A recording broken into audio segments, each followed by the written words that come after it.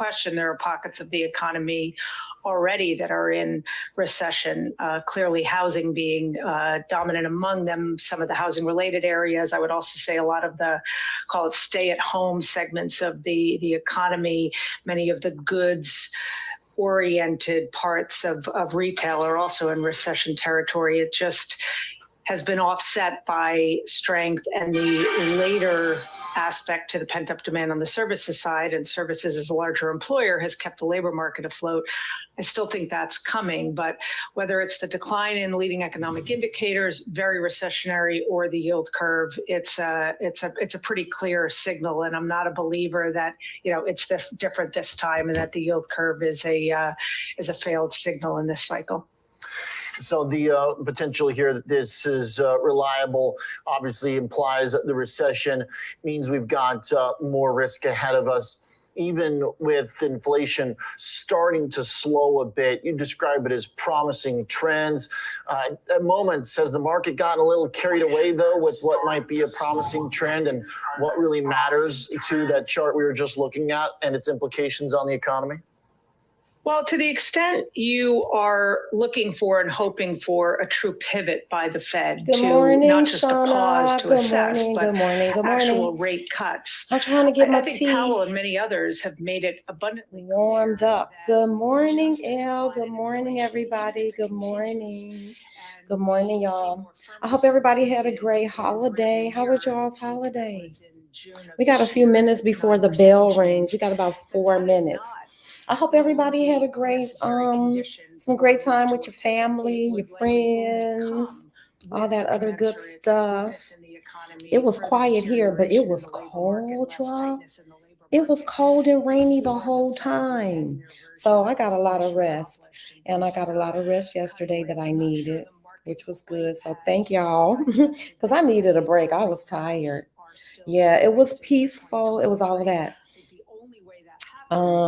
Let me do the intro in case somebody is joining us in the replay. Hello, my name is Sandra, and welcome to my channel From Lack to Legacy. On this channel, we're all things money, investing, and mindset, particularly how to go from a scarcity mindset to a mindset of abundance. If that sounds like something that you're interested in, welcome. You have found your people. Actually, we are a community of traders, beginning traders. Some folks are experienced. We're everything on the spectrum, and we just gather here to talk trader talk and to share, to share knowledge. We skill share, we knowledge share. And that's it. We found each other. That's how it happened. I started trading 4 months ago. So if you were expecting an expert, this ain't that. But I just was tired of doing it by myself. So I said, hey, let me just bring my friends in, my internet friends in. And so that's how it got started. And before you know it, there were several people who were interested, and here we are. That's how I got started, y'all. So I got to heat up my tea. I did finally re-up on my, whatever this McCormick tea is. It's some kind of antiviral tea or whatever, but it's delicious. So I finally got that, and I got my peppermint tea. Hey, Pent Up Wanderlust. Hola, hola, hola, everybody. So okay, we got a few minutes. I got my orders all prepped and stuff for today. So that was a skill that I learned here in our community because I didn't know how to put on a stop order. That's how new I am. That's how inexperienced. But, I'm willing to share. I'm willing to open it up and let you all see the process. Because what I've discovered is, like in my first month or so of trading, I placed my first live trade back in October. It's October, November, December, 2 months ago. Y'all, I was making money. I was like, oh my God, if I can make money, then anybody can do this. And then we all know what happened. Fast forward. Knock, knock. Anyway, it kind of shook my confidence, and I had to go back into the lab to make sure that I knew what I was doing. So that's what we're doing. Y'all get to watch me in the whole process, and hopefully you guys are learning something too from watching. And we'll see. Okay, I'm heating up tea. issues. Also notice I put in lowest and highest because, as I often say, I don't remember who said it first, but analysis of averages leads to average analysis. So you can't just show averages, you have to show the range too. But what's not really picked up here, but always important when it comes to the relationship between data of any kind, inflation, economic, and the stock market, is direction matters a lot too. So you can't just look at the snapshot of, okay, we're now 6 to 8%. And they're off. And that's the bill. That's what we've been waiting for. But that's not what I wanted to see. Okay, so let me get myself over here so I can see. Hey, everybody. Y'all know I love check your screen. What's going on with my screen? The direction matters too. Okay. So don't be dogmatic about this data. Am I showing something I shouldn't be showing? All right. Okay, hold tight. Oh, shucks. For your help Thank you. through the storm this year. Let me get on there. We'll see you on the other side. Lizanne Saunders, Chief Investment Strategist at Schwab Center. Okay, sorry. Thank you, Elle. You already know. Oh, child. Compromise beyond the world. Just yet. Let's talk about some of the big movers here over the past year. We're going to talk the comeback in Boeing. Maybe one of the more uplifting stories of 2022. I know. But you know what? They already know. So this is a mock. It's kind of a, they know, but I'll call them again. Lord help us all. Y'all, because you know I've been up all morning just doing my thing. Lord Jesus. Thank y'all. Thank y'all for watching me. Because if y'all weren't watching me, let me get back over there and make sure. Not that it matters now. Okay. I think we okay. Enter a watch list name. To begin adding, okay, I'm still going to make some tea because let's see what's happening. Continue adding all the symbols you want in your watch list, then select let's go save. Over here and the look. Existing list is replaced by the new one. You can also create watch lists from the Market Watch tab. After creating a watch list, you can add symbols to it from different locations across the platform. From the Charts tab, select the list icon and then add to watch list. It's hard to tell. From the Scan tab, right-click a security. So I'm just going to be chilling and waiting to see. And that's how you make a watch. For more demos on how to think or swim, head to the Education Center on tdameritrade.com. Thinkorswim by TD Ameritrade is more than a trading platform. It's an entire trading experience. With innovation that lets you customize interfaces, charts, and orders to your style of trading. Personalized education to expand your perspective and a dedicated trade desk of expert-level support that will push you to be even better and just might change how you trade forever. Because once you experience Thinkorswim by TD Ameritrade, there's no going back. Trading has changed forever. I watched two of the four videos that you mentioned earlier. It's more important than ever to navigate through the frenzy of meme stock. Yes, I like Carmine. I think Carmine might have worked for TD Ameritrade at one time because he did a lot of work for them. And so now I don't know. I can't tell if he still works for them or not. Take control of your financial future. Yeah, he's good. He's a young guy, but I like him. I like his content too. Okay, let me grab my tea. And some of the biggest winners from this year are not in the tech category, unfortunately, because that's what the market depends on. George Tillis joins us. And so one winner, though, GT from 2022, let's start on a positive note here, because a lot of these are pretty negative, is Boeing. It took a while, but it seems like the comeback is very real here, and we saw it in the second half of this year. Once we get going, I'm gonna dip off, y'all, and you already know what I gotta do, Elle. So once we get going and try to see what kind of day it's going to be, then I will put this on autopilot and do some stuff. Yeah, I like Carmine. He's good.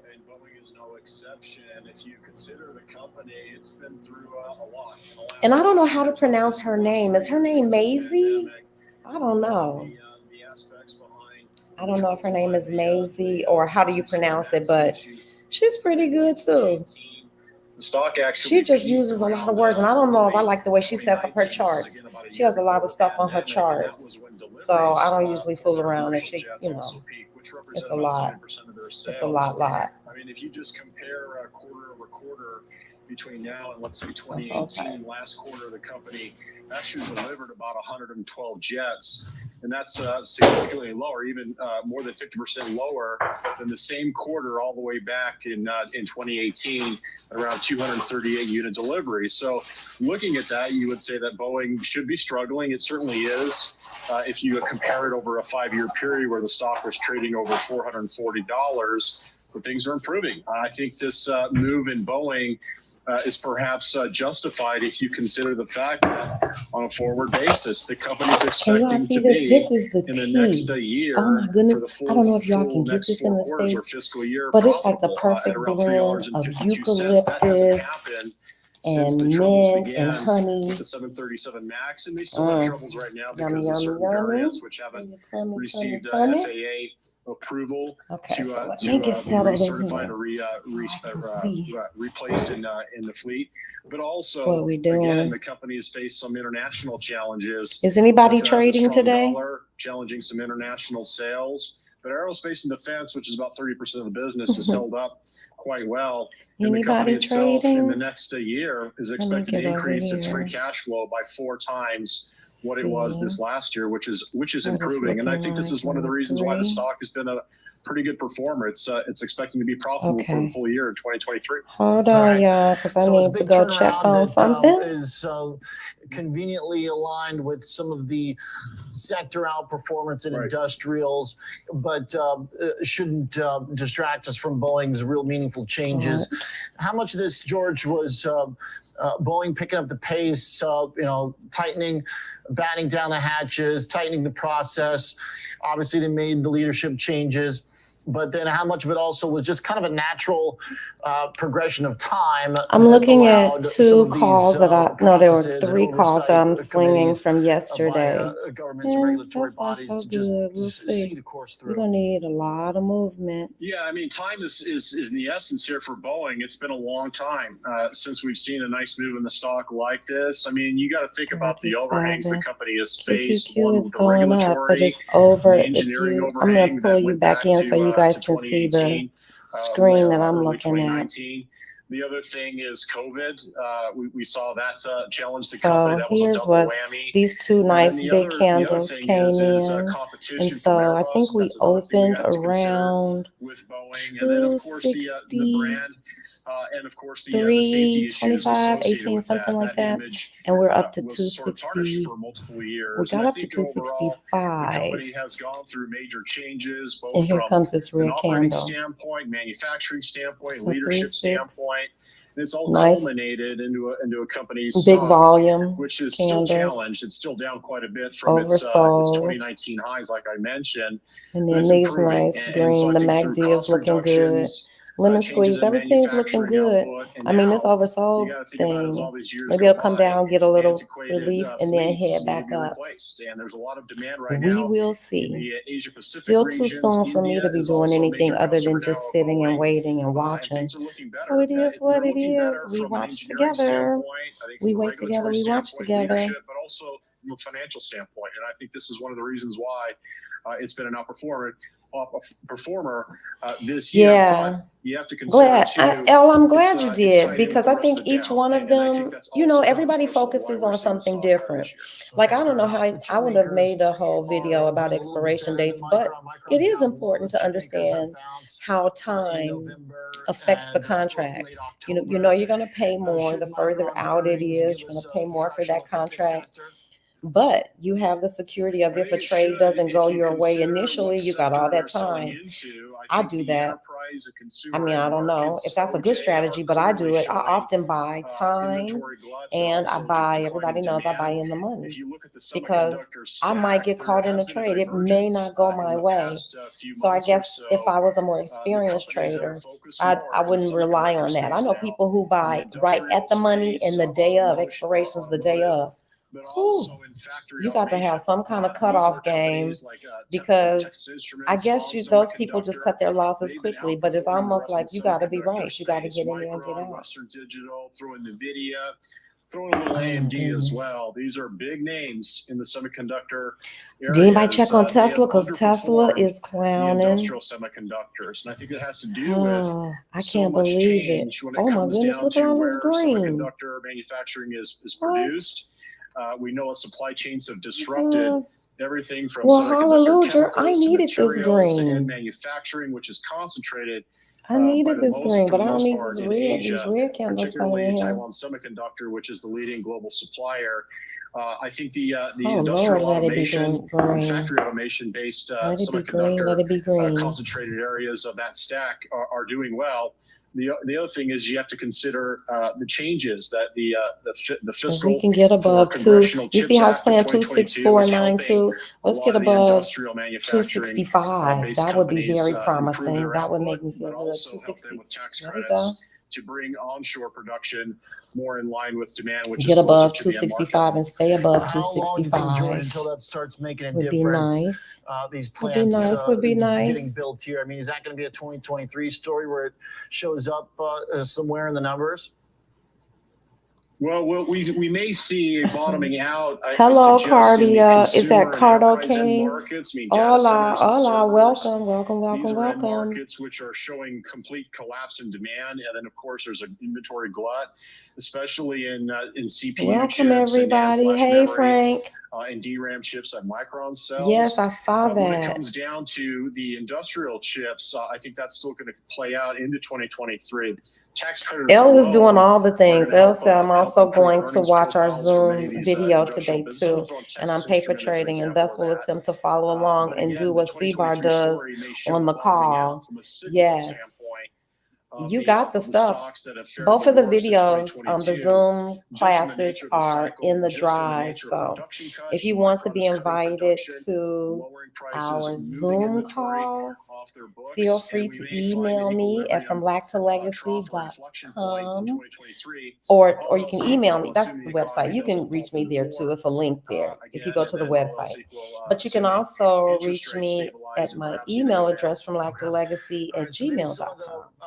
So problems we'll from the see. supply We'll see chain what's for big tech happening. might We'll be see. getting We'll see. resolved. Frank, Maybe are you there's some trading today? productive outcomes here. Anybody we else try to trading today? I fix think everybody some of the kind of laying problems, fill low. some of the gaps. I know I am. I'm Not just sure chilling. any such solution is going Just to be there watching. for some of the other tech companies and consumer growth stocks that got plastered over the last year. Okay, I'm Some of the going to software leave you companies, the guys COVID to it trades, for etc.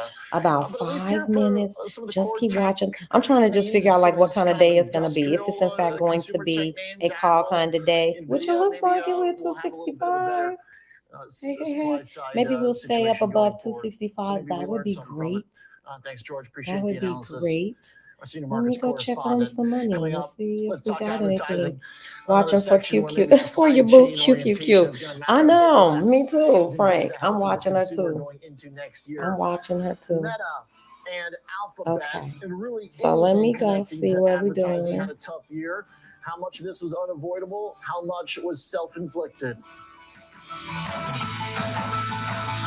Oh yeah, we got up to 265.43. Okay, that's about as high as we got, 265.45. Let's walk through how to analyze a company's financials on Thinkorswim. To get started, go to the Analyze tab and select Fundamentals. Enter a symbol, then select Enter. To download detailed analyst reports, select Download. By the Numbers provides balance sheet information and other fundamental data. Back together. Company details provide I know that's what I'm doing, takeaways Frank. on key metrics and what drives the stock. But I am determined. I'm gonna sit tight and stick to my strategy, which is wait till 10 or somewhere between 10 and 11 to figure it out. And if I can't figure it out by 10 or 11, then might not be my day. Because it definitely was not a scalp this morning that I would have done. Let me look at that again.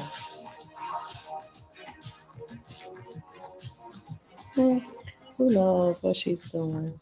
Let me look at it on the 5 minutes.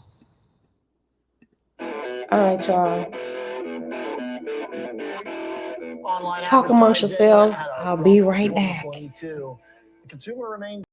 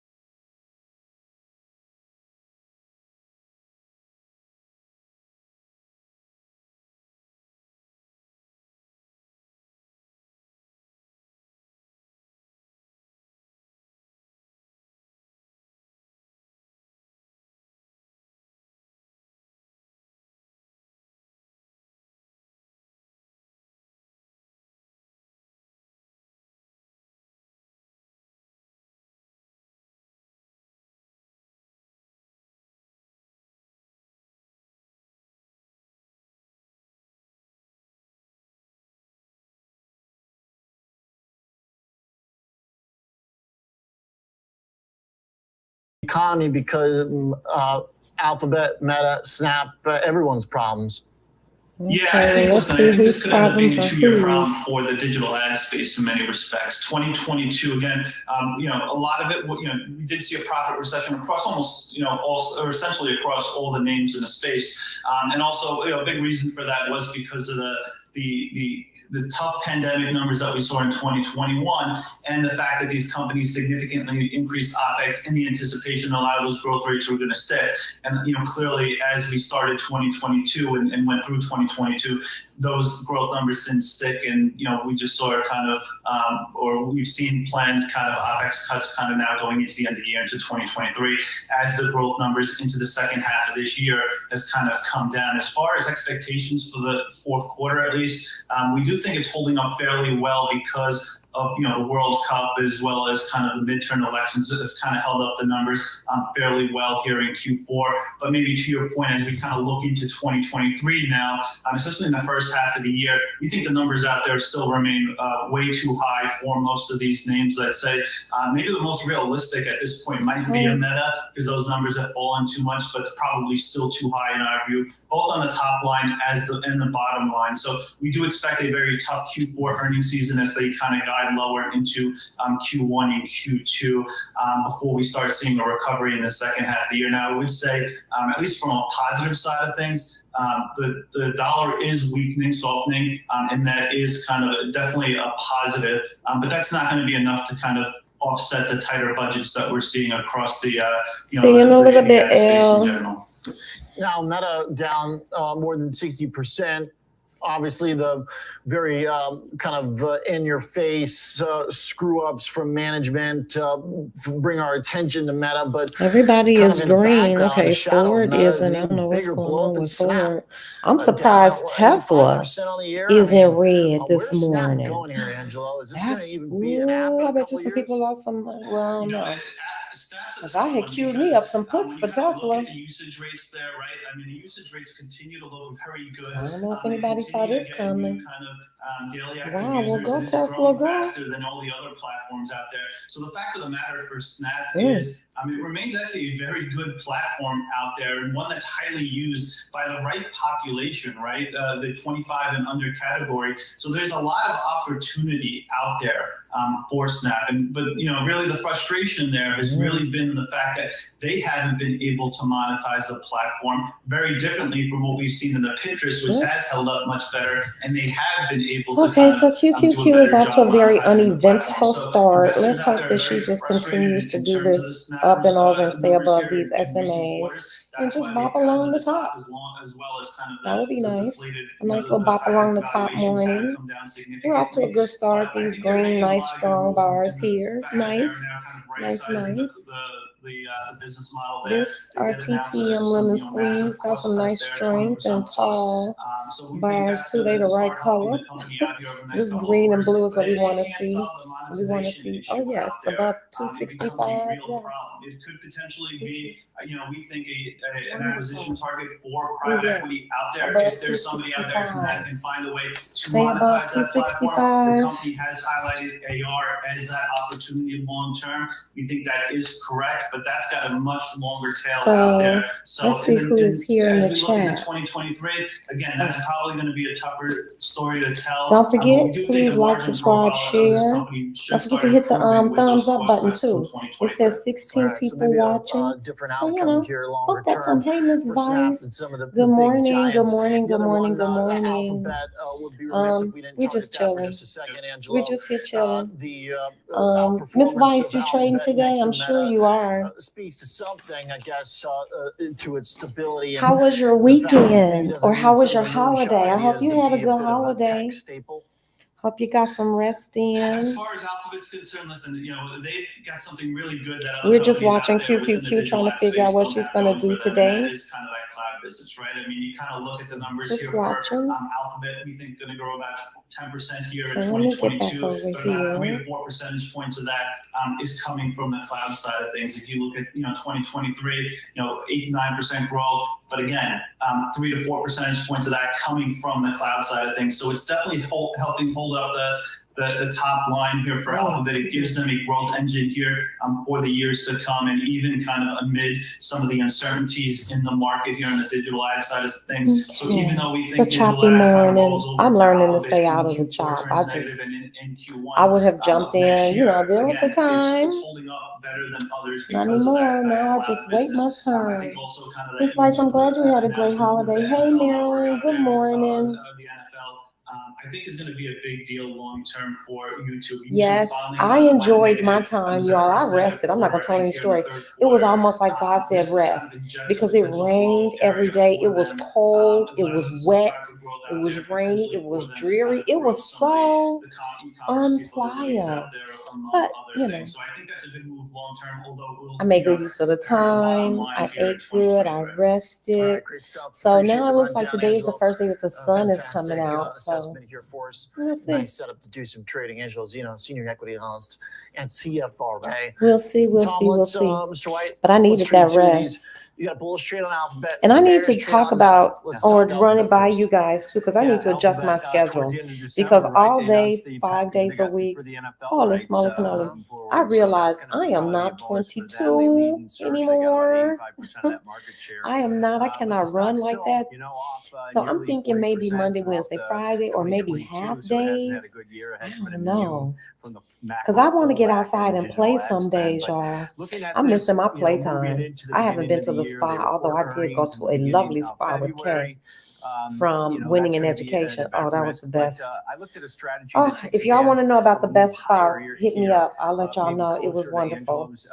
But I haven't been outside, so I got to get outside. And I just need it. I need that day. I need the sunlight. I need beach in my life, even though I'm not really a beach girl. It's the sand. It's the sand for me. Going out to that February cycle, buying the 85 strike call, which is, if the I might not be a beach girl, I'm certainly a pool girl. A couple bucks. And then selling against that because there's still some option premium in these out of the money calls. Sell the 100 strike call against it. Oh, they're straight giving the play. $15 wide call vertical. If the stock's trading around 88 bucks, you're probably $6.20 for that, $6 somewhere around there. So you takes your break even up to 91.20 over the 2-month cycle that you'll own these. That's only about 4% above $88 if that's price that you're putting this type of example trade on. It can expand to $15. Credit spreads. And the reason that you look at it this way, Marilyn was Oliver, sometimes people want to just buy calls and thinks the stock's going to go up. Well, Google Alphabet can go up. But do you think it's going to go back up above 100 over a 2-month cycle? So you have to equate that duration that you're using. We did one. It used to be in the Brick Hotel, moving forward, but and that would now still it's be a next to good La percentage Vagabunda jump for the stock if it gets back up to 100, which is what you want. OMG. So shout out nice to Jackie. Oh, Lord. And I don't remember the name of the lady who did my services. Right. What about for? But when I tell you she was an angel, I mean, angel, they both kind of go in the same direction, but at least Alphabet hasn't made. Oh yeah, Angel could give you a massage like that. And they started out with a foot bath. I mean, an old-fashioned foot bath, like in an earthen bowl with for a low-cost entry point. Try to avoid earnings maybe on this one, just due to the uncertainty. And then you get how are their expenses going, and are they reining in any of their Then you get a full body scrub. Look at Q cutting up and clowning first thing in the morning. I think I might be chilling to the beginning of the school year. I think I might be hanging it up to the beginning of the school year. So you got about a month in this position. Yeah, Marilyn, I do. I have to. Well, I think the beautiful thing about being at this stage in my life, hey, I was telling somebody this is like a hobby. This is not, that's the beauty of your work being done. The kids are raised. That's all over. So I can come and be with you all in a way that feels good. And then when it doesn't, I can make the adjustment. And it's, that's the beauty of not having a boss, y'all. That's the beauty of not having a boss. That's the beauty of not having to answer to anybody in particular, that you can still find balance, work-life balance, and, do what moves you, what you love, and still be a human being.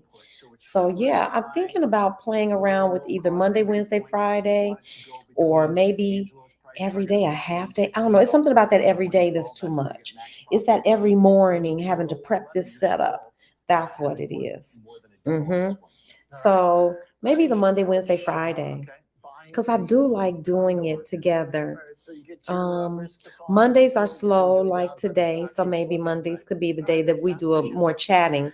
Yes, and if y'all have specific questions, I know what else I need to run by you guys, because I know we talked about doing a Zoom and talking about candlesticks and candlestick patterns, really like a class. Do you guys want to? I know we did the first ones on Wednesdays. Do y'all want to keep that Wednesday night at 6 o'clock vibe? And we do them maybe twice a month or however often you all want to. But I don't mind going back over that candlestick stuff. I have some resources. I think somebody else gave us some resources that are in that drive, and then we can pull things, bring things. But I need it. I need candlestick patterns too. I need to know the names. I want to be proficient.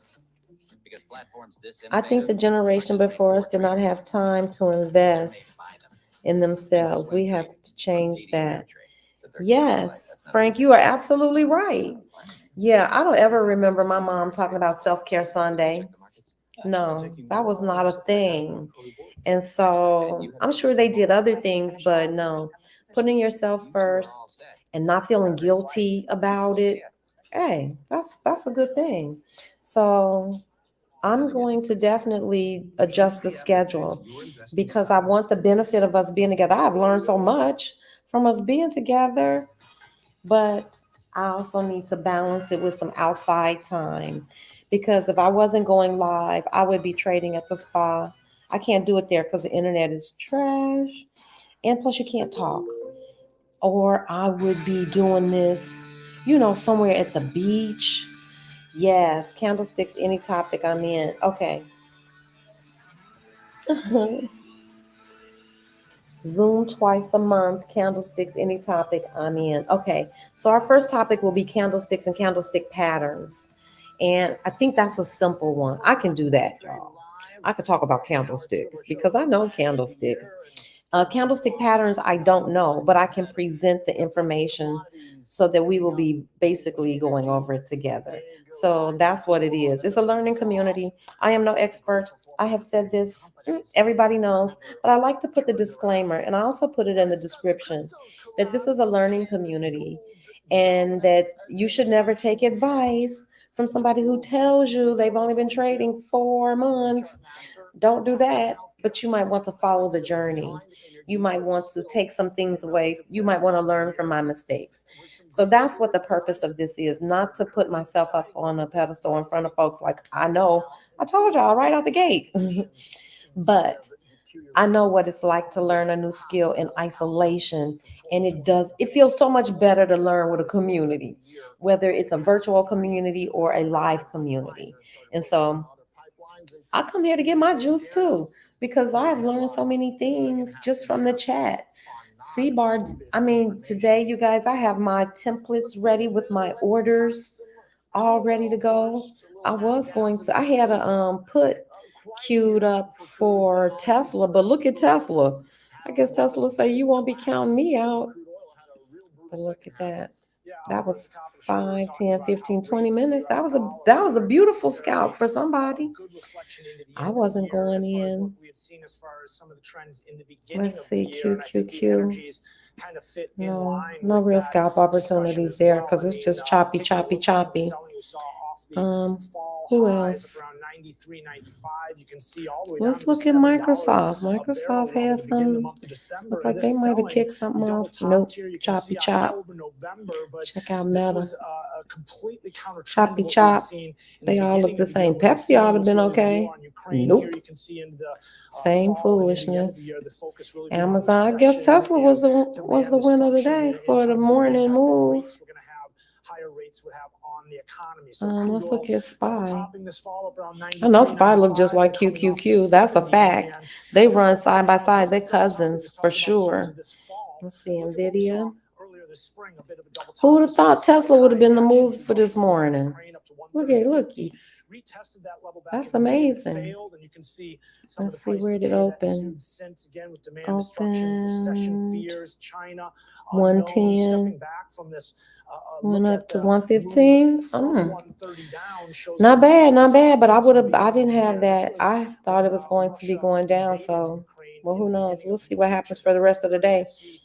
I had time. There was puts. a lot of Let's talk see, about market would watch. this be a short-lived Okay, invasion? Would this that's some last a green. long time? And ultimately that would impact QQQ. commodities. But Can't stay with above some strength in the US dollar and 265. some of the other contributing factors, crude started to fall. I mentioned those Let's demand see. concerns. And taking a step away from this 50-day moving average, I wanted to point out an interesting divergence that I Okay. saw throughout the year. Oh, let me Remember, hear talking about this. these crude prices falling. We got Oh, all the way he's talking back to about levels we oil. hadn't seen since the beginning of the year. We actually dipped that move to 70. We should also talk about, I don't know if anybody levels, is aware of notice this, here, but we Oliver, should how also now crude's on the be left, aware of hero on the right. This is seasonality. diesel. You So know, again, when that you're talking certain about feeding stocks into or those certain inflation sectors do concerns, higher better prices at the pump, certain and times of the the impact year. that some of these And what was the companies other have thing I was faced in going to terms say? of getting product Seasonality. out. And we Well, should talk about take a the look. sectors. You should Diesel know the off 11 highs we saw earlier sectors this year up around and 470, how but to while pull the them up. But crude, they the all begin with WTI on the the X. left, I is want to posting say new XLF lows is for the like for year and down to banks. December 2021 levels. XLE might be for Diesel never energy. got below the January 2022 And they're open, like down around ETFs with all 231. those So just companies kind of rolled pointing up out some into interesting them. price activity again. So That a run up bank in the first part of the year, and then as sector demand concerns would started to weigh on be price, you can see XLF. price That's the moving ticker. lower We can and look at giving it. it all back. And I want to say it's got all the banks in there.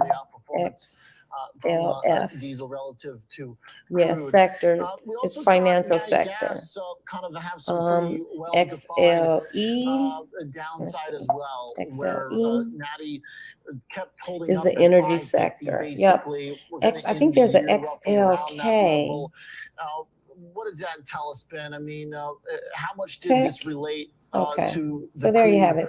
But oil those are, there are forces? 11 How much different was just the sectors. specific And seasonality is important to Russia-Ukraine know. supply You know, if you're side trading, you want to style give yourself energy every edge and crisis? every You know, advantage. all of So it's you want to know related what's to in hot terms of natural and when gas, things cool and off. it And seemed so I can drop prices some of that spiked amidst information in concerns our in terms of the war in Ukraine, Google Drive too the about impact that could have on seasonality supplies and flows and for that matter. sectors And and sector in a situation rotation. where a worst case Putin Tesla going to be scenario down never below really 100 by developed, the like end a of the complete week. cutoff Oh, or, I believe it. just ending Listen, flows, ultimately I was prices sort of definitely came going off to the throw upper me level. some So puts again, up in the another count, but they story, jumped while out the gate price this activity in morning. the first part of the year, not So necessarily a reflection we'll of what we saw see. in the second half of the year. Just taking a look at the move lower from the August highs, you can see up around $10 to Oh around my goodness. $4.75. Don't And then forget you can to see some like, sideways subscribe, and consolidation. In fact, let's just share. take a look Says at we have that and 17 how, people well, watching. really since So the everybody beginning hit of the button, October, end of November, please, September, please, we've been please. 750 Don't down to forget, 475. So like, in a bit of a subscribe, and range here. Just share. taking a step back Yes, from this we got 4-hour people time just frame, the move watching. that we Hey, saw off the y'all. August highs, Welcome, and look at welcome, where things welcome, stand in terms welcome. of the daily Welcome time to frame, our because the family of range that we're in right traders, now is just kind new of a small traders, part of the bigger range that experienced we've been in traders, basically since April. This is where we watching. Some ran of us up are just again in reaction watching to traders. We the haven't war in even, Ukraine. you know, Ultimately, you can ventured in see for our that first prices trades yet. topped out around So we're all 950 here now. together. It was Y'all kind know, of y'all see interesting me, y'all because see me. back in August, that move that we Making just mistakes looked at in from $10 public. down, But I promise you, I have August highs Stephanie took out Perry those from Exodus Summit to June thank for summer that. highs that we had seen earlier, Set summer me highs free, where, set me again, free, set remember, me crude free. was unable to Stephanie do said, so. make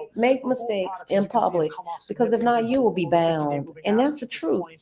Now, When I natural think gas of it still that way, holding you some all, support that I we am saw so earlier this free. year, this summer around this Free of fear, because fear was a thing for me. Everybody knows my story. Y'all, I lived in Chicago.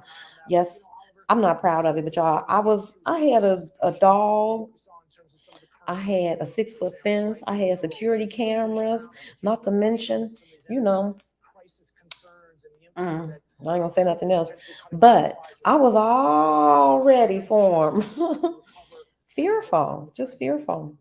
And so that was a running theme.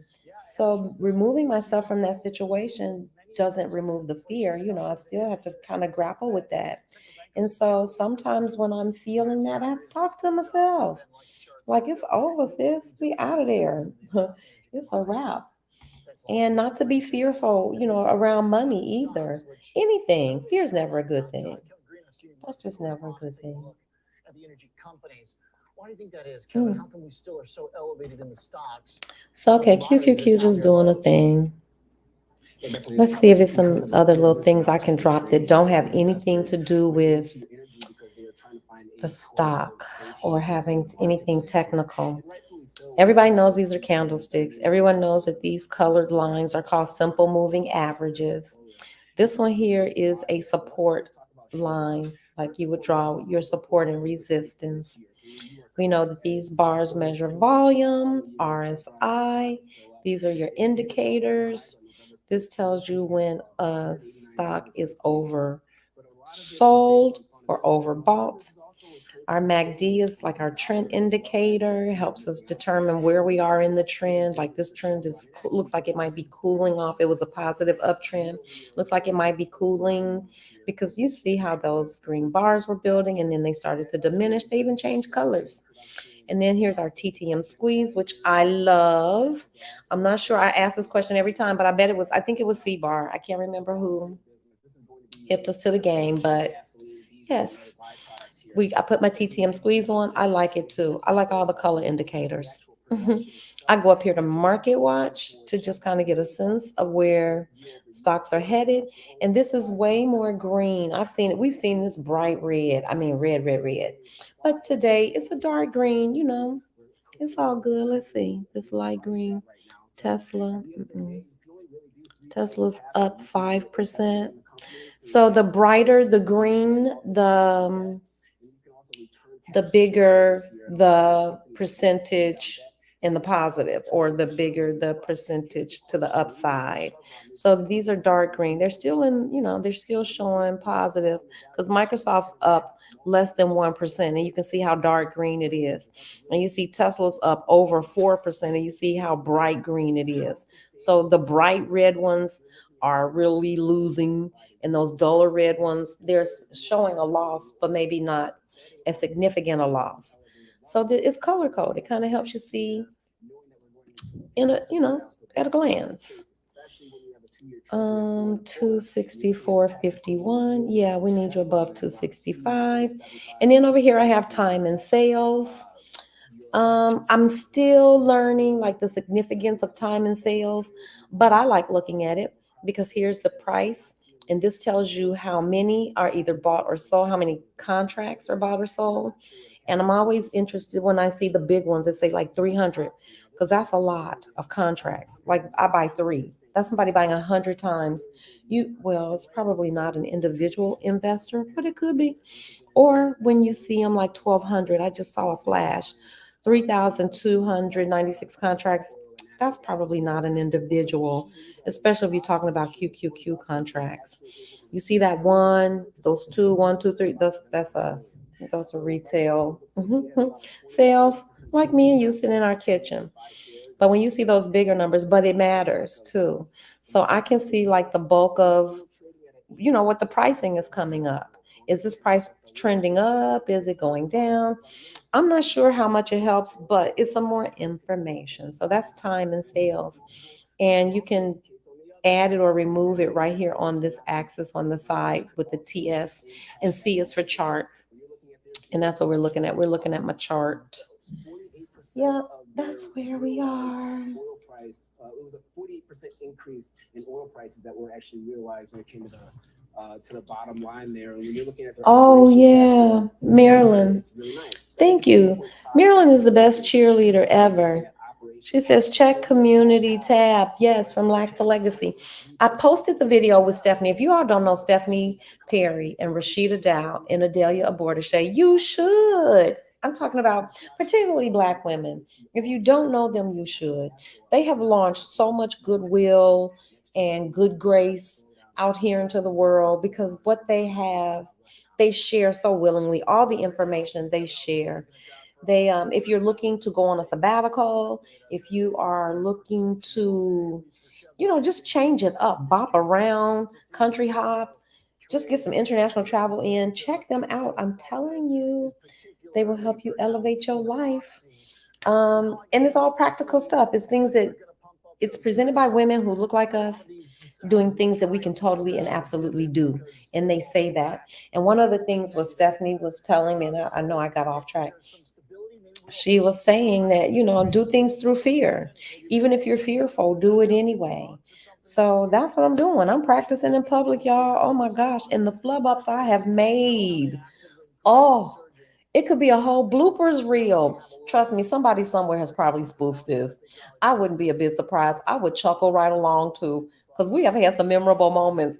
Like the time when Marilyn was watching The Money Took Away, and I was over here doing the live with our dear friend Tracy from Healthy Black Girl podcast. Oh my gosh. And the money is just tick, tick, tick, tick, tick, tick. If that did not make the bloopers real, I don't know what did. I was telling Tracy too, I'm like, girl, money is ticking away over here. We need to wrap this up. So you all have been with me from the beginning. From the first time I turned on this camera, I have just laid it out there. So it is what it is. Y'all get to see the good, the bad, the ugly, and decide for yourself if this is a journey that you want to take. I wish somebody had let me in and showed me all the ins and outs and been like, girl, look around, take a peek. This is how you make money. This is how you lose money. I wish someone had done that for me. But I did it, so here, I'm sharing it with y'all. Free, free, free, free, free, all for the Lolo. Our Zoom study sessions are free. We all get together. We just chop it up. We throw out a topic, somebody presents. And I'm not always the presenter because I don't know everything, but I can present on candlesticks, but there are things I can't. And so it's nice to have other members of the community that can do that. So yes. What happens if crude does go to 50, as you guys were talking about? But I love the fundamentals here. Oh, that's so good. Oh my gosh. So I'm not talking. Okay, hold on, folks. Let me go over here and peek in and see what's happening with this think through swim. Let me see. Based on both technicals and fundamentals that I love. Lord help us. Also, with the fact that I am okay owning stock around 57. Okay, so here's what I'm looking at. I am buying a February 65 call. And to finance the purchase of that call, I want to hear this. I am selling the February 55 put. That's going to cost me about $2. So if the stock goes down, okay, if this trade doesn't work out, if the stock goes down and we get down to 55, and let's say I get assigned on my stock from the short put, my effective price here is $57 of owning the stock, 55 ownership plus the $2 I paid. The reason I love this kind of setup is because I would buy stock if it got down to 57. So that's my rationale for this. And in this kind of trade setup, I have unlimited profit potential. All right. But I know what my downside is. And the reason I want to do this here is because 57 is an area that I would absolutely buy the stock. Got it. All right. So you're ready to outlay the cash and buy the stock if it drops that much. I mean, that's good. The catch here, right, is your downside's unlimited if this thing does really start crashing. So you buy the shares, and then your break even at $67 gives you a little bit of upside. You just got to get that $5. I mean, you got unlimited upside too. You just got to get that $5 first to get there, and plus a little for the premium too of buying the option. Right, and that's at expiration. I mean, let's say between now and in a month from now, let's say the stock is still here, or maybe even just grinding a little bit higher. This thing is not is not going to change in value too much. So by doing an option play because like they tell this, you the it whole really play. buys me the time. They don't tell you that. I do know those points to get that profit to the upside, but again, they don't tell you that me, on Oliver, CNBC. Is in a trade like this, I am willing to buy the stock. I'm drawing a line in the sand and saying, if the stock were to get down to 57, I'm going to buy it anyway. This, to me, gives me an alternative that is much better. Okay.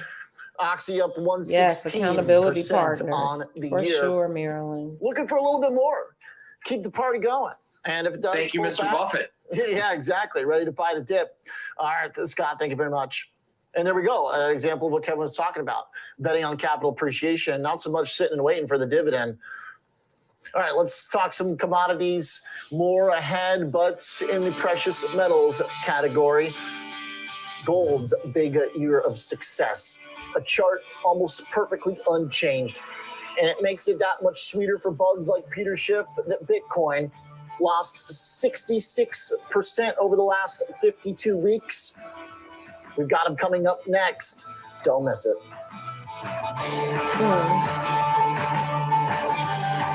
I'm going to switch over and see what CNBC is talking about. I feel like CNBC takes way more breaks. Does the 23 consensus of close to 2 million vehicles sold at risk the fact that it seems as if they're having to stretch, or do you think that that's a pretty comfortable number? It's a number that I think is fair at this point. Yeah, I think we need to see TD what the real Ameritrade too, rules are Marilyn. around I the U.S. do. tax credits. Some of the sell-through in Europe is electricity prices are a bit higher than they have historically Yeah, relative we to did the diesel, accountability group is the for truth, sure, as well y'all. as the Oh my implementation of goodness, some of got me the out the rules around house. zero emissions vehicles and certain EU cities. And I think this 2023 thematic is going to be around testing the market for EVs. You've heard a bunch of stories around It folks was that couldn't drive their me, cars because of the cold Kayla, around Christmas. Tara, That's pretty Sonia. disappointing for a lot of You all know some of vehicle these owners, and it's going to be people. a warning for Sonia folks from to buy new Sonia ones. But I Unapologetic. think Please this is check a out my good test sister's year that we're channel, running Sonia into, from and certainly Sonia that Unapologetic. 1.92 She million has vehicles is a fair number for journals Tesla. and But the question is around what's the cash flow to t-shirts actually and push all those kinds of push those merchandise, you vehicles onto guys. the market. Her And the logo question for us is is really around once you incentives bop, for marketing you and can't these discounts stop. that we're Isn't hearing that about. cute? That That is so gives us a little cute. bit of pause I was around sitting right the here cash when she generation, came but up with it, ultimately y'all. we still She think they're said it, generating awful and I lot don't of know if cash, she had but said it it's just before, not but going to be once I the same heard, I was numbers like, that folks is a said it t-shirt. before. Once you bop, you can't stop. So she's got all kinds of merchandise, and she's got journals, and of course, she does her YouTube stuff too. So please check her out. Please support her channel. Then should investors stick with energy in 2023? Yeah, Marilyn, I'm sold. TD Ameritrade, we like this. Boeing rallying more than 50% in Q4. Goldman says there's still more room to run. We've got the analyst behind that call with us. Squawk on the Street is just getting started.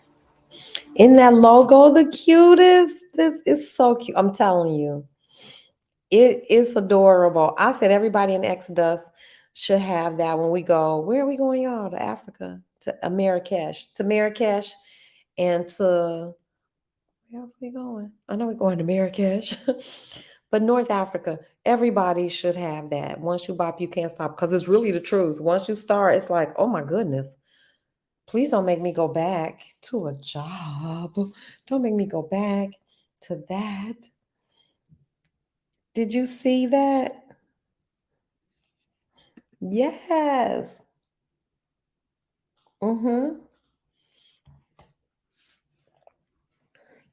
Yeah, she's got great merch. I gotta get the same thing up. She showed me how to do it. She showed me the site. She did the actual design herself. She showed me how to do all of that. I know. Penta Wonderlust, are you going?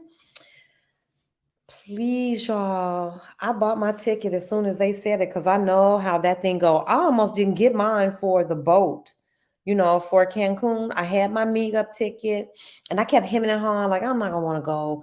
I've been on a catamaran. Oh my goodness, do I need to do another catamaran? Yes, this was not just any other catamaran. When I tell y'all this was next level sisterhood fun, it was just nice. It was a good day. It was beautiful. They sold out. I know. They sold out. Yay, you got your ticket, Pimps of Wanderlust. Did anybody else get their ticket? Hey, you guys, is C-Bar a part of Exodus Summit? Does anybody know? Because I was looking for her. I know I see Marilyn. I see Pent Up Wanderlust. I see Elle in the chats. Miss Vice. I can't honestly say I saw Miss Vice. I probably spoke to you somewhere in the chats, but I know I see those people. But does anybody see C-Bar in the chat? I don't know. Because I want to know if if she's going to go. That would be so nice, y'all, if we could all meet up together. And who else? Alexis. She doesn't tune in much, but somebody's in Abu Dhabi. Or are they in, what's the other one? I forgot. But at any rate, just trying to see who is all going to be there. This morning, as Transportation Secretary Okay, Pete what's Buttigieg going vows to on? hold the airline accountable. Okay, I'm going to look at CNBC QQQ. airline reporter Leslie Josephs has the latest for us. Hi, Leslie. Hi, how are you? Doing great. So walk us through where we're at in terms of this Southwest boondoggle. I mean, some of the images in the last 24 to 48 hours of luggage dumped on tarmacs, the fact that you have flight tracking platforms saying there's something like 11,000 flights that have been canceled since Thursday. Are we through the worst of it yet with Southwest? We are not. These disruptions are actually snowballing. So Southwest has canceled about 2/3 of its flights for today. Whole travel There's thing another has about me a little 58% gun that are canceled for shy. tomorrow going into New Year's Eve. They do expect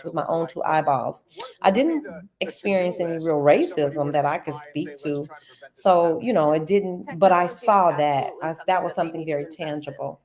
And so, you know, while I'm over there, I may bop over to Spain because I just like Barcelona. Point-to-point model. Delta, American, and United fly passengers. You've been to Morocco? See, I haven't been. I haven't been. This is my first time going. So I'm excited. I wanted to go when I went last time when I went to Spain. But of course, I was there during lockdown. Couldn't travel, couldn't do anything, couldn't even take a train. Couldn't take a train. You couldn't leave your little, I forgot what they call them. It's like a principality, but it's something. But anyway, you couldn't leave that without a good reason. So I was over there in Spain, just sitting, just sitting. So once I get over to that side of the world, I want to do some bopping around. But overall, this entire experience, hundreds of thousands of travelers stranded all over the country, and in some cases in Mexico and Pent up wanderlust. You know, the protections for travelers. I plan to fly into Portugal, taking the train from there to Morocco. Oh, okay. I think you're gonna have to. Is there something that goes across the water? Because where we're going is in northern Africa. I don't know. I don't know the where tos and the withers, but we'll work it all out. I can't wait. Yep, just sitting pretty. Basically, just sitting. And then, after a while, it was time to come home because I wasn't teaching. It just timing was great in one way because I still had my student visa. It allowed me to go. But as soon as I got there, they went into full blown lockdown. It was like, oh no, this might not be the best time to be taking something up like that because it was a big adjustment too. I didn't know anything about an online community, you guys. I didn't know anything about any of that. So I didn't have that support. I had two wonderful, lovely friends that were in Spain talking me through. When I tell you I cried on the phone with those women, I cried. It was embarrassing. It was embarrassing. Two of them from my high school. Isn't that amazing that they happened to be in Spain? Hey, Ali. Hey, Ali. I need to talk to you. I need to get with Ali. Ali, where are you now? Ali is all over the world. I don't know. She's been everywhere. So I need to hit my sister up and talk to her about some travel plans I have for Southeast Asia. I just need to kind of run some stuff by you. I think I have my plan. I even have my route. I'm cooking up some stuff, but it's nothing like being able to talk to, somebody who's done it before you. Hey, Ali, thanks for stopping by. Yep, we're still looking at this stuff, girl. QQQ was cutting up. We're just trying to figure out which way is she going to go for the day. And it looks like, ooh, we're not doing much of anything. Bunch of sideways gobbledygook. And I'm going to stay out the gobbledygook. So this is trading. Some days you take a trade. I think I like that too. You don't have to trade every day because I'll be honest with y'all. I had a good day. Was it Thursday? I should have stayed out Friday. I didn't need to do it, but I'm learning. I swear I'm learning. I'm learning too that I need to set a target, like an overall price target for the month. And once I reach that target, I should just stop trading. Good morning, Johnny. Welcome, welcome, welcome, welcome. Staying out the chop, I hope. I know I am. Okay, you're in Colombia. Then on to the next spot. I love Ali's whole travel just journey. You all please check out Where's Ali's channel and her beautiful web page. If you all want to see a sister moving around the globe, go check out Ali. Marilyn follows you. Yes, yes. Shauna, Marilyn follows you already. I know Shauna is familiar with you too. We all do. We follow each other, yes. And we poke our heads in and peek in on each other. And just generally, try to support each other. Yes, please just shoot me up. I will. I promise you. I promise I will. Who is that? Stay out of the chop and only trade high quality setups. Yep. Johnny, that's why we just sitting over here on our hands. I'm learning. There was a time when I would have jumped at anything. I promise you. I was just jumping in. But there's a term for that. It's FOMO, fear of missing out. Can't be ruled by FOMO, man. FOMO will have you in trouble. So yeah, we stay out of this. Is called chop, y'all. And it's called chop because there's no clear trend. It went up. You can see it went up. It did some sideways stuff. It's going down. Who knows? Although, let's see, this is 5 minutes. Let me look at this on the 3. Because, we ain't above, look at that. 3, 6, 9, 12. We ain't above a scalp or a midday little move. Look at that. 1, 2, 3. 3. Yep, through all of those. And what are we coming up on? 262, 22. We'll see. We'll see if it goes through, if it bounces off of this support. But that was still, I wouldn't have gotten in anywhere, maybe on this candle, but still that's so close. So this is what you all get. You get to hear a amateur trader ramble on. But what I like about being able to just ramble out loud and ramble on, there are people out here who know more than me who will correct my thinking. Or they'll say, did you consider this? And I love how respectful everybody in the community is. Because somebody told me one time, I was looking at this and I clearly wasn't paying attention to the volume.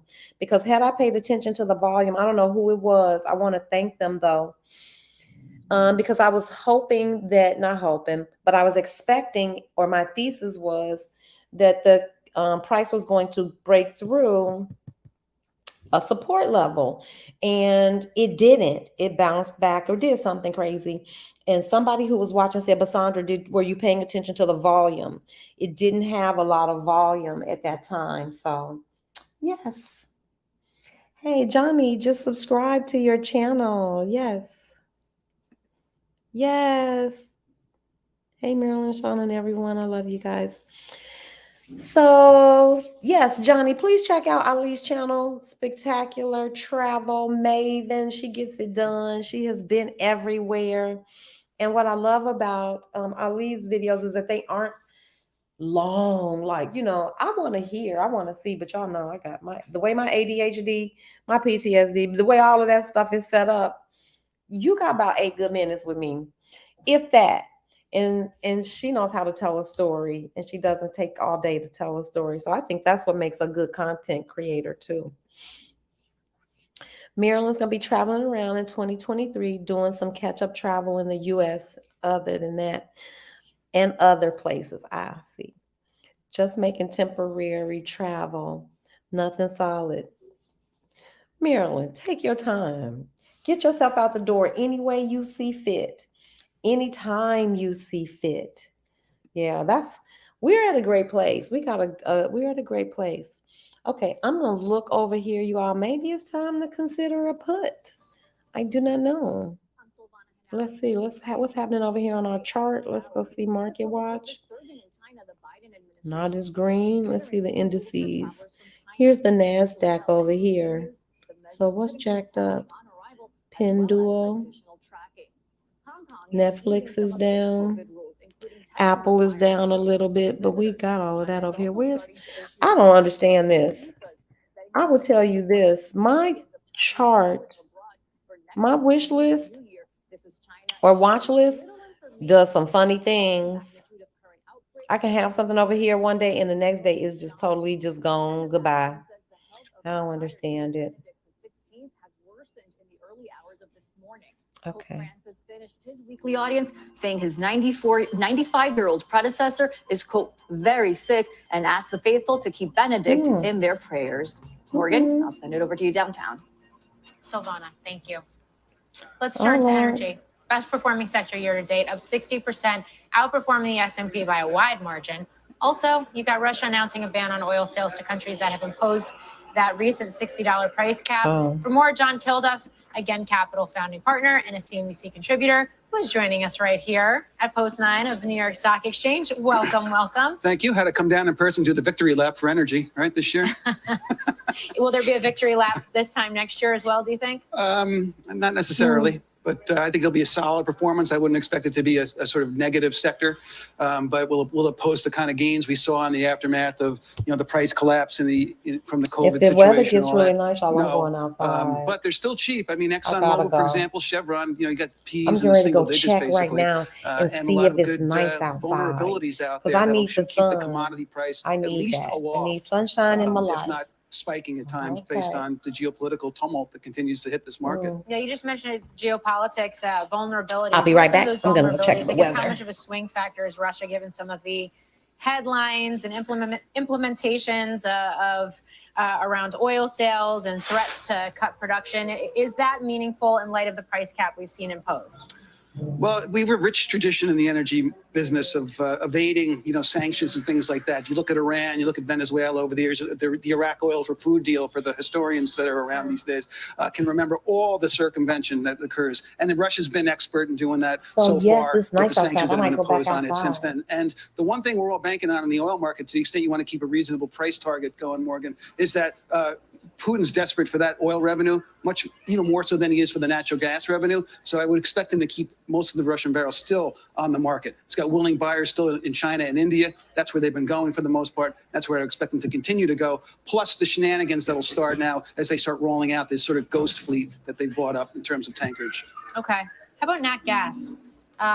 Expectations around that. I know it gets wildly volatile, especially at this time of the year. We've obviously seen this freezing that we're coming out of now in parts of Texas in the middle of the country. Expectations for the trajectory there, by the way, not just stateside, but also in Europe, where the prices have just skyrocketed is an understatement this past year. Skyrocketed and collapsed. And even our own U.S. natural gas, we were as high as $9 a few months ago. It's incredible. We're down to $4.50. Well, it doesn't look like we're doing anything appreciate how over here, wildly it swings. If you y'all. can imagine the Dow Jones Industrial Average swinging 10% on almost a regular basis, not every day, but sometimes it feels like that. Like today, we're down 11%, back under $5 a unit for natural gas. I mean, it's the Wild West these days in terms of pricing. It's sort of because the supplies are sort of on the knife's edge, if you will. To the extent the weather forecast. Ms. Vice, you're going to enjoy her channel. I'm telling you. And check out her webpage too. The webpage is beautiful. Just the pictures. Oh my gosh. Oh my goodness. Oh my goodness. So Ali, yep, I will be reaching out to you so that you can help me, sister. I just want to run by my travel plan to you, like where I want to start, and I need some insight from you, like places to stay. You know the drill. The winter's going to be declared a bust on the market, and we should track lower. So we dodged yet another bullet. That's been the theme for consumers this year, if you ask me. Just dodging bullets left and right. Ms. Vice, yes, that's why we come over here. We need to talk finance, and that's what we need to do too. We need to expand beyond just options. But that was a good way for us to start.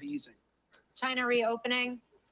What does that mean for the energy complex next year? Please do, because then I can do for you the same thing, make sure that you don't waste any time, any money, any resources.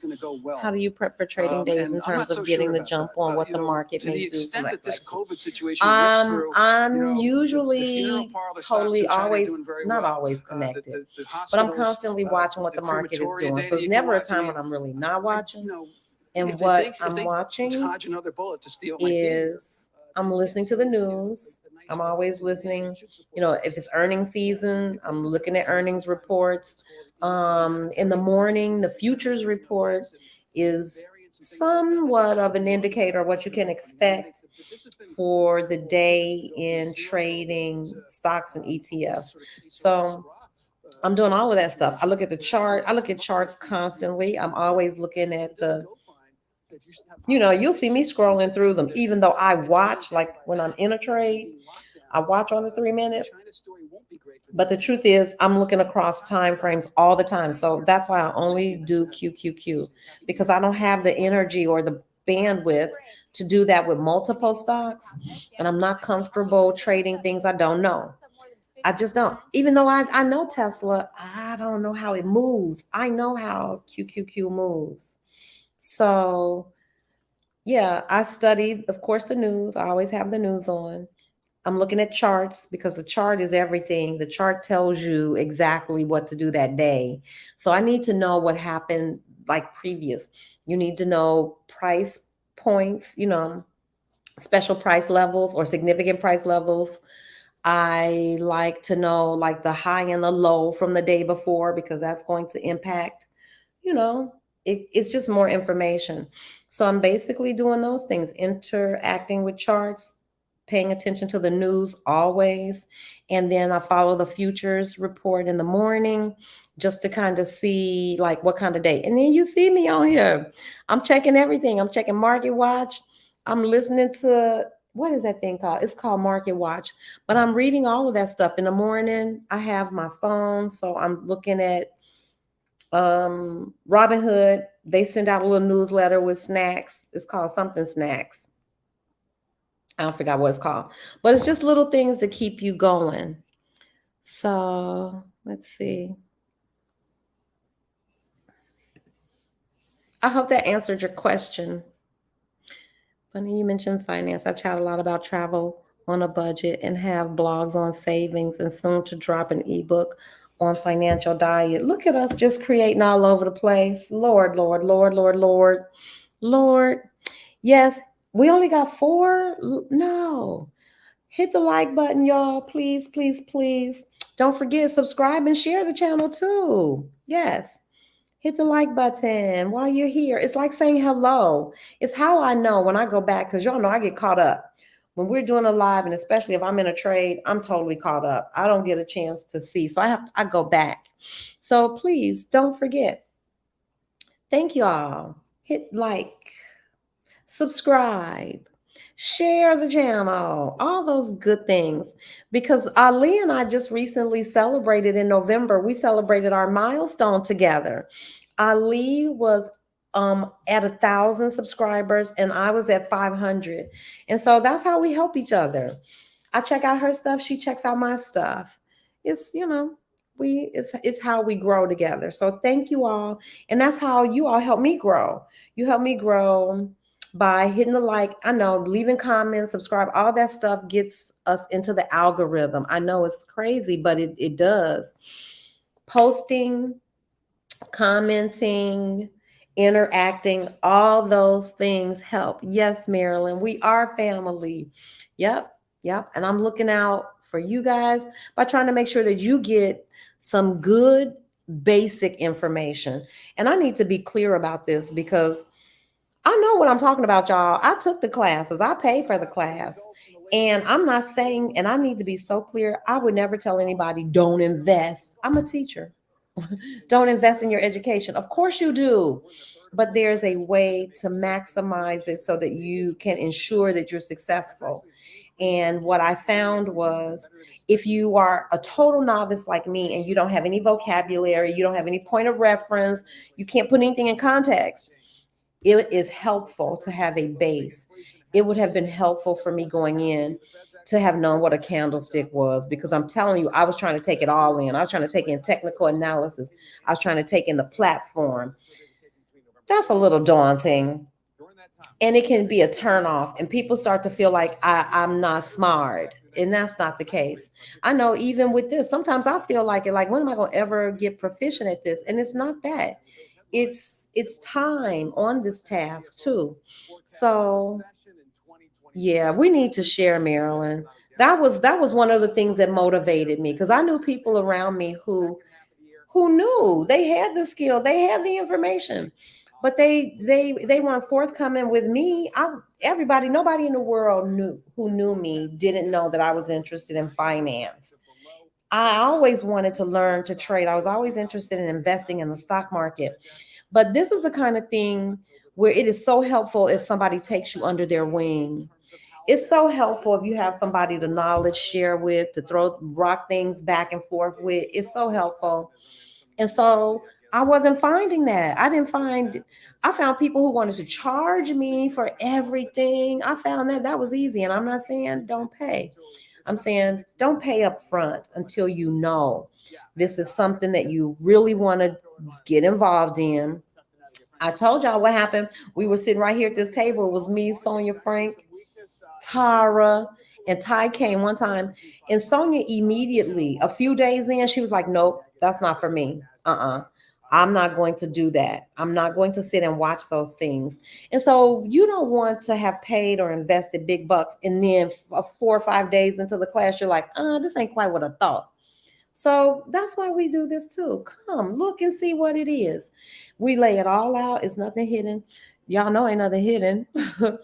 But I do switch off sometimes, like when I'm going in to make adjustments. But other than that, you get to see it. You see what the candles are. You see what a good move is. This is like a slow grind down, which is still movement, y'all.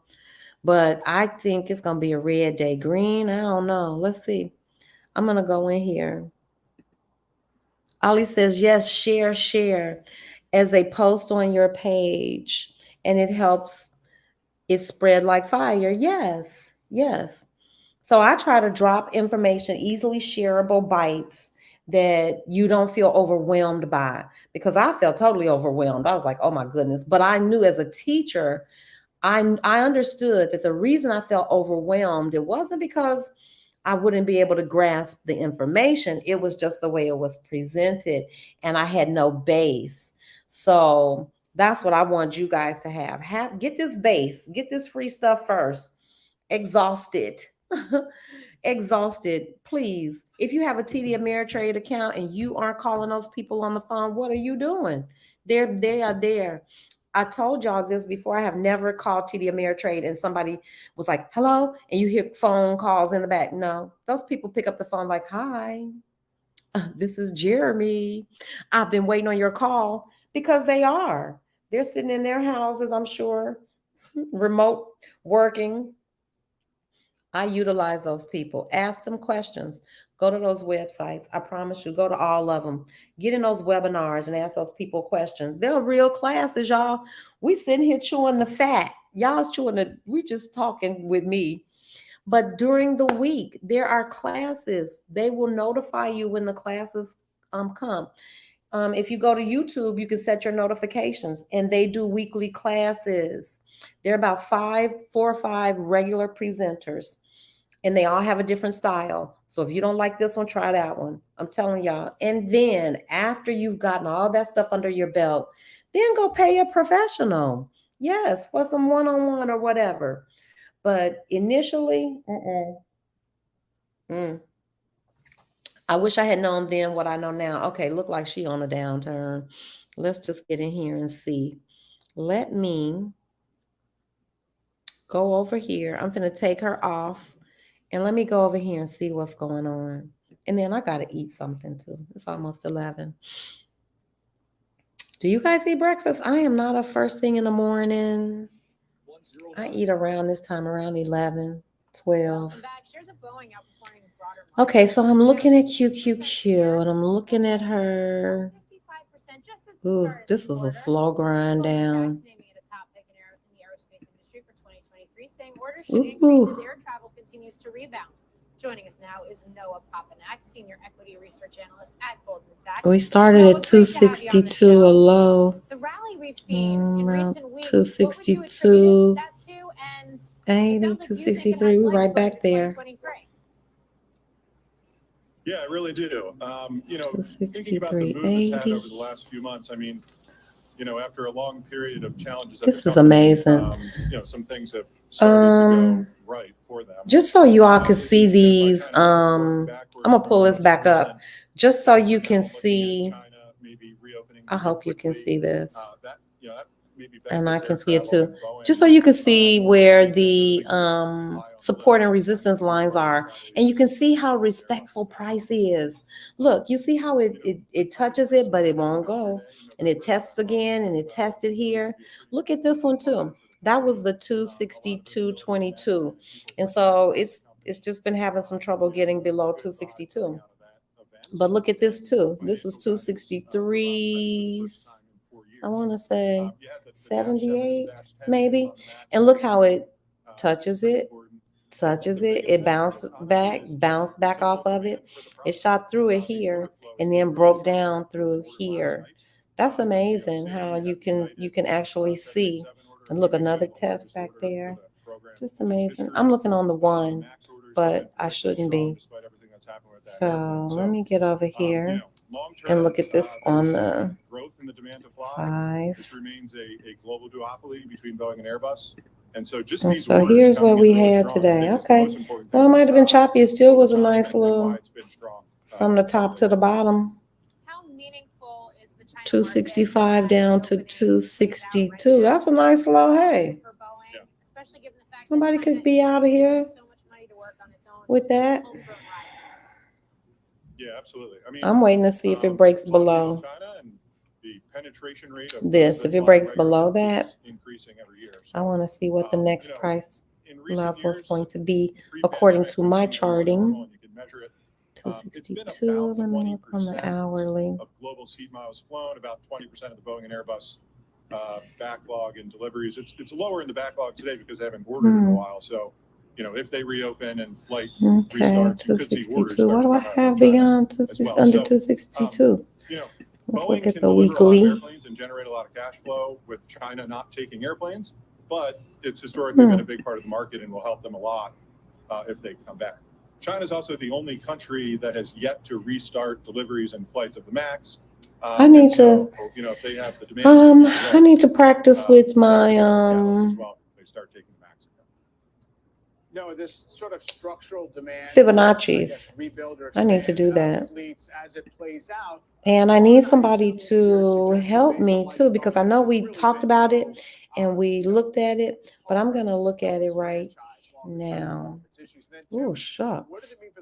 Oh, shucks. Yeah. I don't think there's been major harm to Boeing's franchise. There's maybe been some harm, a small amount of harm, or temporary harm. That is interesting to see it that way. When you look at it that way, on the 15. Let me go over here. This. I don't know, y'all. United, Ryanair, Alaska, they've all stuck with the airplane. They've all ordered more of it since the onset of the pandemic. It's down a whole dollar. So, things have gone okay there. 787 remains the best wide body in the market. Well, let's see what happens when she gets to this 262. So, the MAX will be replaced one day, probably, in the early 2030s. So, I think the franchise took a hit, but is okay. Because if she keeps going, y'all already know what this is, what time it is. In terms of the supply chain, there's many really high quality businesses in the supply chain. The economics actually tend to be better for Boeing suppliers than for Boeing. Through most of the cycle. I love Marilyn. Marilyn says I'm 73 years young. You better know it. Always learning. So nothing was available for me 100 years ago. I share and continue my voice. Beneficial Black communities. Yeah, Marilyn, I love it. That whole zest for life. Sandra, you teach me how to be a better teacher. I'm not trading like you yet, but I joined to learn your ways of engagement. You are so funny. I love you, Ali. No, Ali is the person who can keep you on the line. Ali has such a vibrant kind of delivery. So y'all, please make sure you check my sister out. Yep, Marilyn is retired too. So Marilyn has time like I do. Oh yeah. I'll add you. I think I'm going to send you the link. We just needed to set up a time for our next Zoom. We know what we're talking about, but I think our time is going to be Wednesday, and it's probably going to be every other Wednesday, 2 Wednesdays out of the month. So, yep, keep your eyes peeled. But yep, I got you. And I'm about to go over here and look at this. I'm about to go over here, you all. I'm about to take you all off, and I'm going to go look at this, and I think I might do a put. If it gets under, I'm just waiting to see what happens around 262.50. I want to see if she can go through. Or she's going to bounce. What she's going to do. What she's going to do. A few years ago, so they just kind of have to live with that. The charges. Yep, Johnny, I got you. Were very large. So I do think the likelihood of needing to do that again in 2023 is pretty low. And you have a new team here. They've made leadership changes in that defense business. So I think they can manage through that. Okay, so this is what I'm watching. And just so you guys know, here is a support. And of course, it does what it does as support. Look at this. Did you see how that test and bounced right back up? And so I'm looking to see if these candles, and I'm going to look on the 3-minute to see what they're doing. If they're going to break that support and if they're going to continue down. So that's what I'm looking at. And so this one has peaked underneath. Okay. I think it might be time. We're going to say 29. We'll see what happens with the next candles.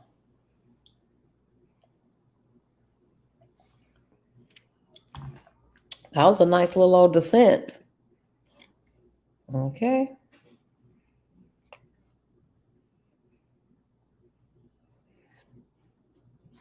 Oh yeah, when they start making new laws, we like that.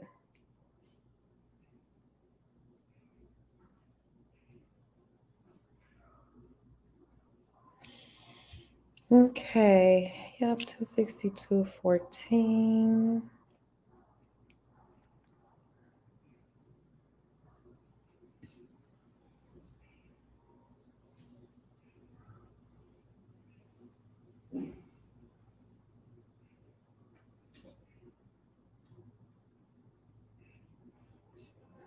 I'm still here. I'm just watching. So, okay, I am gonna go ahead and just prep my put for today. Yeah, she keeps making new lows. I just want to see one more candle come in.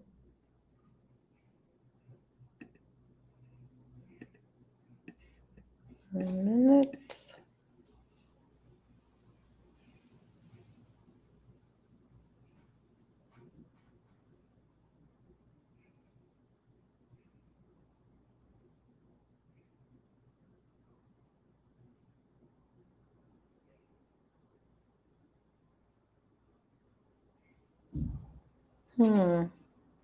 I'm just watching to see. Looks like my glasses are all foggy and whatnot.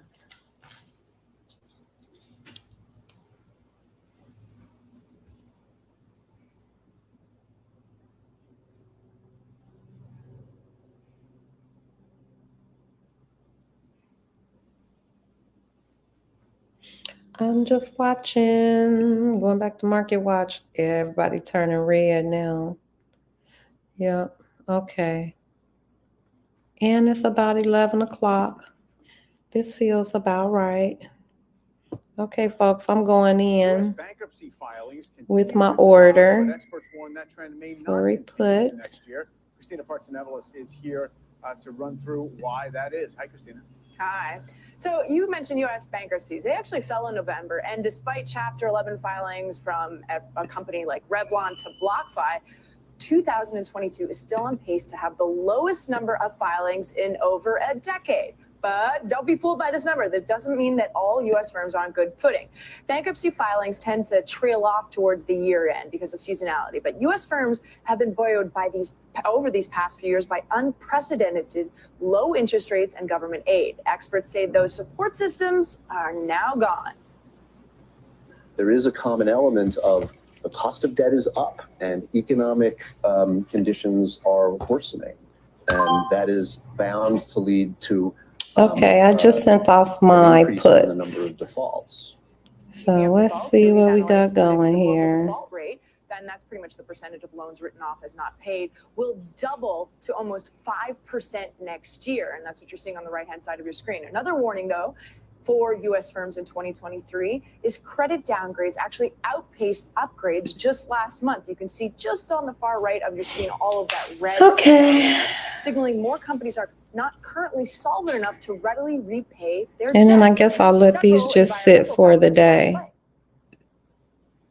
Obviously, what people are calling the crypto winter is one. Changes in I bought those 3 puts and they're already profitable. So that was a good entry. Hallelujah. And let me pull this back up so you guys can see. Okay. So I did it with the stops and everything, just like you guys showed me. So we're in there. And I did my stops. I did my limit. I hope everything is correct because it looks like she might be headed down the toilet today. So we'll see what happens. We'll see what happens. Thanks, Johnny. I'm in there.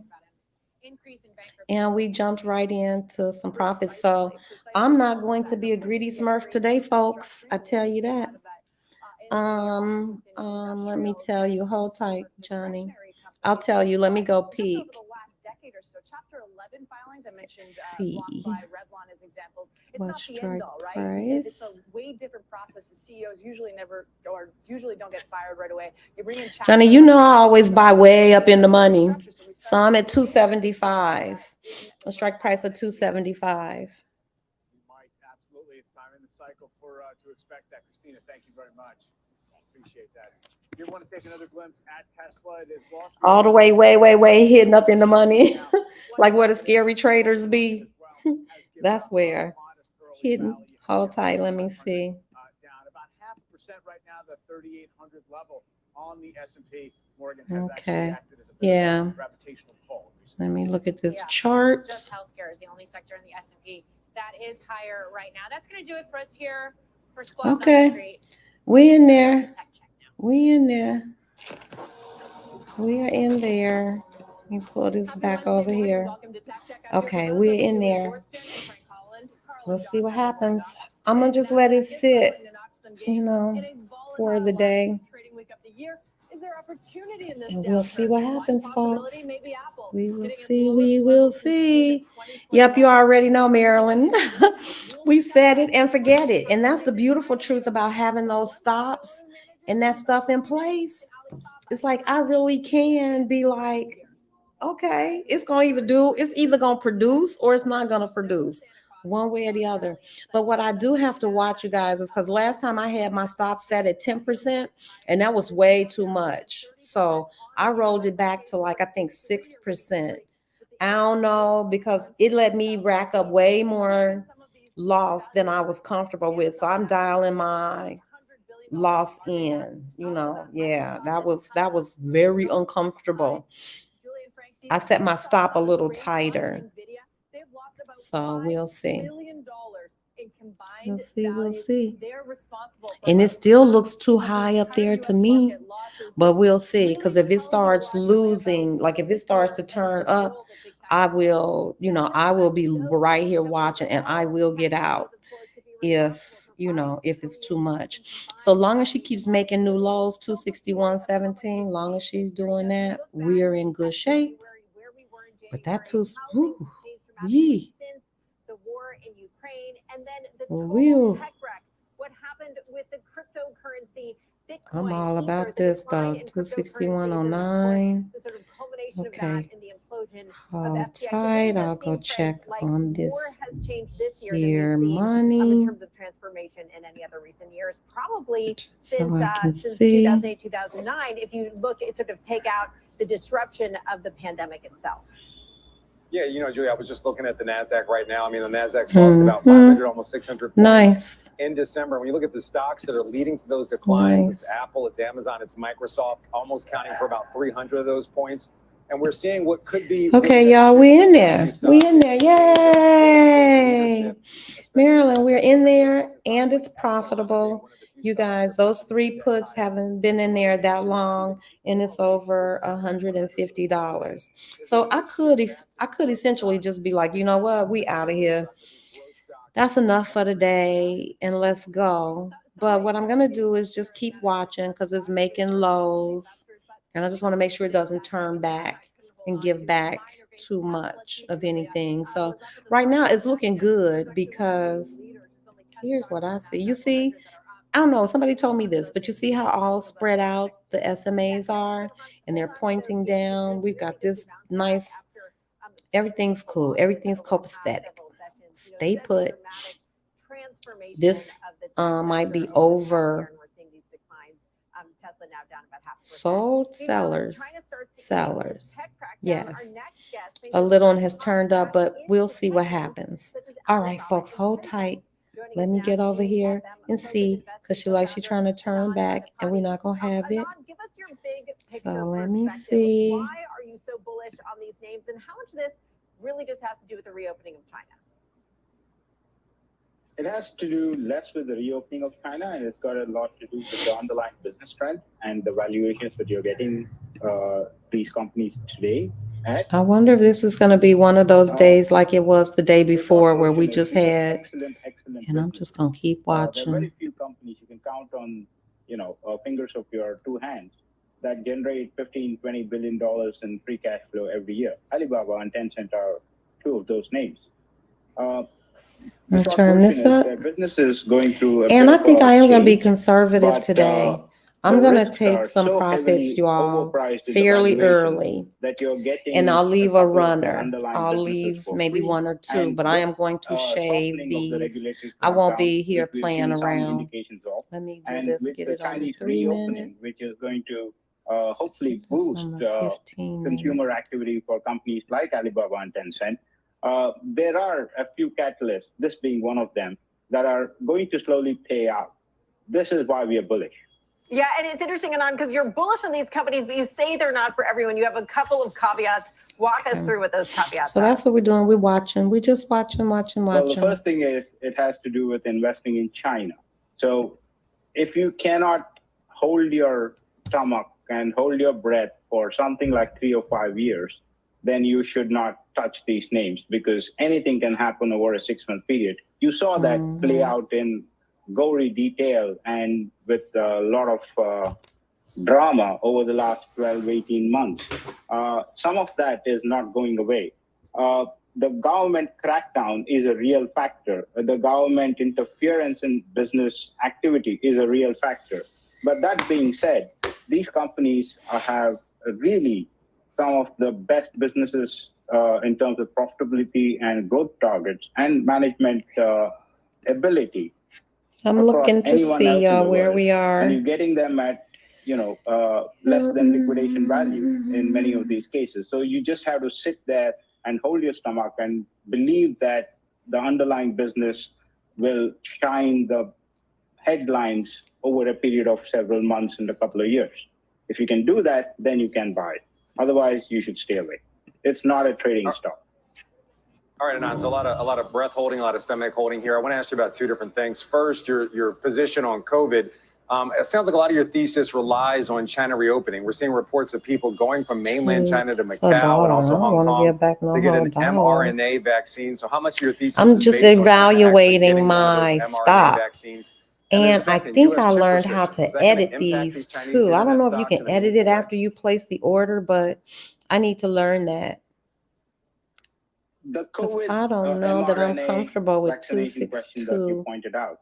That's It a is a lot. catalyst, but But the I'm overall totally comfortable catalyst with is this the number general going reopening down. and the normalization of physical restrictions and business travel restrictions that have heavily clamped down on business activity. And you can see the effect in like, say, the earnings reports of many of these Chinese companies, like Alibaba, for example, which had the first down year I think, since the IPO. So it's not exactly the You should be mRNA able to vaccine, but the adjust your overall stop softening loss. of COVID Okay. restrictions that I think is going to be a I think near-term I catalyst. can. But that's not I really a think I reason to buy can. at all. I That did is it before. I one of did the it factors. yesterday. The second thing So you I'm gonna pointed try out it was again about today because I do. I chip think restrictions. that's a It's lot. certainly affected companies But I like also Alibaba, saw their that button second for the business is trailing cloud. stop And too. I need to they learn how to do a recently trailing stop. could not get their I think the hands on one trailing chip. stop one is And the now one that's like a Alibaba is stair. probably the third If you biggest hit cloud that, company in the world, or I'm fourth gonna learn biggest, how to do depending on that how you too. count. And it I think counts as that its is the client one, base, you know, when you go to that approximately button 2/3 where it of says listed percent A-shares and then it says something companies else, in and one of those China. looks like a So staircase. it's Is that the button AWS for of the China, if you like, trailing and that stop? market is supposed I to think triple it in value. is. I'm gonna practice some more with that. I'm happy to be having these stops on, y'all, which means I can walk away. but rather held. Is that what It you're just saying? won't be like a runaway crazy I'm a long-term thing. investor, So and if you can take a 3 or growth, 5 year view, growth, growth, But growth, it growth, feels growth. like But somebody said you can pick it this feels like up that and goes move against it. everything that we've seen over We the talked last few about years that, and the but I hadn't been unpredictability of able Xi to Jinping figure that and out. Beijing's policy. I mean, these have been total But I know momentum not to plays. take that If you stop hold for off 3 to 5 too. years and you see that Xi Jinping is Limit. putting a greater focus on ideology over Oh, economics, it seems incredibly risky. Okay, well, 2 years ago, the valuations let's look at this on the 5. at the time versus the effect that the issues that you pointed out has led to a dramatic drawdown in the stock prices. But that's a thing, now, right? We don't know where they bottom out. They can be excellent businesses, but we Okay. don't know what Beijing is Yep. going to do. In I terms of am going, whatever they since want to here call comes it, a another little regulatory red crackdown. Even the candle. companies Please that may look stay good, like a red Pinduoduo, candle. are I they am going to get too going much to information take and a sort of get break Beijing's focus? since It's I just got that so in, hard to set trade it on and forget fundamentals, it, which is what you're arguing for. which is, what we've been well, trying to just give get you one to. example. You should be able to do Uh, it. Okay. So here's our set it and forget it, folks. That's what this stop is for. I am going to go and have me some lunch. and everything to do with high And tech. Now, I will be if they want back. to I will make be big back. strides So in things y'all like watch the AI and money. machine learning, then they are not going Okay, to wait a minute. get How do there I by get back killing to a company the like Alibaba, which is probably exit? the Oh, only I see. company, and probably alongside Huawei and Be a right back. couple of others, that even have the Shauna, ability I will be to right back. Y'all watch the money. As long as it keeps going down, compete at some Shauna, point and it doesn't go up. If it starts at to a go global up, level. Now, somebody make some noise if it starts in going some up. ways, As long as it keeps the doing that crackdown thing and working its way down, we're getting paid. has, in And my that's opinion, it. That's all we're overpriced doing, in is looking all for the risk this factors that you trend, can see. when to So, get on yes, and when to get I'm off, not and these arguing stops that help. that it's So, going to be but blue I'm skies going gonna forward. go But and what study I my am stop arguing too, is, because I don't want to despite the be, unknown unknowns I out there, don't know. the underlying quality of the The business, limit the I'm fundamental comfortable micro with. unit economics that we can I see, just don't understand. weighed against the valuations, I give just you a don't lot know of where you confidence do that the it. probabilities are on our side, the Or do you investor do it side, that here? we are going to make excellent returns if we were to, be patient enough for a period of Put 3 or 4, 5 years. anyway. Yeah. All right. Anon, looking at all I'll these be right back, Chinese y'all. tech stocks selling off.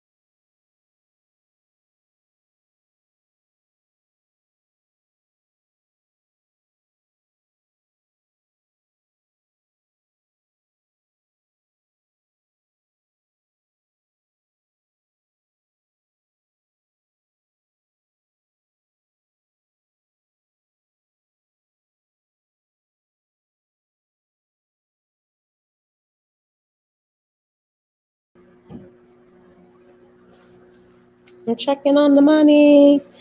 See you in a little bit, Johnny.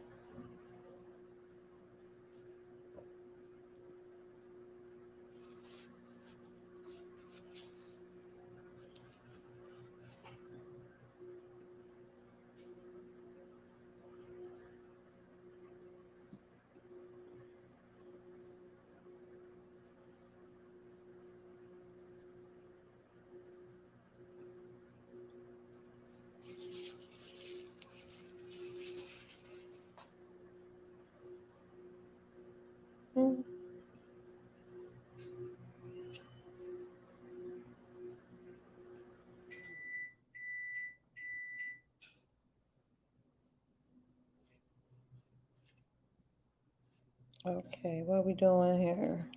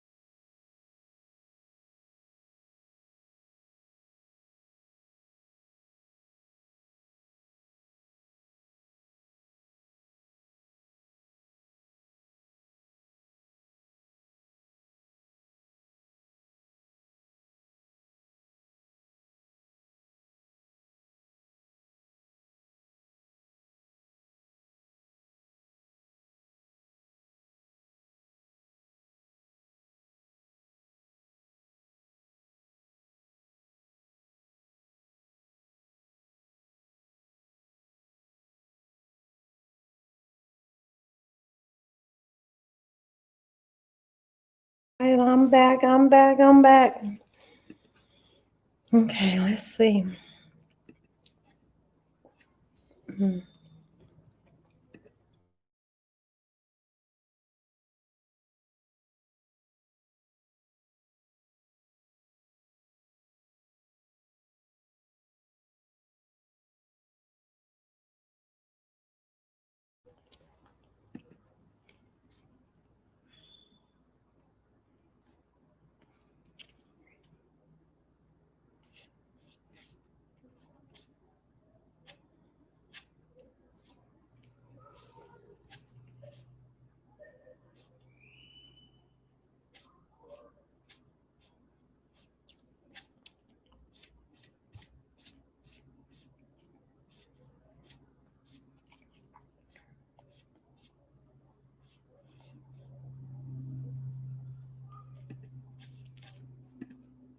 Okay. Well, we'll see. Oh my God, that's nice.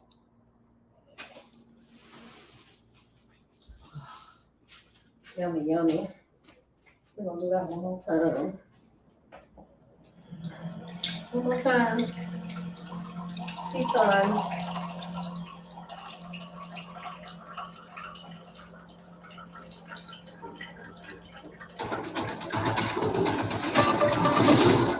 Welcome back to Tech Check. I'm Seema Modi, and here's your CNBC News update at this hour. Pending home sales sinking another 4% last month, far more than expected, with mortgage rates higher and affordability lower. Pending sales have plummeted 38% over the last year, and the pace of sales is now the lowest since April of 2020. Southwest stock is down another 2% today as the carrier once again operates only about 40% of its scheduled flights. Other major airlines, including Delta, American, and United, say they are trying to help stranded flyers by capping fares in cities affected by Southwest cancellations. AMC Entertainment CEO Adam Aron is asking for his pay to be frozen next year because of the sharp drop in the theater chain's stock price. Aron, who had earned nearly $19 million last year, is asking other AMC executives to also forego pay hikes. But with AMC shares down about 76% this year, Aron could face pressure to not only freeze his pay, but to sharply cut it as well. Franco, send it back to you. All right, Seema Modi, thank you very much. All right, well, it's the last trading week of the year. The NASDAQ is just trying to bring in some gains as we head into 2023. Our Christina Prince-Nevelis has a look at what's moving on the tech-heavy index. Looks like some EV makers are leading it today, Christina. Yeah, trying, You've been but the practicing industry your is still Spanish. feeling right now and roughly 2% away from its 52-week low. 8 months of decline and tracking for its worst year since 2008. I'm Debbie Downer right now. But the past few days, both the NASDAQ and the 10-year Treasury have actually moved in opposite directions quite seamlessly. NASDAQ stocks are more likely to have debt and therefore be negatively impacted when So how was your holiday, Bumpy? That 3-day chart really shows that nicely. The biggest movers, like Frank alluded to, you've got first, biotech firm Illumina, and then you've got EV makers Lucid and Tesla. This after Tesla made yet another 52-week low yesterday. Some buy the dip action today, so that's why Tesla's up over 1%, Lucid up almost 2%. You got Chinese tech names like Pinduoduo and JD.com that are the biggest laggers on the NAS 100, despite the easing of COVID restrictions and the approval of foreign video games. Maybe a possible sign that China might be losing its tough stance on big tech over there.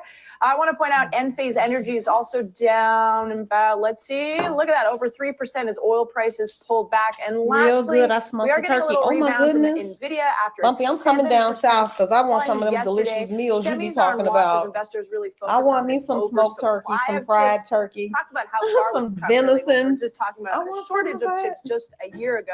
Hey, Keep in mind Marilyn, right now I'm back, that light y'all. trading volume because of holiday Grab a quick vacations bite. can lead to outside Just watching what QQQ does in case I need the bell real quick.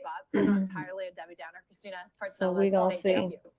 Well, it's Let's also see, been a long rough year as for she gig keeps economy doing stocks, this. many of them still unprofitable and facing slower rates of growth ahead. DoorDash Come and Lyft on are both down. losing about 70% this year, while Airbnb and Uber down about 50 and 40% this year, goodness. respectively.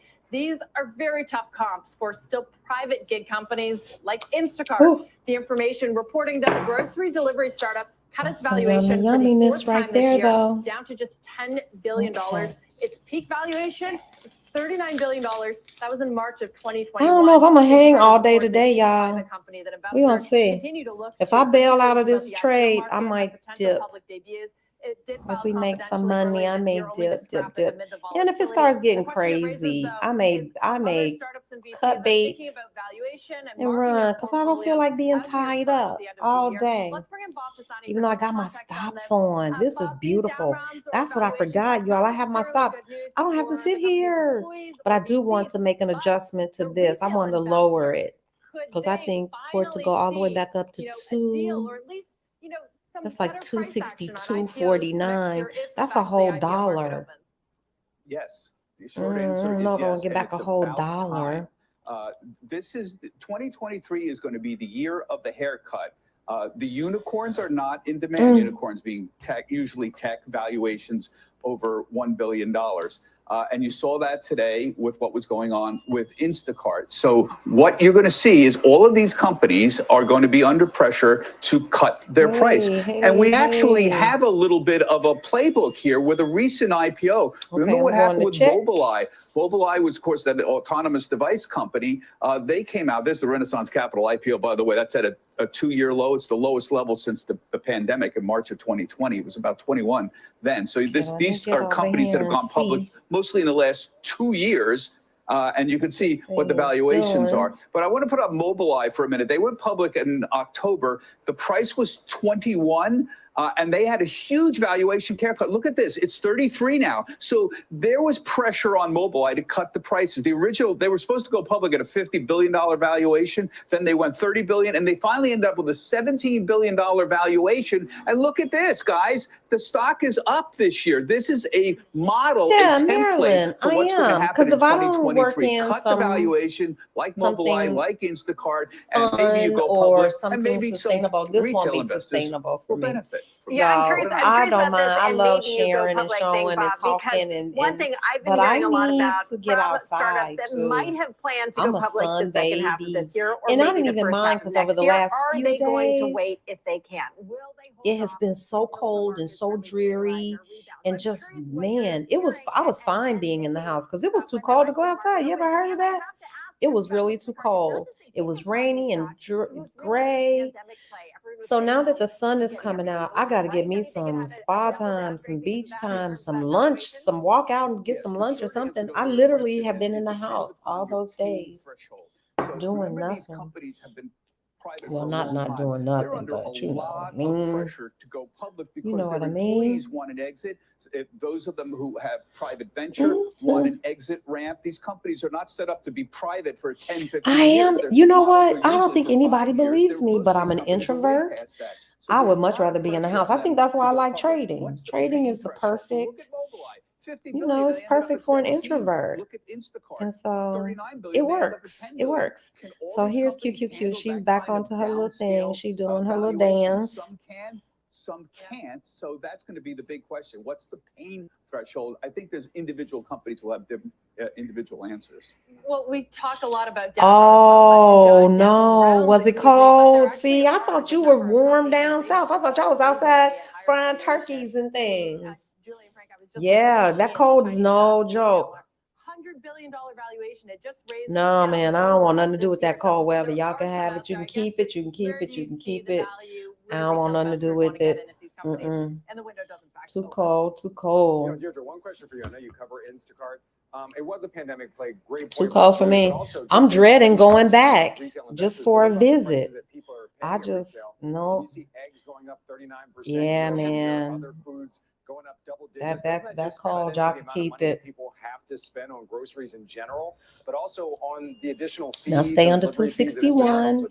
Stay under 261. The lowest we got was 260.82. So I'm trying to make sure we stay. However, that's true. There's fees, and a lot of that has been subsidized by VC money, but DoorDash coming into the space too. So are these habits really going to be sticky if inflation continues to stay high? It's a good question. Let's get under 261. So if you want a couple of companies that are keep real on shimmying on down this in the line. unicorn space, watch ARM. Remember, Make that's, everybody of course, happy. the big semiconductor company that is still floating out there. That's a big unicorn, but there's some other spin-offs. You know, Mobileye was a spin-off. Get colder than the witches, we Vietnamese, know. food company, It was electric cold in vehicle, Dallas, Fort Worth VinFast, too. that's floating out there. They're I huge. don't That's a know, Western y'all. company, Is that global warming? This would be the biggest, All these Vietnamese places that restaurant you out there. wouldn't think would be cold are cold. Big steakhouse called the Chow. They've been floating around for a while. They're That's very crazy. likely to go public at the first opening of the IPO window. KinderCare, that's a big child care company out there. That's huge, and that's floating out there. So these aren't necessarily tech companies. The one I would watch is On, though. That's going to be a real. Let's see what they're talking about. Who to watch? Out there. Yeah, certainly something to watch, Bob. Two things I've learned: you should pick out your own avocados, and don't try to give anybody a pound on live TV. Don't do either one of those two things. All right, coming up next, why now might be a good time to invest in some internet names like Wayfair, Etsy, and Wix. Tech Check, back in 2 minutes.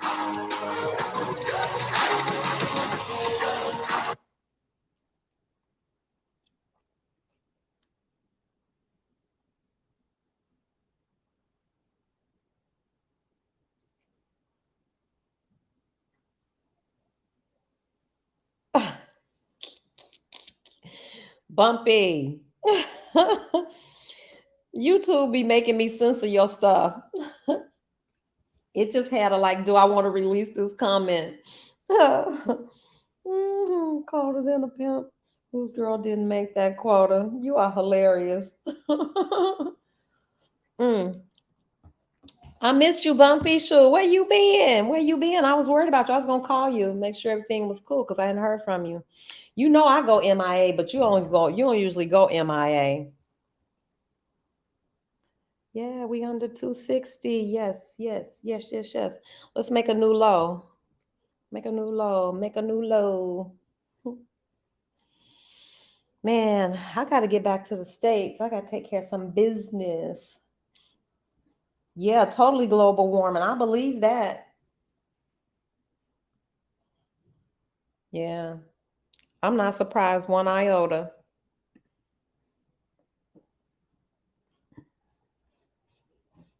Oh. I'm sorry, I meant to put that up. Total global warming. Yep. We've been up there and messing up. Up in the sky, messing around with stuff we ain't got no business messing with. All right, QQQ, do your dance. 262.77. Yes, do your dance, lady. So we got a new low, 260.76. That's cool. All right. So what I do need to do is I might need to make some adjustments to them calls because them calls is getting beat up. But you know what I found? If you hold on to them long enough, it'll rebound. It'll come back. So I gave myself enough time on those calls that it should be able to take this and then get back up to where it was. I don't know if it's going to get above, but you know, hey, you do what you can. Let me go check on the money and see where we are, which is sweet. Try it for free. We spoke earlier about how Apple has rocked ad markets and Meta and Google have been feeling the heat. Insider intelligence projecting a 2.5% drop in market share of total U.S. ad market share. Digital U.S. ad market share for the Meta-Google duopoly. This is a big deal because this marks the first time since 2014 since those two companies won't hold a majority, and it's actually the 5th consecutive annual share decline of that Google-Meta duopoly. Oh, yeah, Bumpy, that happened to me. This decline in the digital duopoly as an if you don't know all of that to stuff, scoop up some smaller it's online going ad to be names a such as hassle. Criteo, Trade Desk, and IAC, as well as e-commerce stocks, including Wayfair, Etsy, 14 and degrees. Wix.com. Joining us now, Citi Internet Equity Research goodness. Director Igal Arunian. That's I'm sorry disrespectful. for my misspeaking there. 14 It's such a big degrees. deal to see Meta and Google lose that more than 50% dominance That's that they've had crazy. of the digital ad market share and of total ad market share. It's really meaningful. So I'm curious what this means for you in terms of the names that you think have a huge opportunity right now. 261. Sure. So thanks for having me. And you're right, it is a big deal. But we shouldn't expect that the major players, and we really have to include Apple in there now, are going to lose their dominant position anytime soon.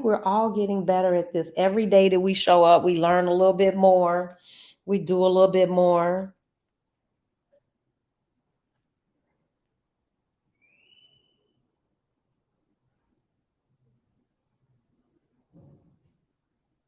Yes. Yep. You said it. It's not a get rich quick scheme. It's a business. Some days are good. I had to really learn that one. That some days will be up days. It's okay when you have a down day. It's okay because you're still in it and you can always make more money the next day that the market opens.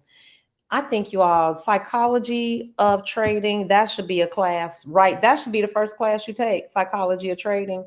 Because I had to learn all of that stuff too, basically on my own. So we'll see. We will see. Okay, she's still coming down. Coming down. 260. Let me go shut this door. The man is gardening. Let me close this.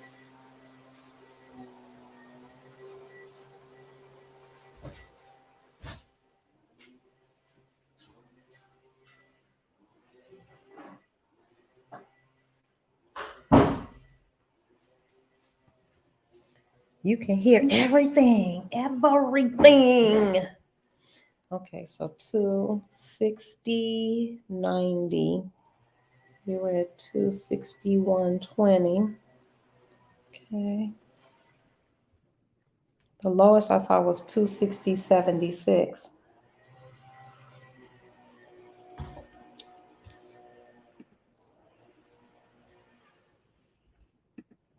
Pumpy says, that's cool. I suggest we all send Sandra the golden apple. My sister can turn astrophysics into second grade edition. First of all, that's the way I think. I think like a second grader. I think like a third grader. I promise you, even when I taught fractions, you all, I would make it so simple. It's like, here, just break this in half. And if we break those halves in half, it just has to be that simple. It has to be logical, really, before you can go on to some higher level stuff. So that's why this is good for me, because it gives me a chance to present the way I know people learn, and it's with building blocks. You can't pile out, you can't throw all that stuff and then say, well, make sense of it and be successful. You can, but it's going to take people a long time, like it took me. You really do need to have a base. There is an art to teaching, and teaching is the only profession that I know where everybody thinks they can do it. Everybody feel like they've been to school. I could teach. No, you can't.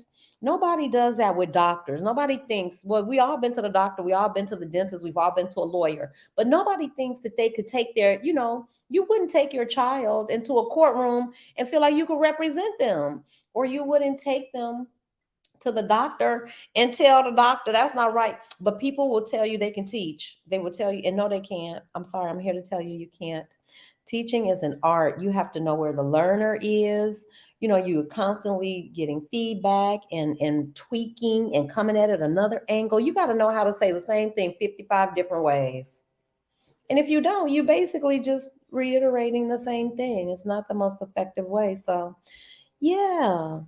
Y'all know I taught kindergarten. You got to break it down for kindergartners. I taught pre-K. I taught Montessori. And I taught second and third and fourth. I did a little bit of fifth. But yeah, you got to take it slow. People don't want to feel pressure. Nobody wants to feel dumb. You don't want to feel bad because you didn't get it. No. Oh, my goodness. Months. When I tell y'all months, days and weeks stretched on forever. And I felt like I was just like, what the heck have I signed myself up for? That was frustrating. Nobody should feel like that. You should not be suffering in silence. I almost felt like, do they want me to be successful? So I want you guys to be successful, because I see this as a way we can all supplement our income. And it can't be that those people know it and we don't. Johnny said it though. He said you have to run trading like a business, not a get rich quick scheme. It is not that. I hope I haven't misled anybody to think you're gonna make money. Nope. This game has rules, and when you respect the rules, you're successful. At least that's what I found. When you don't respect the rules, you get bopped upside the head. Ask me how I know. So trading works for me because I'm one of those people. I follow the rules, really. I'm that person that when you get that IKEA furniture, I'm gonna open the box up. I'm gonna lay out all the pieces. I'm gonna do just what the video said. I'm gonna read the directions. I'm gonna set it up in sequence. I'm gonna do that. I'm gonna do that. And so I find that is helpful. Have methodical. systematic, common sense. Those things are all good for education. I tried teaching and quickly learned teachers are special people. Everybody cannot do it. No. But everybody, you think, because what do you need? You don't need any special tools. All you really need to do is stand up there and tell what you know. Yeah, but it's so much more to it than that, because you need to be able to monitor progress and measure to see what a person knows. You have to be able to assess very quickly. So yeah.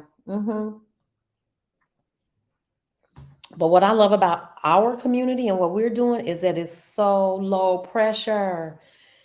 You can come, you can stay. You don't have to come. Nobody's checking. You can bop in and bop out. You can ask a question. You can drop something in the chat. It just works. It works. It works. It works. And if this thing keeps on cooking the way it's cooking, y'all, Frank, I might be taking some profits too. 260. 61, because we got down to our lowest was 260.52. Okay, keep going, I'm gonna take y'all off and go check on this here money and see what we want to do, because remember, I got calls over there bleeding too, and it must be something with this contract, because it's not cooking as fast as you would think. Let's see. It's doing its due, but I got in right under the 262, so yeah. It's okay, about $1 or so. Okay. She looks like she's doing what she's supposed to do, which is scallop underneath this. I'm just going to show you the pattern that I'm looking at. You see how it scallops underneath those things? I show you all this every time. But you can really see it. And then it goes over, and then it dips down and goes over. As long as it's doing that dip down and roll over to the side thing, and it doesn't go start to cross over these, then I'm okay. I'm okay with watching it. We got down to 260.52, so we're about a quarter above that. I'm okay with that. I'm okay with a quarter give back.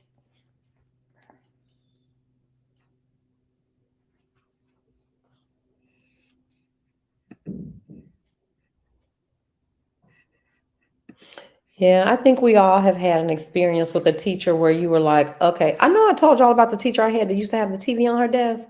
God, I pray to Jesus, because I'm sure she was a very fine teacher. She was held in high regard. But I promise you, about 15 minutes before my math class was over, she did this every day. She had a TV. I think she would have food too on her desk. And she would give us some busy work or some independent work and turn her TV on and start watching the story. She would watch. Oh my goodness. I knew that. I was like, this cannot be right. I cannot believe this woman can watch TV on the job. She did it every day. And if any of my friends attended Dixon Elementary School, they would be able to tell you exactly who it was, because she was a popular teacher. But man, no, they will lock you up. They will lock you up. Yep. They would, if you did that now, man, they would escort you right on out the door. That just, because some kid would be right there with their phone recording you. You already know. Ooh. I'm just saying. So yeah, some people, it's time. When it's time to go, it's time to go. Okay, well, what we doing? What we doing?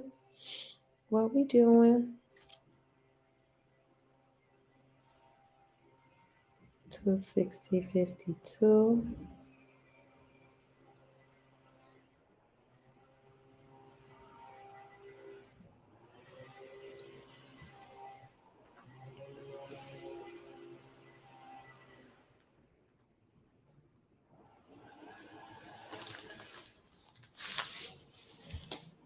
Okay, we're coming down, 62. Oh, let me get y'all some news back in here. Over the past 2 years. And really, I think it's a reflection on the strength and health of our customers and the problem we solve. The industries we serve, construction, transportation and logistics, oil and gas, they're essential to our economy. And they continue to invest in technology to drive operating leverage and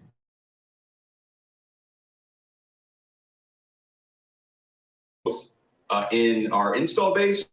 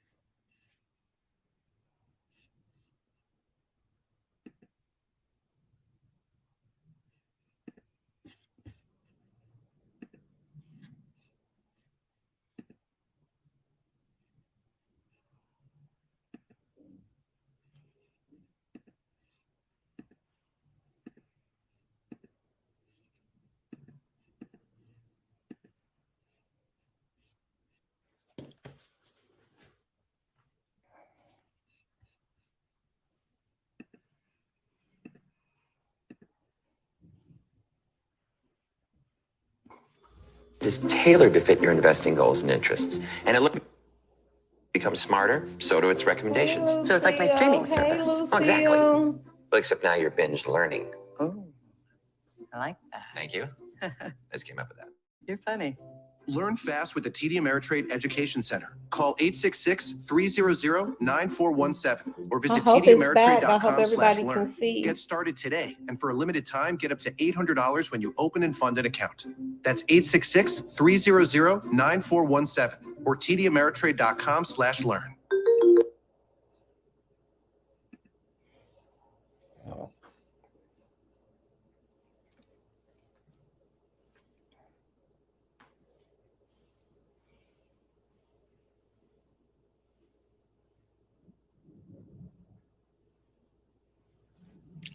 Lucille, how are you today?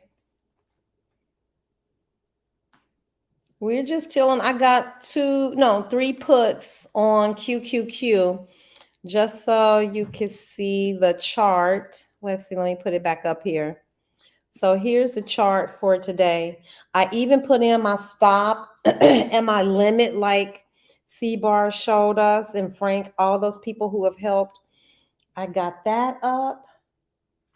So, hey, we working it. We working it. Let me get over here.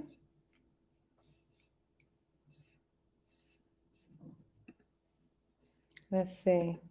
So I'm just trying to make sure it doesn't, go back up. It's the lowest it got was 260.40 something. 260.40 something. 260.71. Okay. And our stop limit is way down there somewhere. So I don't have that to worry about. And it looks like we don't have to worry about our stop either, because we're far away from that. 262. We're $2 away. So I don't see us getting up there before. So that's it. I got into this trade just under the 262. So I've just gotten this part. I didn't get this morning part of the trade. I only got this bottom part of it, which, we'll take it. We'll take it. We'll take it. We'll take it. I'm just watching to make sure we don't give too much back. So let me go check on the money and I'll be right back.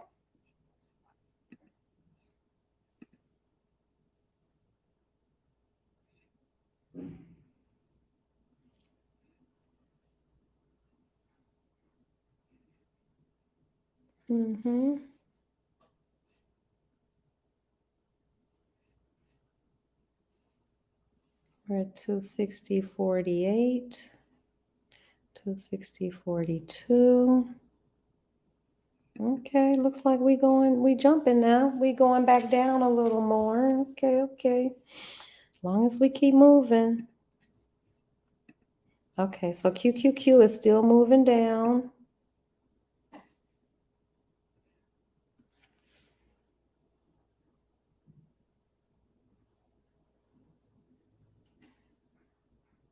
I think I got it, L. I think I caught it. So, yeah.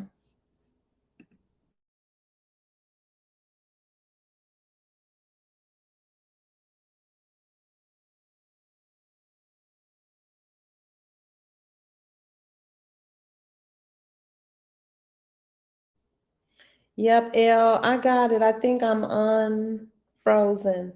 Wrapping up 2020 and gearing up for 2023. I know that's the truth. You guys, L, I think it was me and L. We were talking about doing a vision board. We got a couple things we need to do.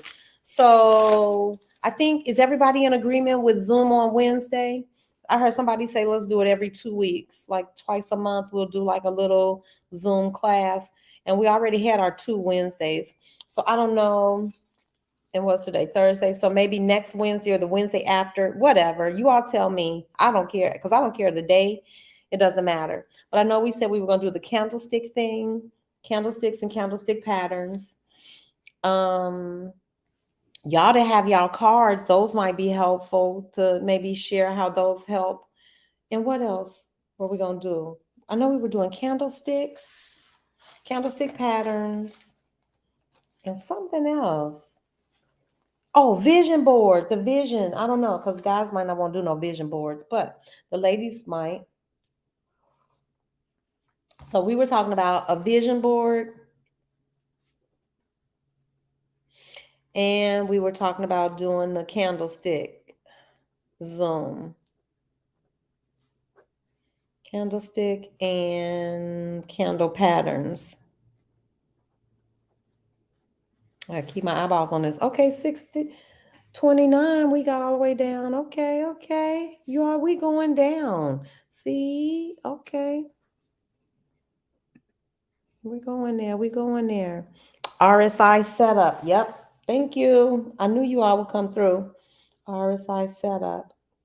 Okay, I think that's enough for our next one, don't you think? What are vision boards? See, guys don't do them. Generally, I don't want to be sexist or anything. I definitely don't want to be offensive, but generally, you could. They're for everybody. But a vision board is where you can do it digitally, and you just set out and plot out your goals for maybe the upcoming year. So if you want to work on finances, you might have a section where you have pictures or images or just anything that reflects that goal. And then maybe another one is to be fit or maybe meditate. So then in another portion of your board could be a digital, I've seen someone do it on Canva, which was so cool because all you're doing is putting pictures in these little cells or words or anything that's going to remind you. And then you put it someplace where you can see it and you can check back at really, I think the best benefit is that at the end of the year or whatever the time period, you can look back and check off and see what you did and what you didn't do. So it's a visual representation of upcoming goals, desires, whatever you want to see for yourself. So that's a vision board. And I'm just going to say, me and my friends, we love an occasion to get together, to chat it up, have some tea, have some wine, whatever it is you're drinking, a cocktail, whatever it is you do for pleasure. We get together, we create them together. And that's like, yes, Stephanie did it on Canva. Wasn't that cool? Oh, I was like, oh my gosh, I could do that. I could totally do that. Because to be honest with you, I've done a vision board. Where do you store it all year? Oh, no. My pictures start coming off. A Canva, digital, vision. And then listen, I heard somebody say they made it their screensaver on their phone so that every time they picked up their phone, they saw it. Yes, it's kind of like a business plan for your life. Then I heard somebody say they put it as their screensaver on their computer. So every time you open up your computer, you're reminded of what you set for goals. So that we might need to do that separate, because I'm thinking the truth is if we do candlestick patterns and RSI setup at one setting, that's a lot. That's about an hour right there. And then maybe we could do the vision boards, another outing that could be something separate, because everybody doesn't want to do a vision board. So we'll work it out. But is everybody in agreement on Wednesdays, 6 o'clock Eastern Standard Time? That has been our time for our Zooms. And so we won't do one. Let's see, next Wednesday would be the 4th. The following Wednesday would be the 11th. Do you want to do it?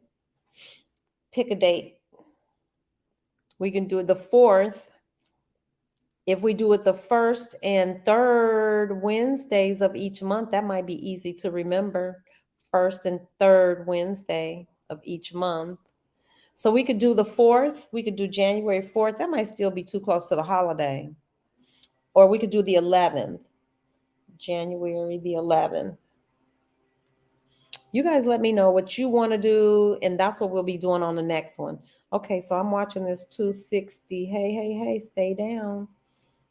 260. As long as it stays under 260.50, we in good shape. All right, I'm about to take y'all off and go check on some money.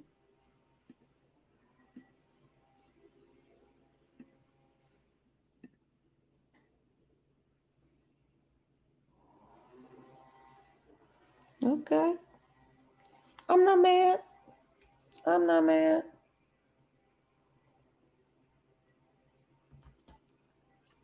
I'm not mad. Let's see.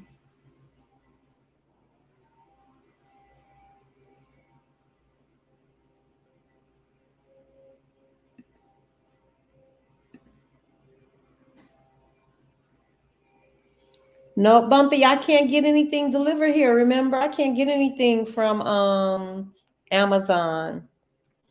No. So,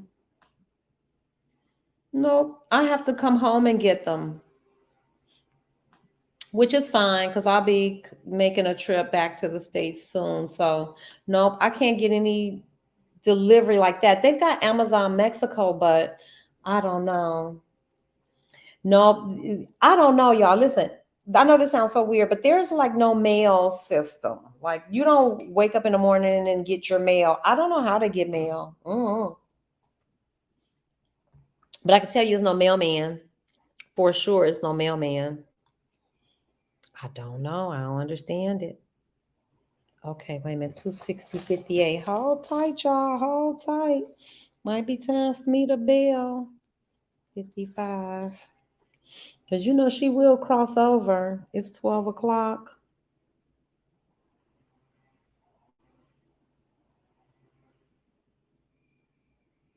I'm just watching. 260. 46. Okay, so I'm gonna put this back up here so y'all can see it.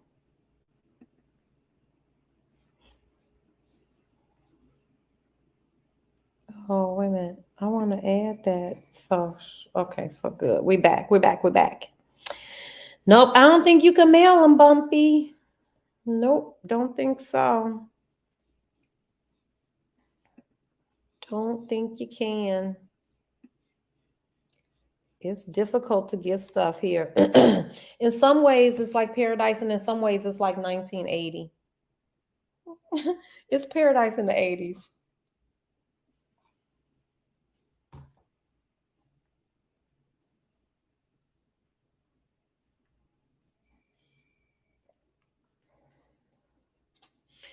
Miss Vice, I'm telling you, it's the weirdest thing. It's the weirdest thing. No, I have yet to find a post office. You never see somebody like just walking down the street in the middle of the day delivering packages. But I'll tell you what I see all the time down at our little reception desk at the security desk. They got packages. So somebody is getting something delivered, but I don't know. So yeah, I swear to you, it's like paradise in the 80s. All of it. It's just a little slow throwback.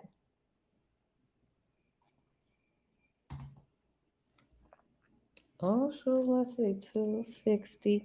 Okay, go on, get down to 259 with your bad self. I'll be honest with you. It's been a minute since I seen QQQ down in the 250s, but it would do my heart good. Let her roll on down to 250. I will take it. New low, 260.27. I love it. Keep making lows, please. But do you all notice how these candles are getting so tiny too? I need somebody who's way more experienced than me. See, because I don't know. I will tell you what I don't know. Like, I don't know patterns. I can tell you, oh, my little thing in my bottle. Heat number tea. I don't know. Oh, another new low, 260.21. We'll take them. As long as we keep making these lows, I'm okay with it. I am quite all right.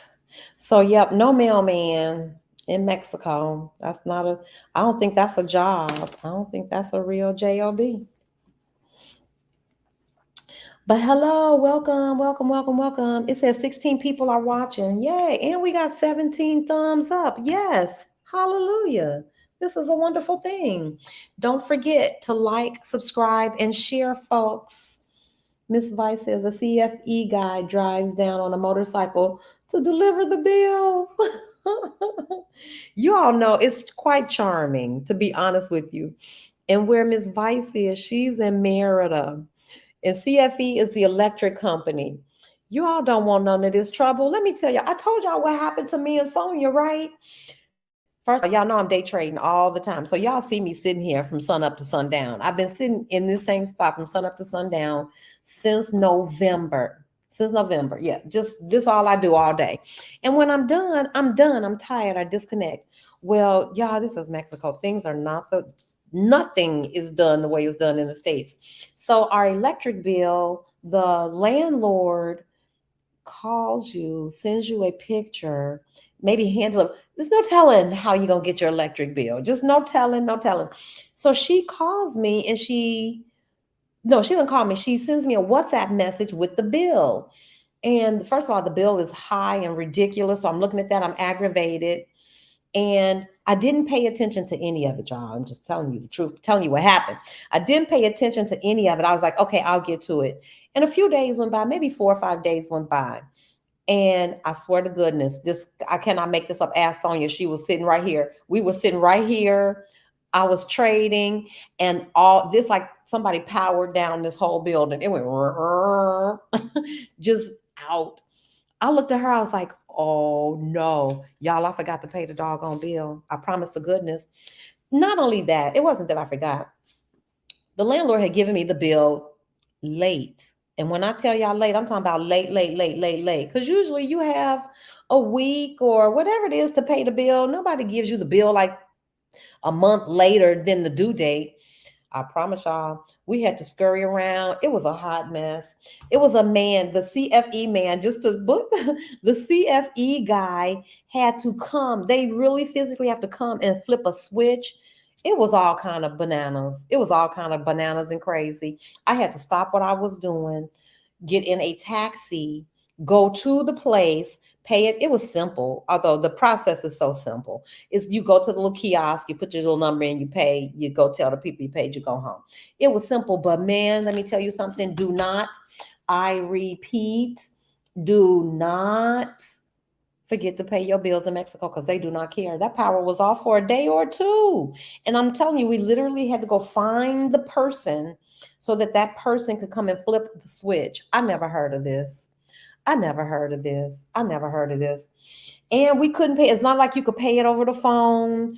We couldn't pay online. None of those were options. It was just, man, my kid, first of all, I have never done it. Man, these people do not play. They are not kidding. And they literally physically had to come out. You know, like if you're in the States, it's probably a switch or something. If that ever happened, you would be like, okay, oops, sorry. Pay the bill online. You probably never leave your house. They flip the switch. You back together. No. I had to stop trading. I had to stop what I was doing. Get in a taxi. It was never again. I bet y'all won't make that mistake again. Oh my God. Never. First of all, as a mommy, you don't make those kinds of mistakes because look, I had the kind of kids that would look at you like, what? So it was way too much judgment. It was way too much pressure. But here being, it's just me. Shoot. I'm kicking it. But I bet you I won't forget that bill. Okay, so we got down to 260.09. I'm telling you, QQQ is making new lows. She is just churning her little way down to the bottom. It was, yes, I do need to get the CFE. I didn't know. See, we didn't know that they had an app. And I'll be perfectly honest with you, my little landlord was less than helpful because I think she had to have known that you have to let somebody know to come and flip the switch. How the heck would we have known that? We had no clue. It was a mess. So I will get the app and put the app on my phone. No, and they don't take foreign credit cards either. I'm telling you, it's nothing easy about it. It's easy if, like you say, if you know that, get the app and do those things. But just like how we would just go online real quick and pay a bill, no, man, that's not this. That's not this. That's why I say it's paradise, but kind of like in the 80s. It's 80s paradise. Okay. When we cooking, we still cooking. Okay, let me take y'all off. Y'all know I like to go check the money for real, physically. I like to go see. I just like to see what the number is. 260.37. Okay. We doing all right. I need her to keep doing that though. 260.31. Do not turn. I need you to keep shimmying all the way down.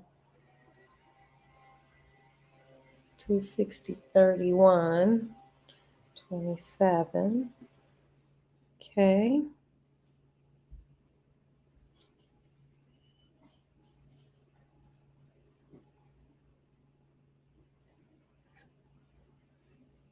I'm not sure. That's how most of us do it. We just go to the ATM and pull out pesos. And you try to pull out enough so that you don't have to. And then we all, I'm sure, have cards that don't charge exorbitant fees and they reimburse your international transaction fees and something else. So yeah, a part of our Exodus training, they tell you all of that, what cards to get, all the other things. The dollar is pretty strong here. It's basically, we use 20 to 1, so 20 pesos for every dollar. So yeah, you got $1, you got 20 pesos. And while we're in PDC, I have said this over and over again, PDC is not the cheapest place. It is not the most expensive. As a matter of fact, it is one of the most expensive places that you can stay in Mexico. I would imagine Mexico City is probably pretty expensive. Maybe San Miguel, I don't know. But Playa is one of the most expensive places. And it's one of the reasons why I'm thinking about relocating too. Not to mention the gringo pricing that they do. It's bad enough that they're charging us more than they would charge anybody anywhere in Mexico. And then you had the nerve to do the gringo tax too. So I'm looking like Merida is very reasonable. I went to Campeche, very reasonable. Where else? San Cristobal was the most reasonable of all, and it was gorgeous, gorgeous, gorgeous. Bumpy says it's going down. It's $1 to 19.4. Yeah, I'm not surprised. What'd you say? It's going down. Yeah. 19 point. Yeah, but roughly, like if I'm calculating it, I just use my, 20 to 1. Miss Vice, I promise you, if I thought I could survive in Merida, oh my goodness, y'all, but Merida, for me, this was the dilemma. If you were in the north, there's nothing you could walk to. You got to take a taxi everywhere. If you're in Central, there are plenty of things to walk to, but it's a bit more expensive to live in Central than it is to live. And so I don't know, if I did it again, I would probably live in Central because I do like being able to walk. I hated that taxi life, and I don't mind ordering my groceries. I've gotten quite comfortable with that. So I don't mind that. But Merida, man, I would have to have my life partner to go to Merida because it just wasn't a lot socially. There's certainly a Black community there. But you don't just bump into people like walking down the street. Whereas if I'm in Playa, I can walk down Fifth. I may run into 5 or 6 people I know just because everybody's out and walking and we all walk in kind of the same places. So I couldn't work that puzzle. And for me, Playa is just another puzzle because it's expensive and I can't really find the quality that I'm looking for a price I'm willing to pay. I'm paying way too much for something I'm not happy with, and it's just not going. This is not a permanent solution for me. I need sunlight and windows and I need all of that. I need all of that. And this is beautiful, but it's dark. You can tell, y'all can see it. I just don't like the dark, heavy wood. Yeah, it's just heavy. Yes. Oh my gosh. Merida is night and day. But Merida has in its favor to me reasonable housing. Everything is so reasonably priced. People are nice and friendly and welcoming. If you absolutely want to get to the beach, Progresso's 30 minutes away. It's nothing. By Uber, I want to say it's not even a $10 Uber ride. You could or you could take the bus. Merida has great malls. Oh my goodness. Merida has beautiful malls. Beautiful, like, is that Montenejo, that beautiful street, Paseo de Montenejo? Beautiful history, all of that.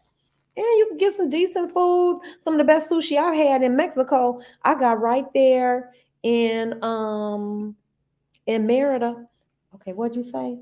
My rent is $500, and that's the gringo price. I know. We had a 2-bed, 2-bath with a little cute courtyard for $600. Okay, I can't be chatting it up. Let me go check on this here money.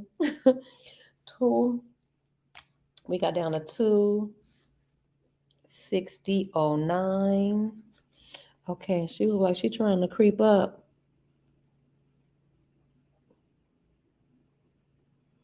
Okay, hold tight, y'all. I'm gonna take you off. Let me go over here and look and see if it's time to bail. Let me look at this on the 15. I'm just looking to see if it's time to get out of here.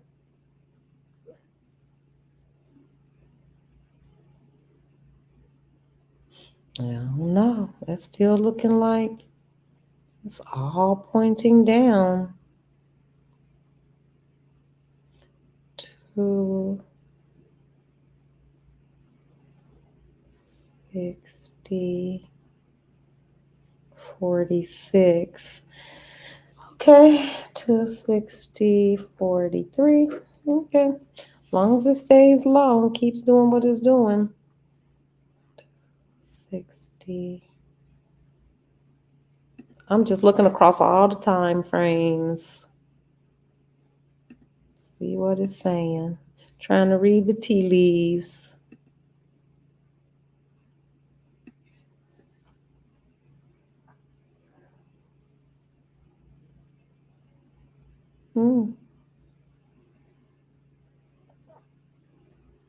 Okay.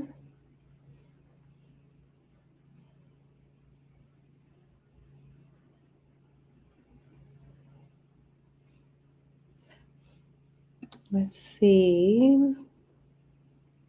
15 minutes.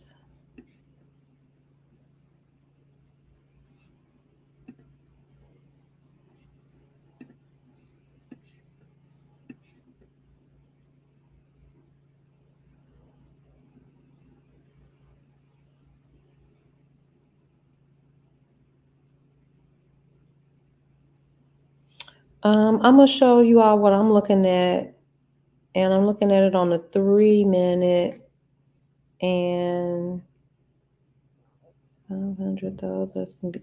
Yep, you can get a beautiful place down here for 500. Okay, look at this, y'all. Looks like she's trying to cross up and cross over. I don't know. 260, 58. The lowest was 260.09. Ooh, I don't know, y'all.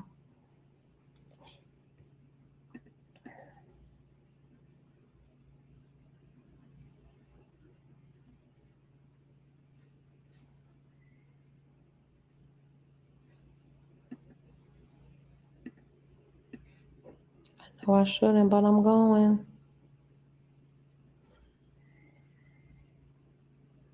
Look at that.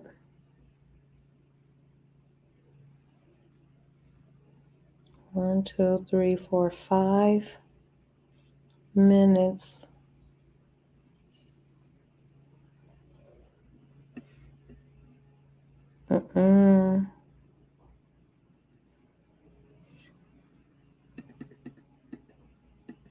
Is this the turning point? Might be. Okay, I'm about to bail, y'all. I'm about to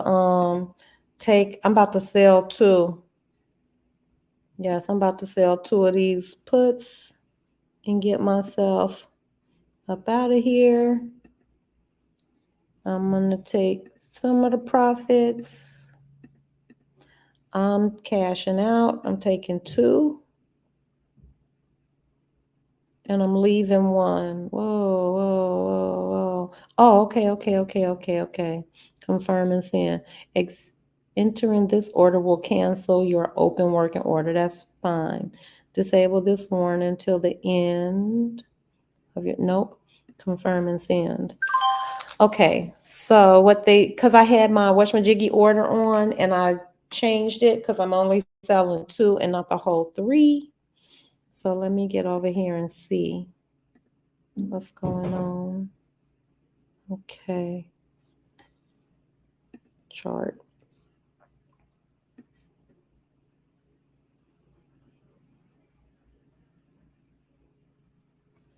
Okay, we're at 260, 69. And so that's 60 cents back. We'll see. I left 1 just in case something goes, just in case something go down. Let me pull y'all back in so you can see why I ran. Let me get back over here, 5 minutes. This is why 5, 10, 15, 20. And so I don't want to be on this end. I don't know what that is. But we'll take it. Hopefully she'll just now she can help my calls by going all the way back up. That would be helpful. Take this thing all the way for the second half of the day. That's what I would like to see. Take this all the way back up to 265. Yep. That would be perfect. But y'all, that was a decent little morning right there. I'm just gonna tell y'all. Let me pull you back in so you can see.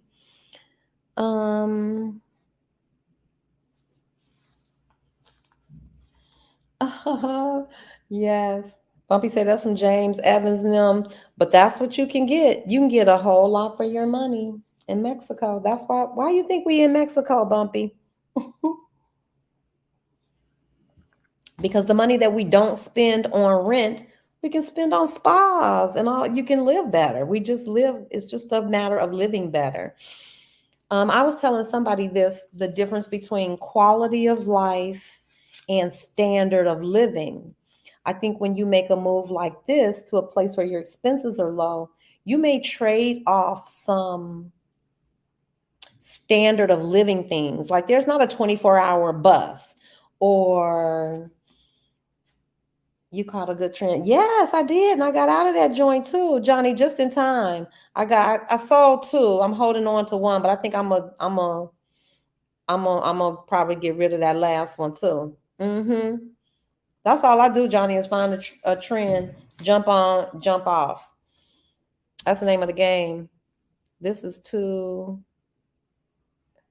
see, let me look at this and see what it's doing. Because I don't want to get back anything. Yeah, I think I'm gonna bail on that last one too. Because look at these 287. Who knows? 260.87. But I know what this is. 3, 6, 9. 3, 6, 9, 12, 15 minutes of up and over. So let me dip out and let me check on my runner and see how much. Yikes. Let me check on my runner and see how much money we got in there, or how much we giving back. Because I don't want to give back anything.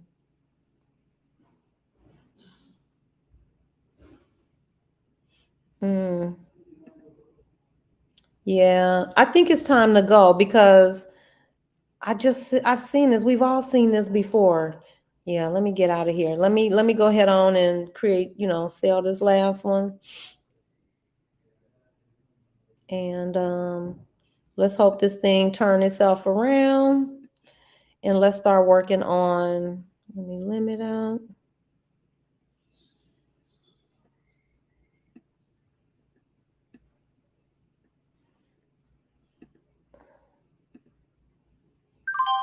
Okay, I saw my last one.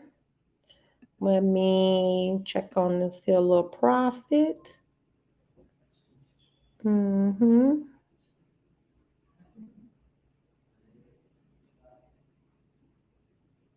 Okay.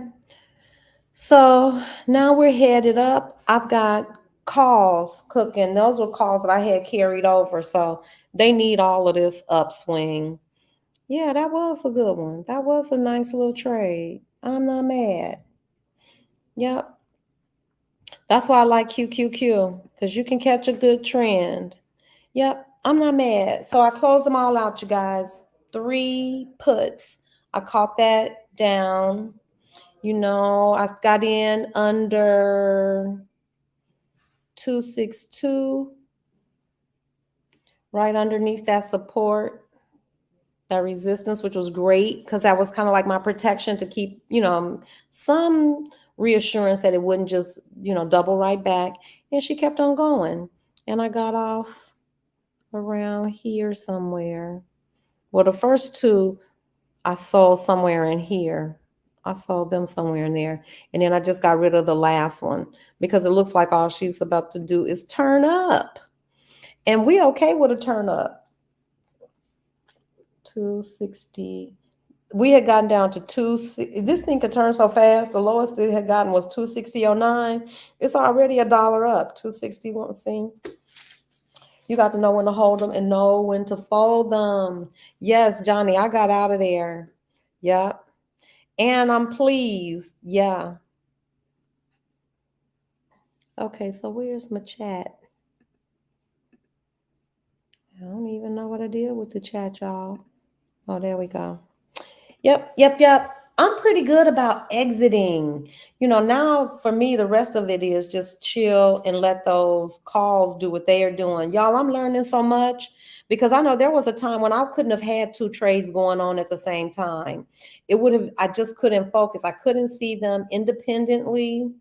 I just couldn't see it. But now I know if you have enough time as a swing trader for that trade to work itself out, don't panic. I mean, time is not your friend, but the market is going to do what it does. And if you know your ticker, like I kind of know QQQ can swing $4. It can swing $5. So I know that it's possible to get to where I'm trying to get to. So let's see. She needs to get to, for my calls to become profitable, she's got to get to 265. She got to get back to where she started today. So that's another $4. Can she go up $4? Sure can. Yep. Thanks, Johnny. We got a good one in today. And that getting out. That's pivotal. That's clutch. And then I guess maybe I'll wait for maybe an afternoon trade to see if anything happens. But the truth is, as long as it's going up, I'm in a trade. So I got the down this morning. I wasn't able to do that. Like if I was swinging, some calls. And clearly this morning it was not going my way. I would sit there and just watch rather than take the play that's unfolding in front of me. So that play was just unfolding. 2 months ago, a month or so ago, I wouldn't have been able to jump in there while I was still swinging those calls. I wouldn't have been able to see it.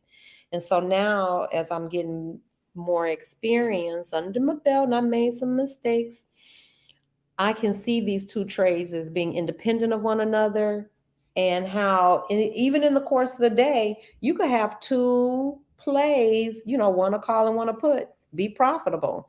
Because if this thing goes up like I've seen it do before, like she going right on to 261. That was a no-brainer. And I think she could probably get through 262. She might have a little trouble here. But we'll see. Let's see what happens. Because again, it's the middle of the day. Let me get over here to the 5-minute. I'm learning too that when I'm entering a trade, I'd like to be on a smaller time frame, like that 3-minute. But when I'm watching it, I'm seeing that it makes me anxious, that it's probably better for me to be like on a wider time frame, like the 15 even helps me really see the pattern. It's clear to see. You can see why I bailed out on this joker. 30 minutes. And it didn't take it long either. 09 up to $2, $1. That thing moved $1 in 30 minutes. $1 nice profits. So I had a small gold trade last night, but just stopped out in profit around 9:30 this morning. Profits are profits. Yes, that's what we said. We are taking profits around here.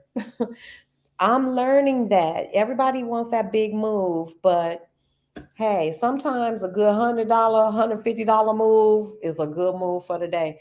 The way I see it is I'm not spending that much money in a day. As long as I'm making more money than I'm spending in a day, I feel like that's a good thing because I'm sustaining myself and with a little left over. So yes, it is what it is. Welcome everybody. If you're new, I'm not sure who's in the chat, but if you're in the chat, please don't forget to hit the like button. Please don't forget to subscribe. 2/3 of the people who watch the content on my channel aren't even subscribed. 2/3, that's 66%. That's a lot, y'all. Just tap the button. It don't cost you nothing. It's free to you, and it's a big deal to me. I'm trying to get to 1,000 subscribers. I'm at 600 and something. I don't know. But it would help me so much if you would just hit that subscribe button and then pass the channel on too. Share with your friends. If you know anybody who's a beginning trader or somebody who wants to learn about trading, or they just want to hang out with some real cool people who trade. You want to just discuss your trade. I've learned so much stuff right here. And now I'm sitting back just chilling like I don't have another trade going, but I do. Okay, let's see. Yeah, she's going to stall out right under at 261. Let's see what you're doing. 260.97. Oh, there we go. 261.01. Yay. Go on, girl. Get on up there and stay up there. Don't be trying to give nothing back. Just keep rolling. Keep rolling. Hold on 1 second, y'all. Let me take this off. Oh, shucks. I didn't want to do that.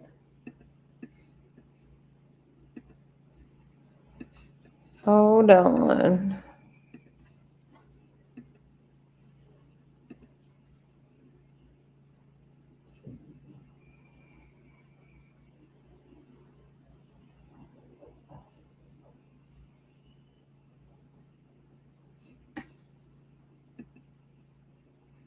I'm going to see if I can trade.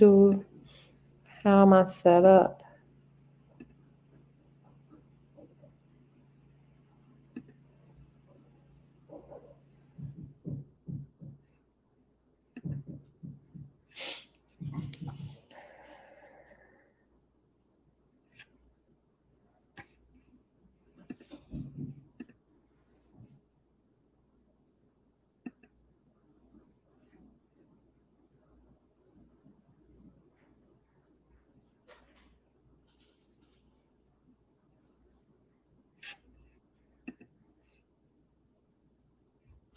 Congratulations, Johnny.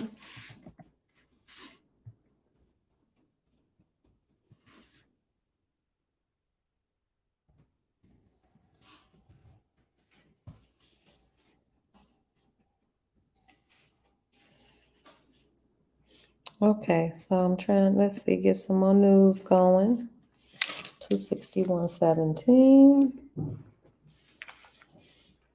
Today's a good day. And it feels good. I need to get outside and get some sun.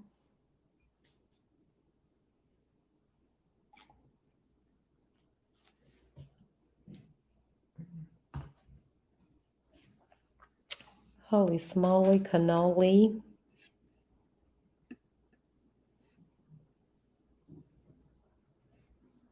Yep, I think I'm with you, Johnny. I'm done for the day. That was a nice, clean trade in and out. I'm going to see what these calls do. I'm with you on this one. Unless it's something really obvious and something really big, I think I'm going to sit over here and chill too. Because I don't need to be hanging out no more capital. Yep, just watching, just looking for opportunities. Now I need her to just shimmy right on up to the top. 261.07. Don't stall out here, chick. Shimmy yourself right back up.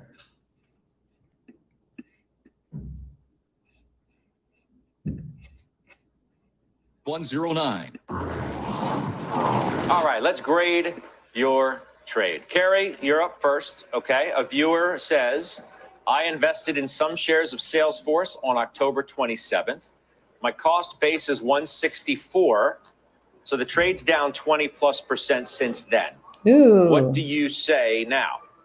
October, November, December. Why would you do first, that? I'm sorry that you've lost money in it. Yeah. Join the crowd. I mean, it's been one of the worst performing stocks in the S&P 500.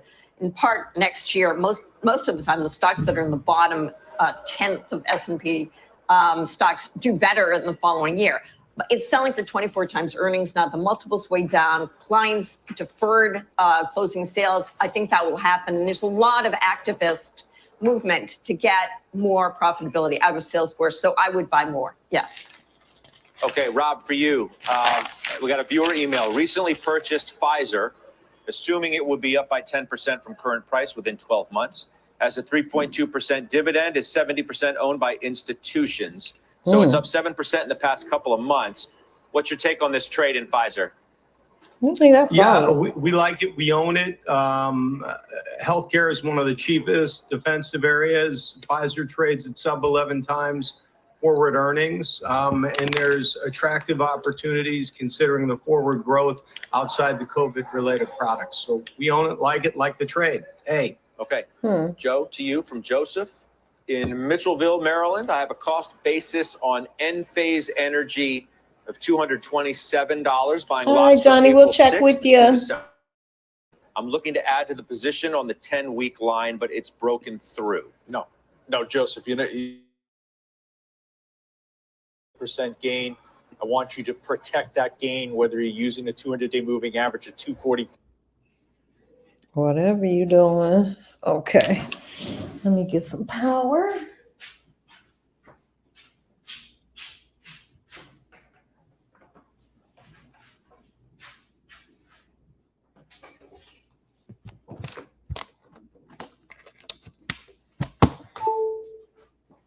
Or maybe a 5.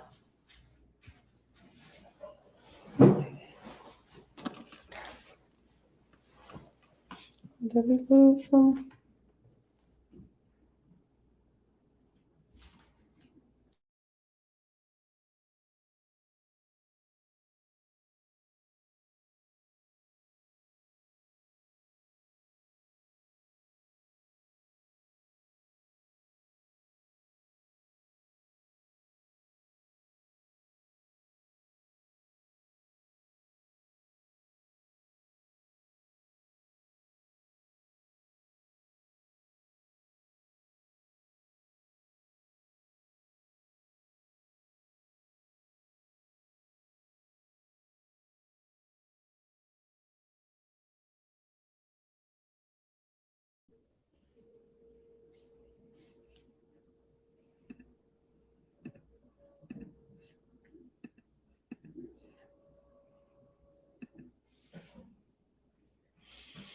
The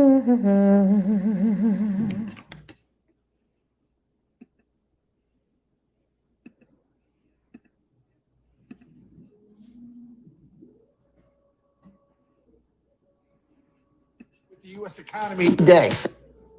7 days a week on TDAmeritradenetwork.com and all your favorite streaming services. You can also take us on the go with our CarPlay-enabled iOS app and our audio-only podcasts. TD Ameritrade Network, available anytime, anywhere, on any device.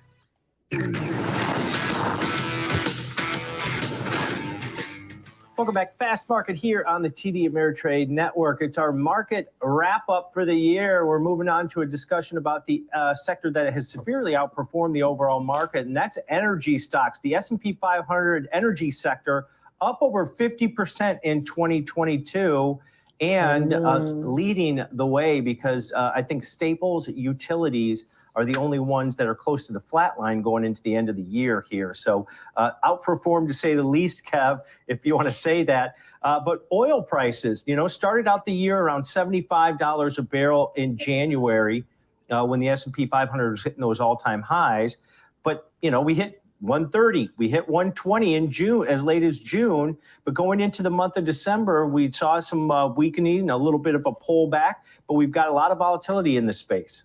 Supply, demand, geopolitics, war. What else effects can you have on crude oil? Because all of them affect it, right? Inventories. I mean, storage.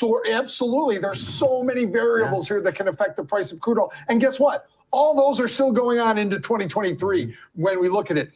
The crude oil in general and the accompanying energy stocks have had unbelievable year, but that's the past, Tom. Where is crude oil going to be next year? 2022 is record breaking. And the great thing about this sector is all these companies were able to buy back stock increase dividends, shore up their balance sheets. They're all healthier companies than they were at the beginning of the year, Tom. So that's an overall good thing. So, but now what, right? That's the real question. Now, where does it go from here, Tom? That's what we're trying to decide for next year. Yeah, and gas prices came down into the end of December as oil prices pulled back from those highs that we saw in June, which is a reprieve as far as inflationary pressures go. Little supply manipulation there on both sides. And you mentioned the companies. So until we talk about energy, we talk about Exxon, Chevron, Occidental. We've got Warren Buffett scooping up shares of Occidental throughout 2022. That stock was up over 150% on the year. But the divergence between, you mentioned the buybacks they did, paying out shareholders with dividends, shoring up their balance sheet, which those high oil prices throughout the year allowed them to do. But the divergence now between the price of oil and a lot of these big companies is as wide as it's gotten in years. And here's why. Because we're so far over the break even for a lot of these companies. They're so enormously profitable. The price per barrel. Yes, that great. If crude oil goes to 120, they do better, but they still do incredibly well at 70 and 80. And if we settle in wherever we settle in for next year, they're still going to be enormously profitable. So that's why, even though crude oil has been volatile, these energy companies have been less volatile as they got up here, and they are enormously profitable. But here's the thing, Tom. There's different ways to look at energy. Exploration and production is one way to look at it. Infrastructure and refiners. ExxonMobil's in both those, by the way. But then there's services. And then there's, of course,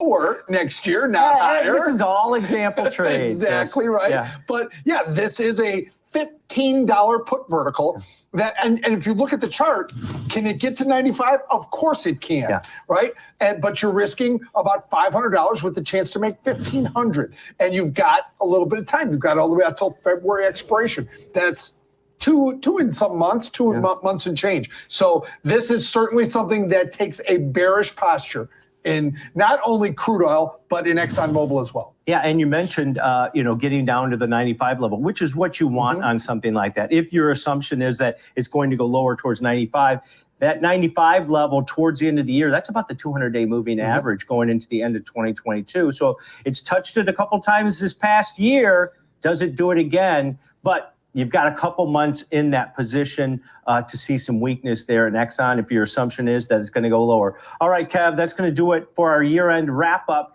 here on Fast Market. Had a great year here in 2022. Looking forward to 2023 with you, Kev. Everybody have a great day.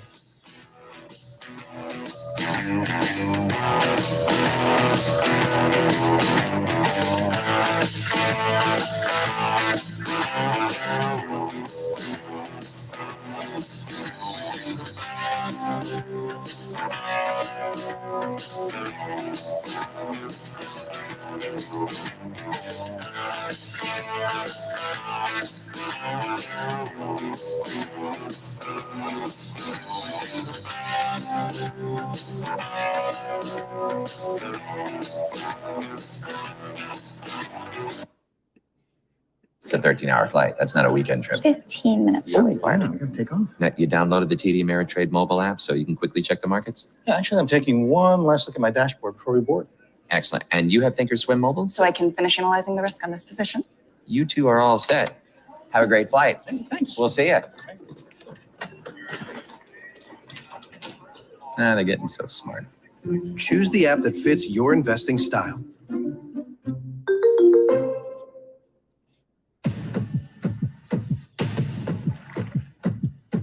Feel that?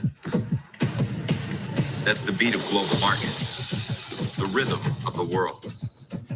For most, the cadence of today. To us, the pace of tomorrow. It's people and machines uncovering opportunity. Cloud computing providing endless capacity. Blockchain making transactions safer and faster. New markets born where they weren't before. With ingenuity, technologies, and markets expertise, we create the possible. And when you do that, you don't chase the pace of tomorrow. You set it.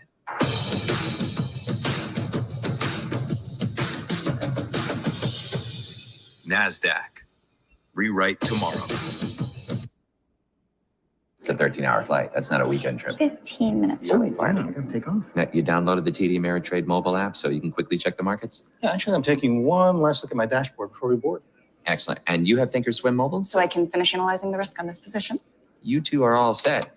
Have a great flight. Hey, thanks. We'll see you. They're getting so smart. Choose the app that fits your investing style.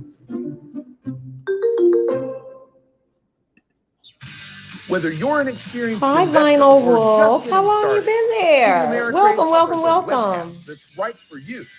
Oh, The so you platform saw demo the webcast interview series is designed with to help you broaden your knowledge with Stephanie tools and resources Rashida? Oh no, with TD Tracy. Ameritrade. You'll learn tips and tricks to help Oh, navigate yeah, we're here live TDAmeritrade.com, trading Thinkorswim, most and days of the mobile-based week. platforms. Most days, Best of all, I'm you here can all ask day. questions by So welcome, chatting welcome, welcome. Don't directly forget, with like, an education subscribe, coach. share the It's channel with your interactive friends. learning at its So finest. most of us Tune in that live have or traded watch have either on gotten out of demand. our morning Head over trades. to Like I just finished up my TDAmeritrade.com/webcast morning trade at and start learning QQQ. today. Frank traded QQQ. Johnny, I think, did gold.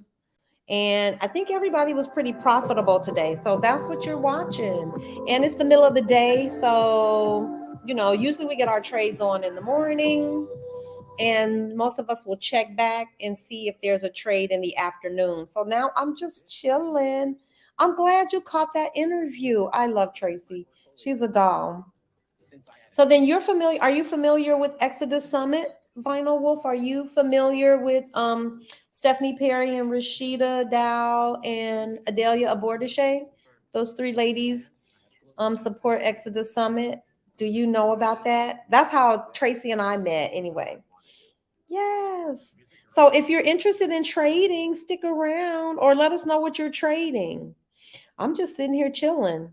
Matter of fact, I was about to take care of some business. What was I about to do? Oh, just put up a new video. So if you're trading something, drop it in the chat. Let us know what you're trading. You can see what I'm trading. I trade QQQ every day. Same thing. Same beast. And I'm hoping now she's at 262. I need her to get up to 265. So she's at 262.06. This is all beautiful. I need her to get up to 265 today for my calls. I had 3 puts and 3 calls. My puts got profitable pretty early, so I cashed those out. I had these 3 calls I was swinging from last week. And so now I'm just waiting for those things to get profitable. Yeah, you're Exodus. Okay, nice, nice. No, hey, but what's going on? Yes, I know we were in class together. I love your channel. I love the way you shoot. You're a beast. You see what I'm doing? No editing. I had to find a way to make this thing work for me. And this is how it works. I don't mind being live.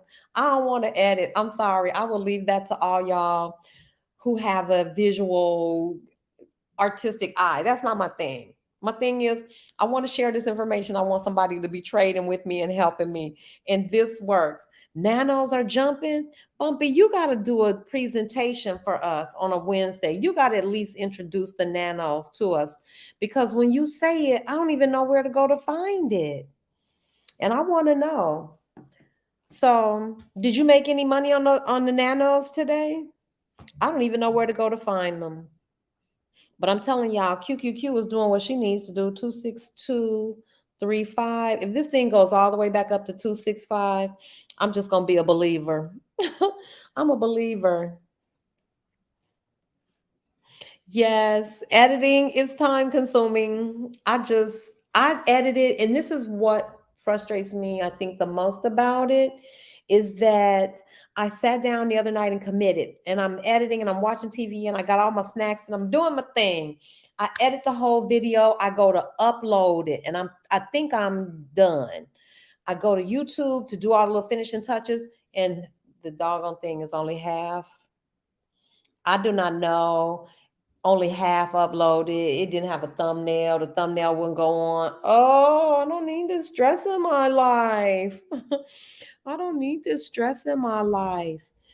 Bumpy, you're going to have to show us where the nanos are because we don't know. So, no, I do not like editing. I wish I could just pay somebody to edit, but then, why pay somebody for something I could do? So here, yep, sis, this is my workaround. My workaround is we just go live. Just come on in, everybody. Pull up a chair, stay as long as you like. And that's the forum for this, for my live. People drop in and drop out. I'm here trading. If somebody has a question, they can ask a question. It's just like the teachers at her desk. And so people come in and out during the day. Bumpy, please do us a favor and present nanos to us on a Wednesday night.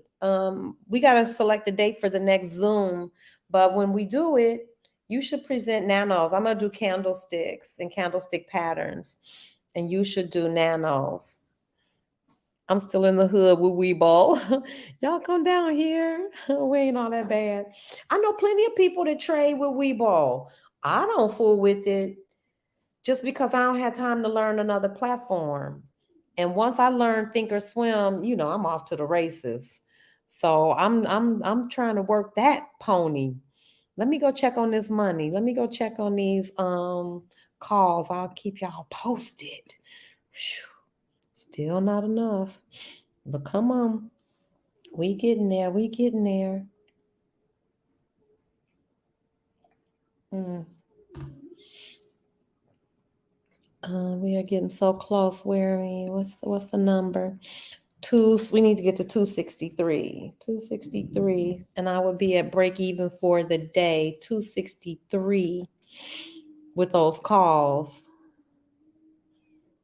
We need to make 68 more bucks.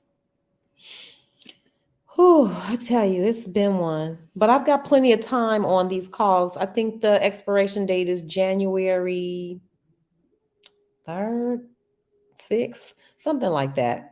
It's coming up. It's coming up. It's coming up. Bumpy, I would be honored to share. Now, mind you, Wednesday is my edible night. I'm done with you.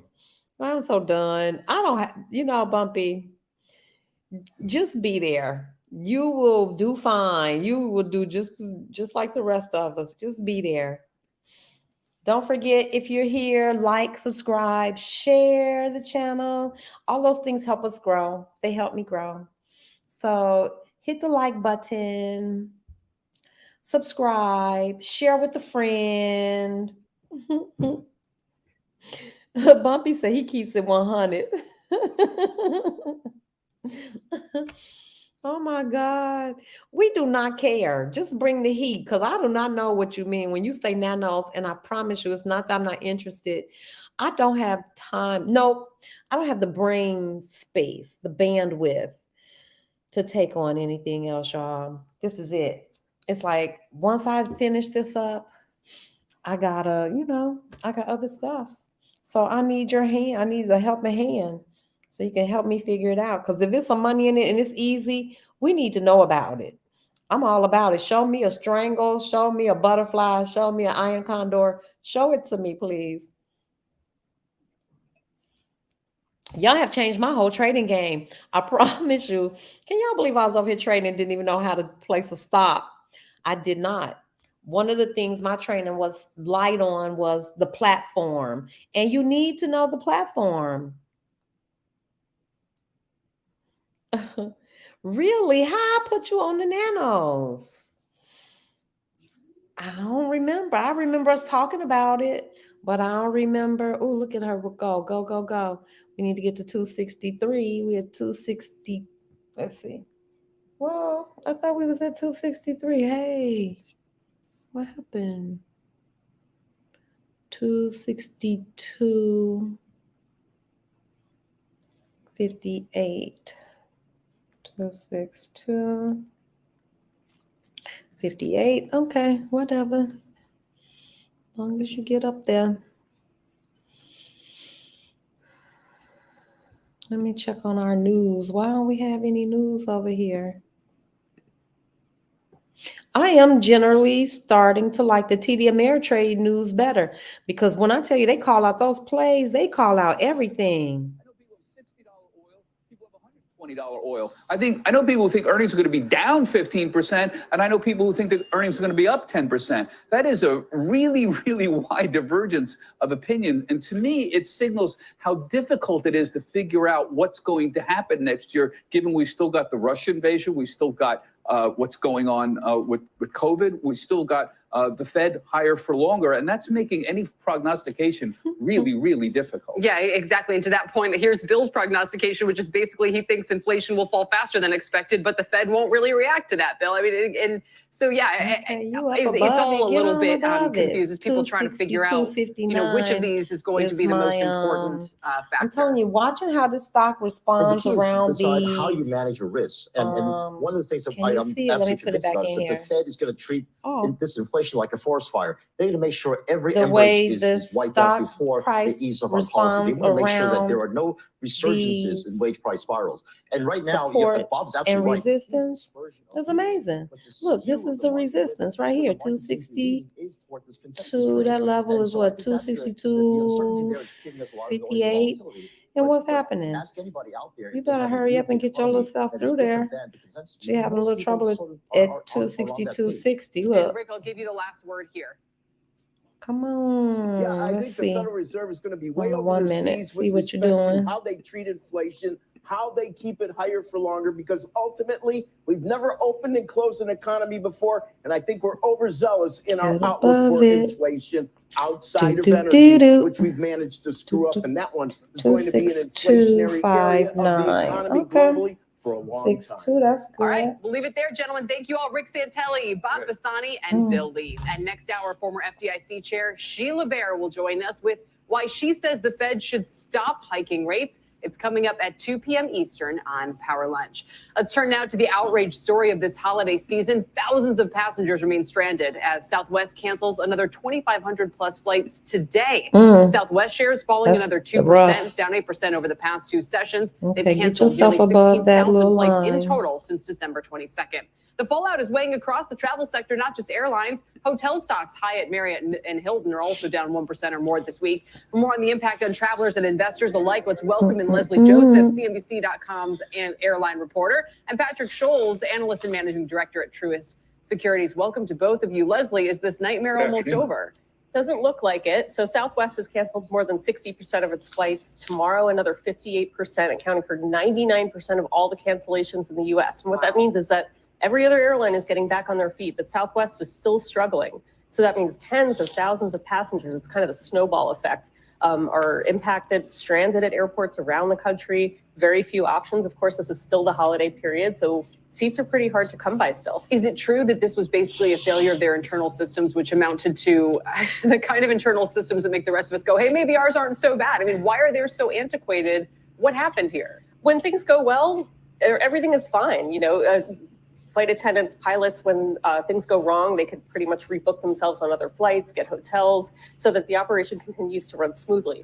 An issue of this magnitude, the system could not handle. You had pilots and flight attendants, crew members calling in, kind of like, in 1985, all of a sudden, with waiting on hold for hours at a time. I mean, we all used to have to, book tickets on over the phone and things like that. But and that added to the problem. Should they, and again, not that to put this on you, but should they have gotten ahead of this though? And should the CEO be more accountable for systems that were nowhere near ready for a holiday season that we knew? We talked to Transportation Secretary Buttigieg before this week because everybody looked at the weather and said, gee, looks like it's going to be a bad one. Hope they're ready. Not that Southwest can upgrade at the last second, but it sounds like they were way unprepared for a storm that we knew was coming and the potential for having to do all of this very kind of rebooking. They're very behind with IT investments, and this is going to be a big priority for them going forward. There's no margin for error. When something goes wrong, and we found this out in the summer when there were thunderstorms, it's one little thing that kicks it off, and then it just kind of cascades, and then you have hundreds of thousands of travelers with very little recourse. We have very weak rules in this country for when things go wrong, what customers are entitled to. Right, and we see, and I don't know if they can do this, but some people in the administration, Senator Blumenthal, were saying, you got to talk to me about that multiple thing. Do we have the systems that so could the nanos are like more inexpensive ways to get in the game, kind of like my IWM. Competitor. If I was Russell 2000, I like IWM because you can get contracts that aren't as expensive. 270. The other airlines encouraging people, just check it. 6276. That stuff is piling up at airports Get around up the country. there. So the photos, great point. Patrick, you actually had an interesting take on this, which is that, listen, stranded travelers have to stay somewhere, don't they, in those hotel stocks that you cover? Yeah, absolutely right. And as Leslie mentioned, you're stuck at the airports. You may be staying at a hotel for a couple days, and Southwest may be paying for it. Or if you're at a resort, I'm actually out here in Vail, Colorado, and the skiing is fantastic. People might want to add a few more days onto their trip. So historically, we've seen these types of issues be a net benefit for the hotels, surprisingly. Yeah, so they're down a little bit now, but maybe they actually, like you said, get a boost on Southwest time. Let's turn and talk about COVID now, because the return of these Chinese travelers was supposed to be a big boost to the global industry. But what if it just ends up spreading COVID more quickly again? Patrick, do you want to comment on this? I told you about IWM because that's my, I think IWM stands for with the travel industry, especially I hotel want stocks, money. the one major market. That's my I want money stock. I don't know what it really stands for, but that's how I use it. I want money. I made some good money off IWM too. Only thing about it doesn't make as much money as you can make with QQQ and them. So, that's why I hang with QQQ. 26246. Hey, nobody asked you about that. Get yourself back up there. Up there.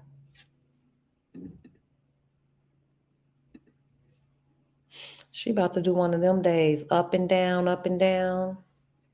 You can ride all the waves.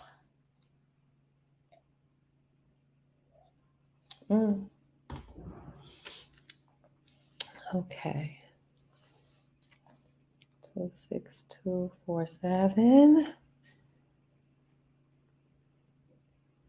That went up $2.50, basically.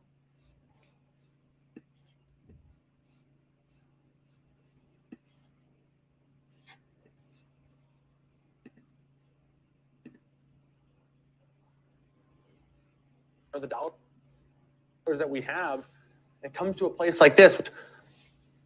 But also, trust has in many ways been broken, and the integrity is in question right now in digital assets. So there's not really much more to explore here. I think you did a good job of kind of highlighting the widely reported concerns with this space right now. But a name that is so much tied to the next generation of investors, a space that is still so revolutionary in many ways. I'm excited for what unfolds in the future, but there's certainly question marks here, Jenny. And for that reason, I'm going to say downvote. But a story that is very much maybe only in its early stages and possibly brighter days ahead, possibly colder weather as well. So only time will tell. Excited to talk retail, excited to talk energy. Me too. Lots of question marks ahead, I guess. We will dive forward with our 2F votes, those being, of course, retail and energy. With our chart master coming up next, Rick Ducat will join us to break down the technicals and all things to watch from this past year. Stick around. Next Gen Investing. We'll be right back.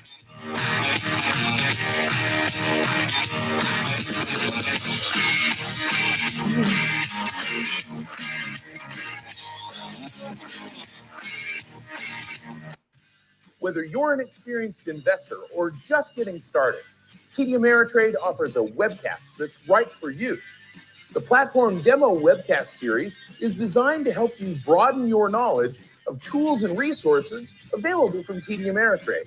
You'll learn tips and tricks to help Anybody navigate else watching this? Look, TDAmeritrade.com, struggling right here and at this, mobile-based trying to get above it. Let me Best look of at it all, on the you 3. can ask questions by chatting directly with an education coach. It's interactive learning at its finest. Look, Tune reject. in live or watch on demand. Head over to tdameritrade.com/webcast and start learning today. Went all the way up to it. Reject it. Thinkorswim by TD Ameritrade is more than a trading platform. It's an entire trading experience. With innovation that lets you customize interfaces, charts, and orders to your style of trading. Personalized education to expand your perspective and a dedicated You gotta trade get your desk of Thinkorswim expert-level on. support. It's time. It's push you to time. be even But I better. understand. Remember, just I might told change you I how was you that trade chick. I was sitting on the sidelines. I knew everything. I watched all the videos, all of the stuff, and I would not place a trade. I was scared to place a trade. Just I don't know. Something mentally was like, nah, don't do it. Don't do it. Don't do it. Until I finally just bit the bullet and went in. So yeah. Let's do our Thinkorswim thing and New York Stock Exchange new location with access to the biggest newsmakers. only Weeball has the nanos. You're gonna have to sit with me when we do our when we do our Zoom. I need you to show it to me because that way we'll be able to see. You know how we tried to do it before and we were sharing screens. That's not gonna work. You've got your computer now. I can set you. We do a Zoom call. We will be able to see each other very clearly. You'll be able to see me better than you can even see me on this live. And then that way you can show me exactly what you're talking about with these nanos so I can get in the game. I want to know. Okay, so keep going. Next Gen Investing, our look back at the year that was in 2022. Come on, you stuck in between these two. Let's go, ma'am. Up. We need to get to 263. Here today, and so we're looking at energy and we're looking We at need retail. to get back Let's start with up energy. above there. To me, this is the story. I mean, because it all ties down to inflation. If you had to sum up 2022, I think in one word, it would be inflation. And energy might be the place that's best expressed. Yeah, and to me, to even go a step further, if you had to define outperformance this year, the name that comes to mind first and foremost is Occidental Petroleum. Part of that is because it's tied to energy, of course. Part of that is because Warren Buffett has taken a particular interest in this name. So now, here to tell us more on the technicals for this past year in Occidental is Rick Ducat, our chart master. So Rick, Occidental is one of these names that every quarter I have looked at some of the best performers and has consistently been the best performer, if not one of the best performers. So curious what you're seeing here from the chart. Well, it's been a big year for this company. We've had an uptrend that's been in play for much of the year, as you can see from this white dashed line going across the lows. And it's been somewhat modest, but we have been consistently plugging away, making higher lows each time. And that's kind of in conflict with our shorter term downward trend in this blue dashed line here that's been since over the past maybe month and a half or so. We saw very high volume in the beginning of the year when we had the start of the war between Russia and Ukraine here. So that was a major catalyst for this and other energy companies in general here. We chose to include not only volume, but also volume profile on this chart. Volume tells us when trading took place. Volume profile shows us where trading took place, at what particular price levels. Ooh. And spikes in volume profile are known as nodes. So I highlighted several of the nodes here. You can see these are areas where price spent a lot of time. That was an area of high conviction among traders.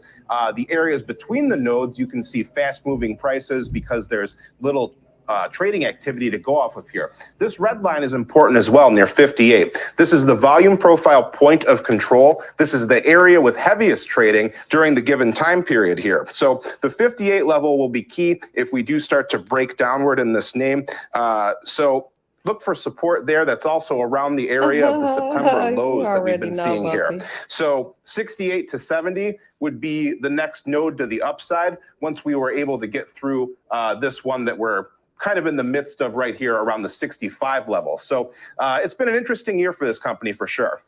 No doubt. It's often one that's tied in, Rick, with the crude oil trade, which of course we know is the most reported and widely watched commodity within energy. But it's really been a year of kind of excitement for natural gas as well. It has not been limited to gasoline. It has not been limited to crude oil, but also natural gas. And I thought an interesting company, and you got your eyes on it as well here, is EQT, sort of one of the few pure natural gas plays within the S&P 500.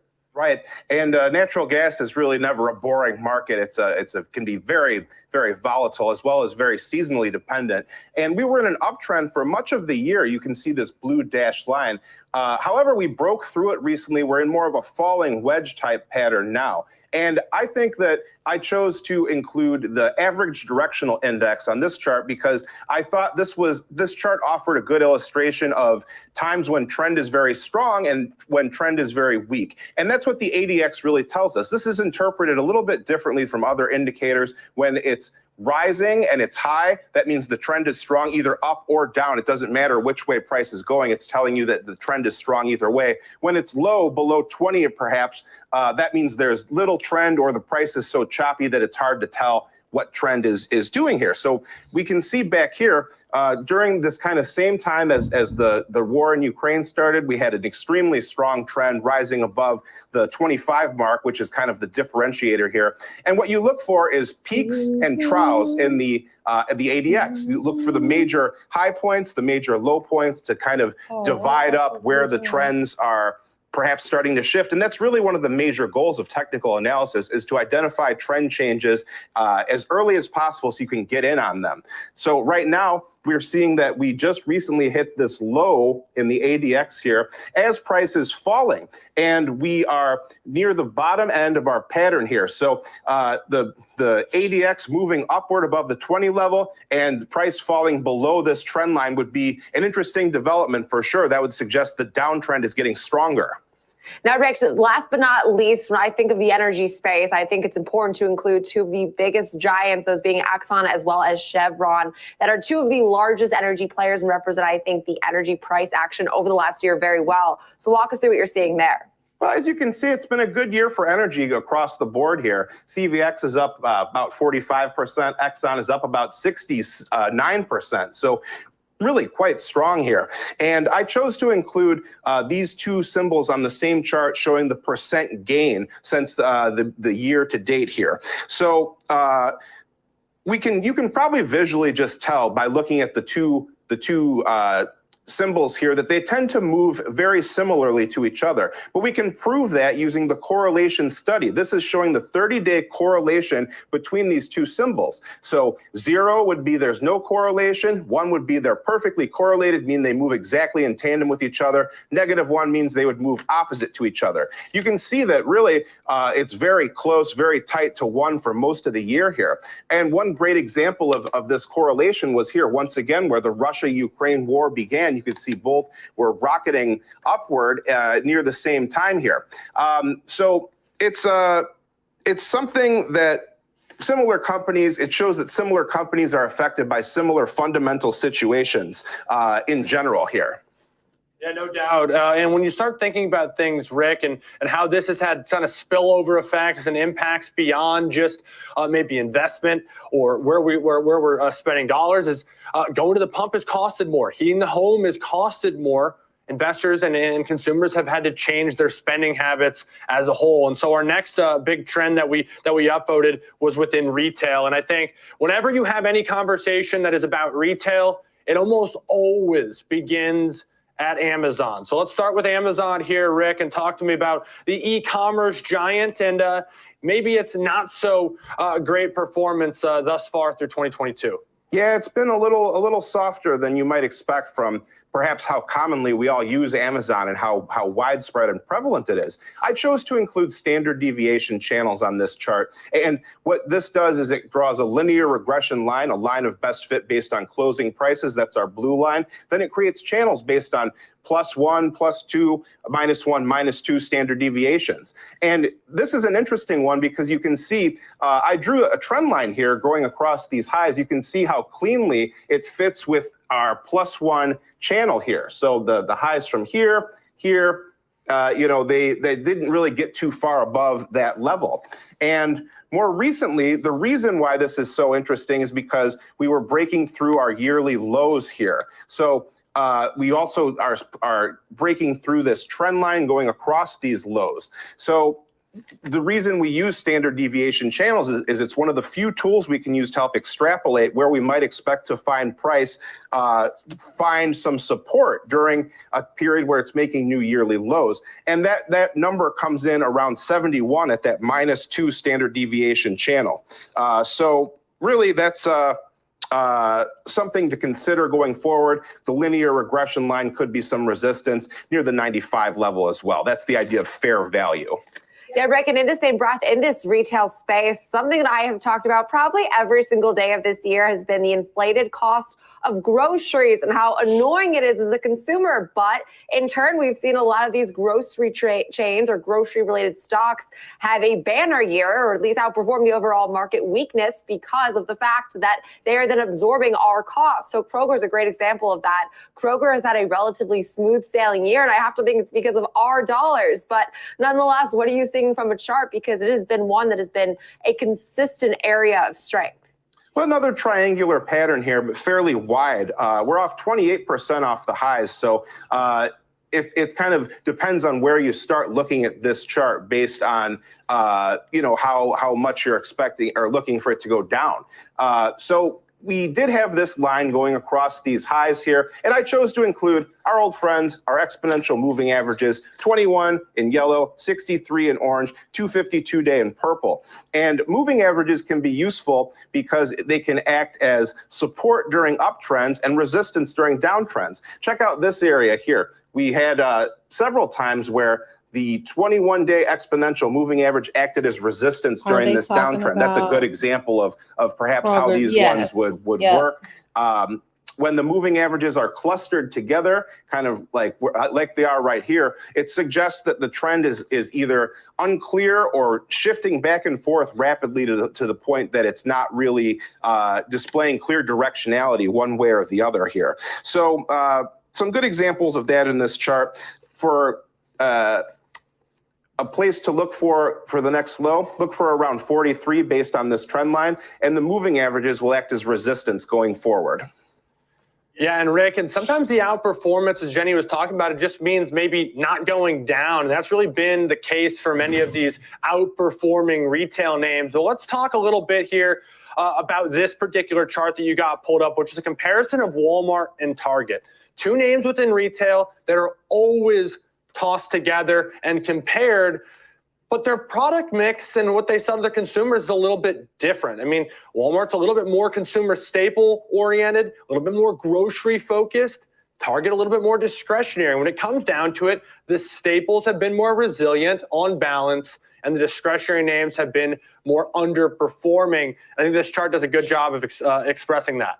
Yeah, Walmart is only down about 0.2% on the year, suggesting that it is indeed a more defensive name because Target, perhaps a little more high end, a little more, luxury. The home and garden section, Rick. There you go. Yeah. Target is down almost 39% on the year here. So that was a pretty big disparity between two companies that at first glance you might think are fairly similar, especially because look at how close they were trading with each other earlier in the year. Then we had Walmart report earnings and Target both kind of bombed there. And we can see that they moved very closely in tandem once again, based on our correlation study. But you can see that since then, they've kind of diverged apart from each other. They're much closer to the zero line here, which suggests there's not a strong correlation between them at all right now. So interesting divergence between these two companies.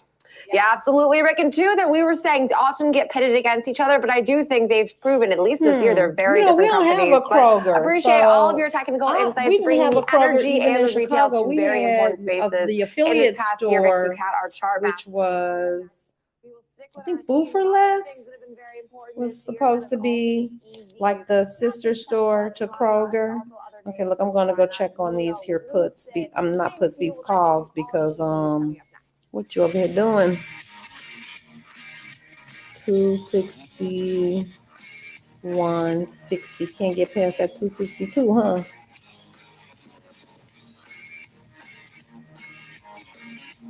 Many option traders tend to focus on price and direction, but implied volatility can also be a big factor in options trades. In the Options for Volatility course, we explore what implied volatility is and how it could potentially affect the price of an option. For example, let's say an option trader wants to take a bearish position on a stock, but isn't sure whether to buy a put or sell a call. Both strategies are bearish, but looking beyond direction to consider the impact of implied volatility could help the trader choose between them. We also introduce strategies designed to harness changes in implied volatility. For instance, time spreads like counters and diagonals are designed to benefit from increases in implied volatility. Iron condors, on the other hand, are designed to benefit from falling implied volatility. After learning about the strategies, you can take the final assessment to test your knowledge. Head to the Education tab on Thinkorswim for the full Options for Volatility course and a whole lot more. TD Ameritrade Network has arrived on the floor of the New York Stock Exchange new location with access to the biggest newsmakers in Wall Street, bringing you in-depth market coverage and real-time trade ideas. Do not miss our exclusive interviews with CEOs, bell ringers, traders, and stock pickers, keeping you informed as you navigate your investments. Don't miss Trading 360 at 11 a.m. Eastern and the watch list at 2 p.m. Eastern, live from the New York Stock Exchange, only on the TD Ameritrade Network. Opportunities can be hard to find, like catching lightning in a bottle. In uncertain times, it's tempting to retreat or simply wait and see. At CME Group, we empower those who act. We deliver tools to help manage risk and capture opportunities in every market climate, across every major asset class, to seize each possibility at precisely the right moment. CME Group, opportunity is everywhere.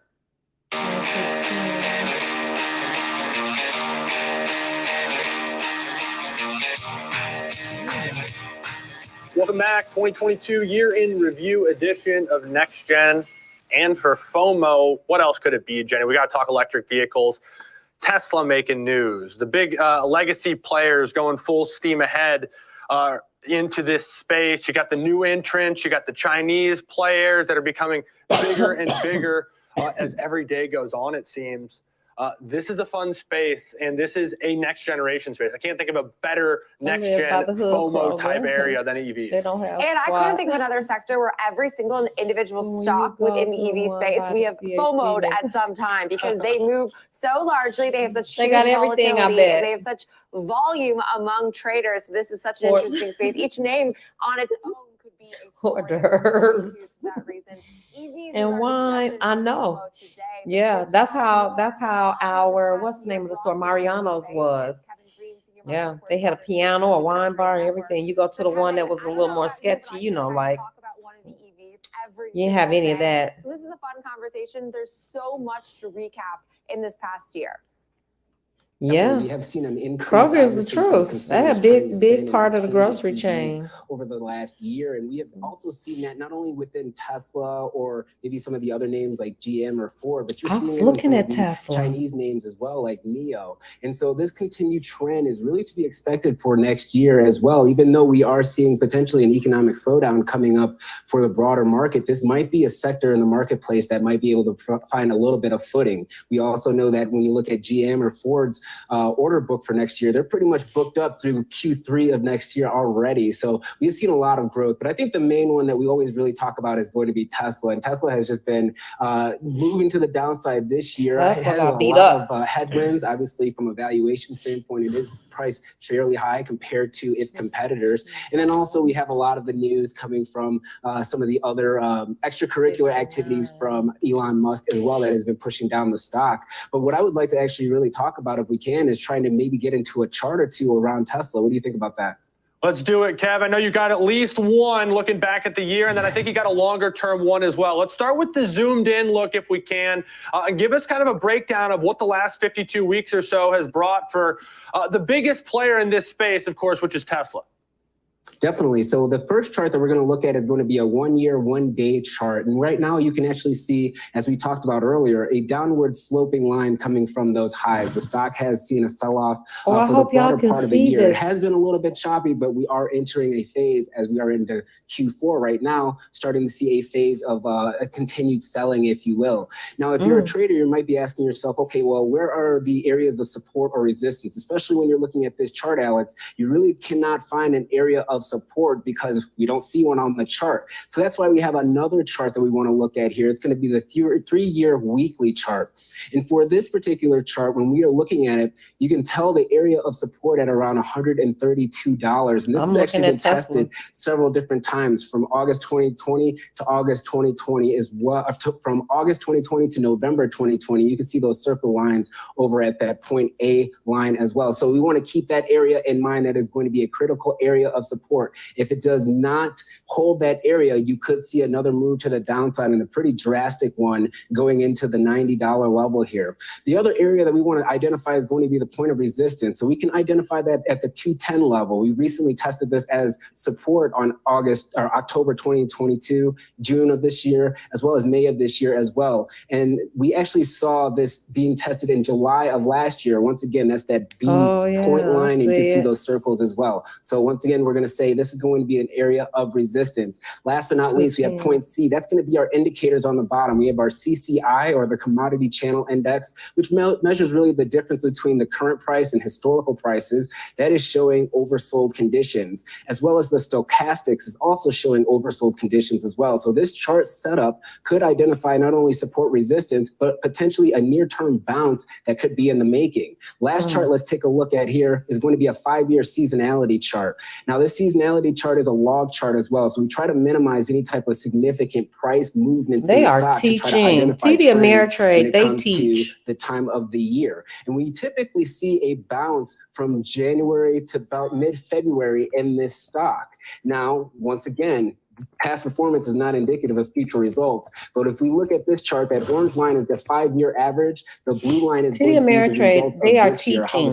If you listen to them, you can't help but pick up some of the stuff. Case for a potential near-term bounce in Tesla. But overall, Alex and Jenny, as you know, the market is based on price and volume. And that's what's going to really make price. And so we got to see what's going to happen for the remainder of this year, as well as going into 2023.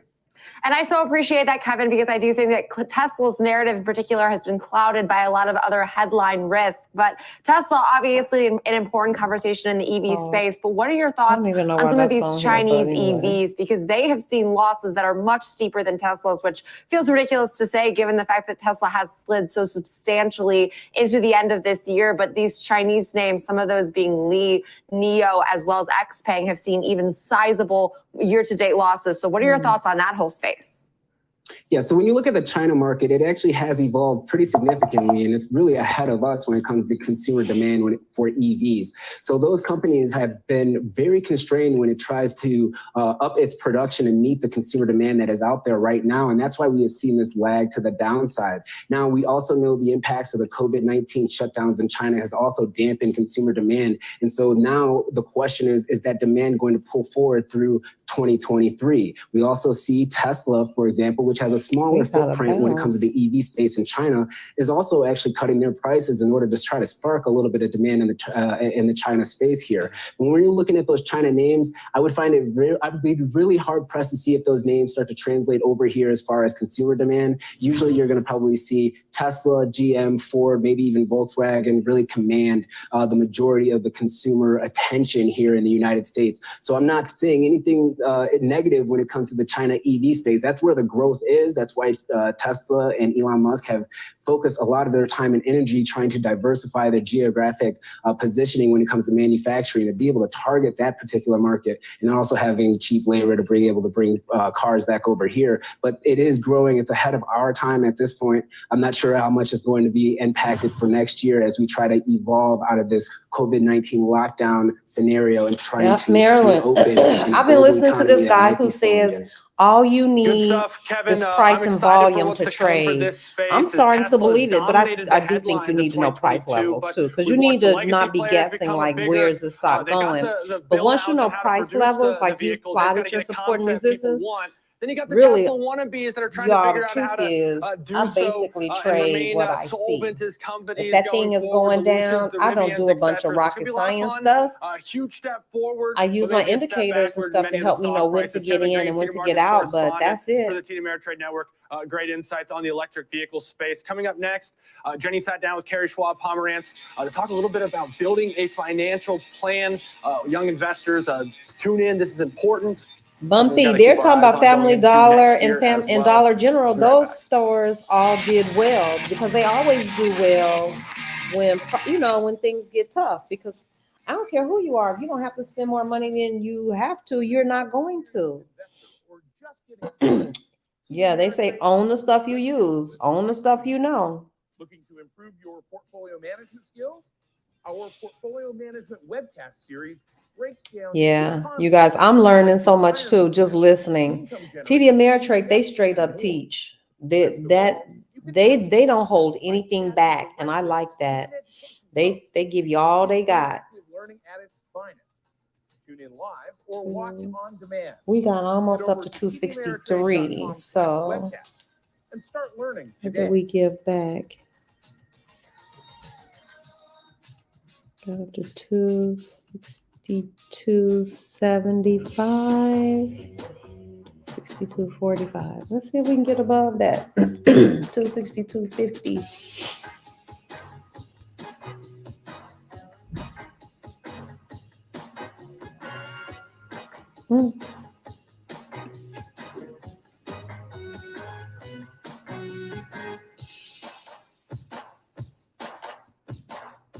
You Skippy like peanut butter. I remember something you said made all the sense in the world. If you own an iPhone, you should be investing with them to get your money back.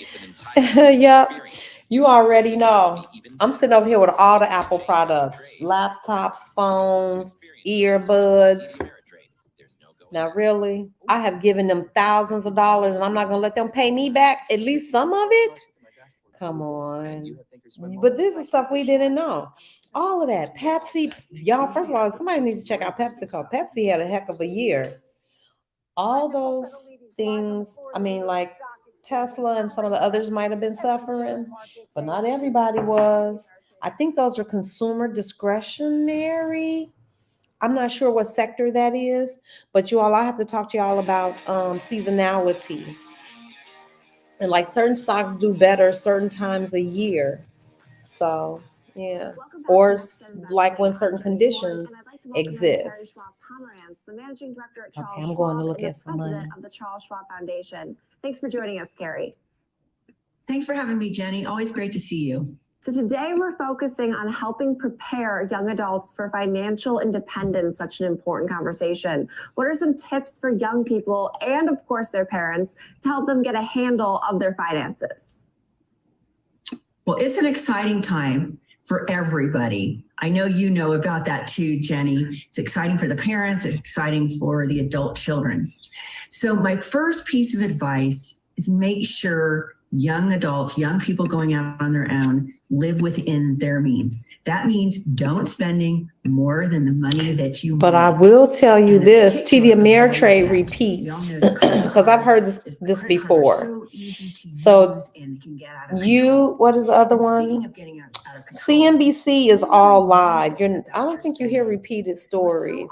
You might hear the same topic, but it's not the exact same recorded piece. This is a recorded piece, so there you have it. They give you good information, but they will give you a recording. All right, I am going to run over, take care of some stuff. I'll be right back.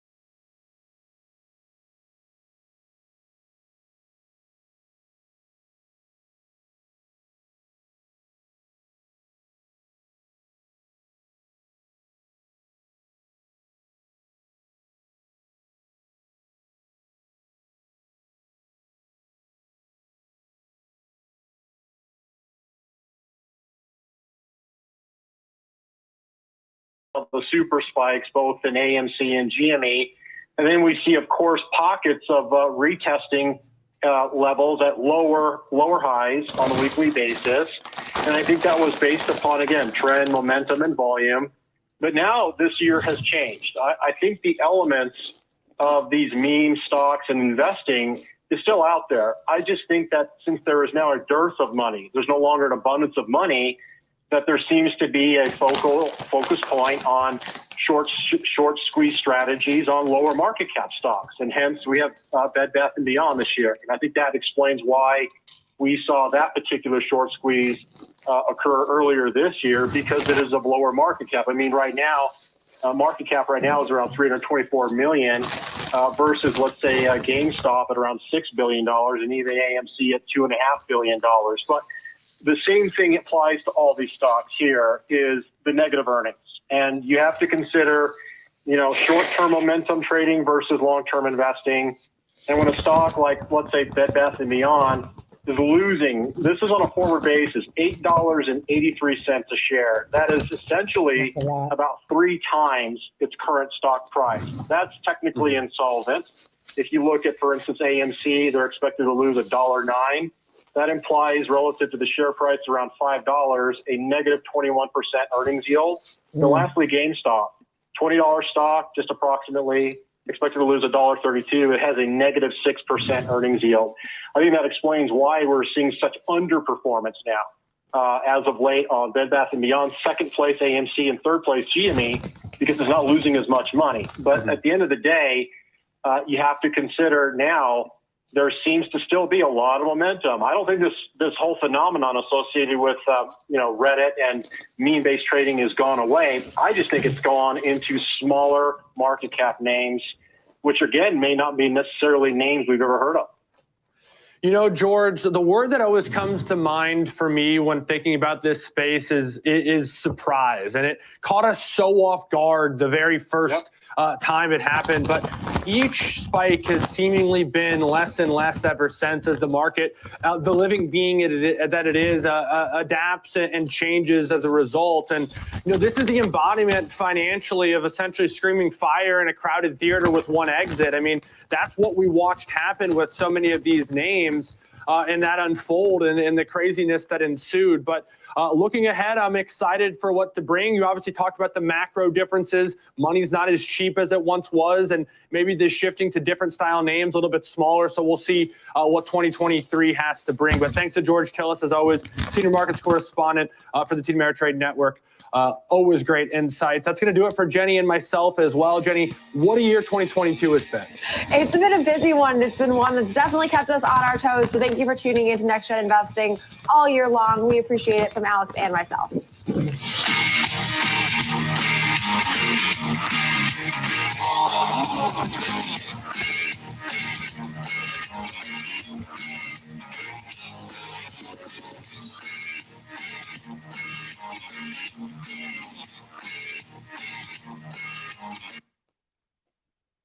It's a 13-hour flight. That's not a weekend trip. 15 minutes. Wow, I'm going to take off. Now, you downloaded the TD Ameritrade mobile app so you can quickly check the markets? Yeah, actually, I'm taking one last look at my dashboard before we board. Excellent. And you have Thinkorswim mobile? So I can finish analyzing the risk on this position. You two are all set. Have a great flight. Hey, thanks. We'll see you. They're getting so smart. Choose the app that fits your investing style. Whether you're an experienced investor or just getting started, TD Ameritrade offers a webcast that's right for you.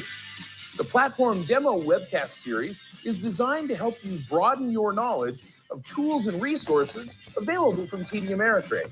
You'll learn tips and tricks to help navigate TDAmeritrade.com, Thinkorswim, and mobile-based platforms.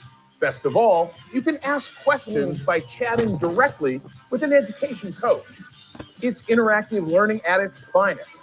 Tune in live or watch on demand. Head over to tdameritrade.com/webcasts and start learning today.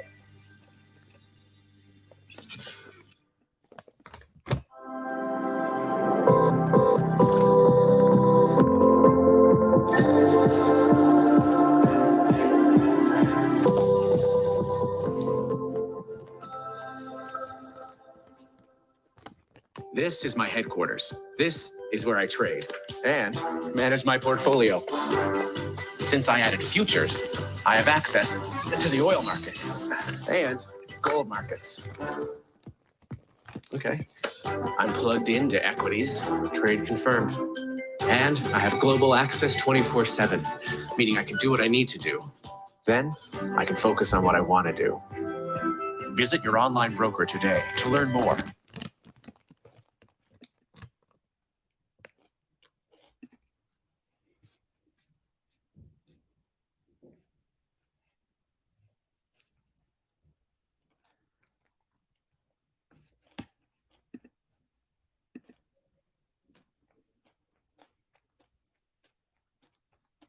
Paste upgrade. Signaling more companies are not currently solvent enough to repay their debts.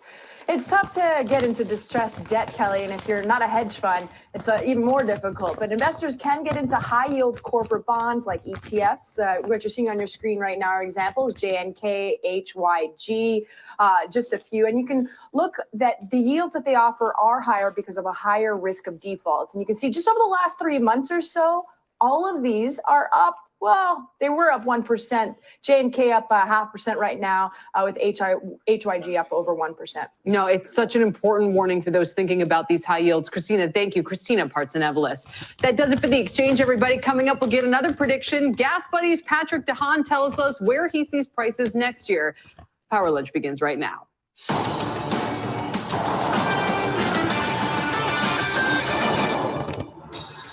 Power Lunch with Kelly Evans. Hi, everybody, and welcome to the program. Here's what's ahead. A winter freeze, but we're not talking about the weather. We're talking about home sales. Pending home sales down nearly 40% from only 1 year ago. That is the second lowest monthly reading in 20 years. So who is really to blame? Is it the Fed for raising rates, or is it the government for helping spike inflation, which forced the Fed's hand in the first place? Former FDIC Chair Sheila Bair is here on that, and why the Fed may need to pause sooner than later. That is all ahead right here in the next hour on Power Lunch. Well, let's find out how your money is doing at this hour. Kelly Evans, long time no see. Welcome, Brian. Thank you very much. Hi, everybody. Here's a quick look at stocks. We were down 315 at the lows for the Dow, or just under a 200-point decline, 0.2% drop for the Dow and S&P. The NASDAQ down about 0.85%. Now, according to Bespoke, if that decline holds, this will be the NASDAQ's worst December on record. Bond yields moving higher. That's been a headwind today. The yield on the 10-year sitting at 3.877 right now, highest since mid-November. And Apple off the lows of the session, but breaking some key technicals. It's just over 127 a share. It's a 30% drop this year, loss of $800 billion in market cap. And with Apple now looking down at a potential recession, investors want to know, what could the growth catalyst be in the new year? Steve Kovac joins us with those details. $3 trillion company 11 months ago, by the way. Wow. Yeah. So those Apple shares hitting that fresh lows again today, guys, and wrapping up what's likely going to be its worst year since 2008. iPhone production problems from COVID lockdowns and protests in China weighing on the stock this year, but some potential growth catalysts coming in the year ahead. Services, that's the important segment to watch in the coming months. And fintech actually is going to be the big one. Apple expected to launch its buy now, pay later service, Apple Pay Later, which will and then will also offer a high yield savings account for Apple Card customers. Meanwhile, advertising, that's another area we're expecting more from Apple. This year, they launched new App Store ads offering prime real estate on the homepage of the App Store. And Apple is likely to look to other surfaces across its platforms, like the Apple Maps app and Apple TV Plus for more ads. Now, over to the hardware side, though, Apple's a hardware company after all. The big question here, can iPhone demand hold into next quarter after missing all those shipments in time for the holidays this month? We'll have to wait a few more months to find out if Apple can pick up the slack. We're also expecting that long-rumored augmented reality headset. I know we keep talking about it in the second half of the year. That'd be the first major new product from Apple since the Apple Watch in 2015. But look, there's some more pockets of worry ahead. The dollar is expected to remain strong, at least for the first half of next year. And that hurts Apple's services business, and especially App Store spending, which has been falling. Apple blaming that on a drop in gaming sales, guys. I'm going to give a hot take here, Kelly Evans, and a challenge to you, Mr. I'm Kovac. ready. Let's do it. Because you said Apple's a hardware company, and it is. but they're increasingly becoming a soft. I'm going to issue a challenge to all of our I viewers. can't believe Steve uttered that phrase because usually he's telling me that they're a software company. Well, they're not a software company either. You know what they are? They are a subscription company now, and I'll tell you why. If you use Apple One, which is sort of their basket, that's $32 or $34 a month now. Let's say you have Apple iTunes Match, which I use to match my library. Then you've got Apple Cloud Storage. Yeah. Go through. I bet you many of our viewers are dropping $75 a month with Apple, and they don't even think about it. But you just No, Brian, you missed something there too. It's not just the Apple But services. she's saying no, and you're saying no, but in a different way. I'm saying no. I'm saying yes, and how about that? I'm saying yes, and it's always a yes. Yes, it's a yes, and thank you. There are these other subscriptions that you get through the App Store. So if you subscribe to Hulu, for example, or Disney Plus, yes, that's also within, and Apple takes a slice of all those. So when you go into that subscriptions tab, like you were saying, That's it. But I mean the what? So thank you, but also the ones that only go to Apple. Correct. And let's say your kids, they buy or rent 2 movies a month. That's what you're at $75 to $100 maybe a month with Apple, and that's that. Someone's speaking from personal experience. That kind of recurring revenue. Is going to be maybe a big new business. And look, this is why we always hear Apple talk about, we have 300 some odd, I can't remember the number off the top of my head, 300 some odd million subscriptions. Those aren't all pure Apple subscriptions like Apple One. Those include those other third parties, because look, Apple's whole thesis around the App Store and around these services, we get a slice of all the economic activity that happens on the phone. And so that's what they've been doing. They've been squeezing more and more, $75 a month, $80 a month, whatever it is, more revenue per user out of the iPhone. That's been the iPhone or the iOS story for the last 5 or 6 years. She's old school. She's got Baby Einstein VHS tapes at home. No.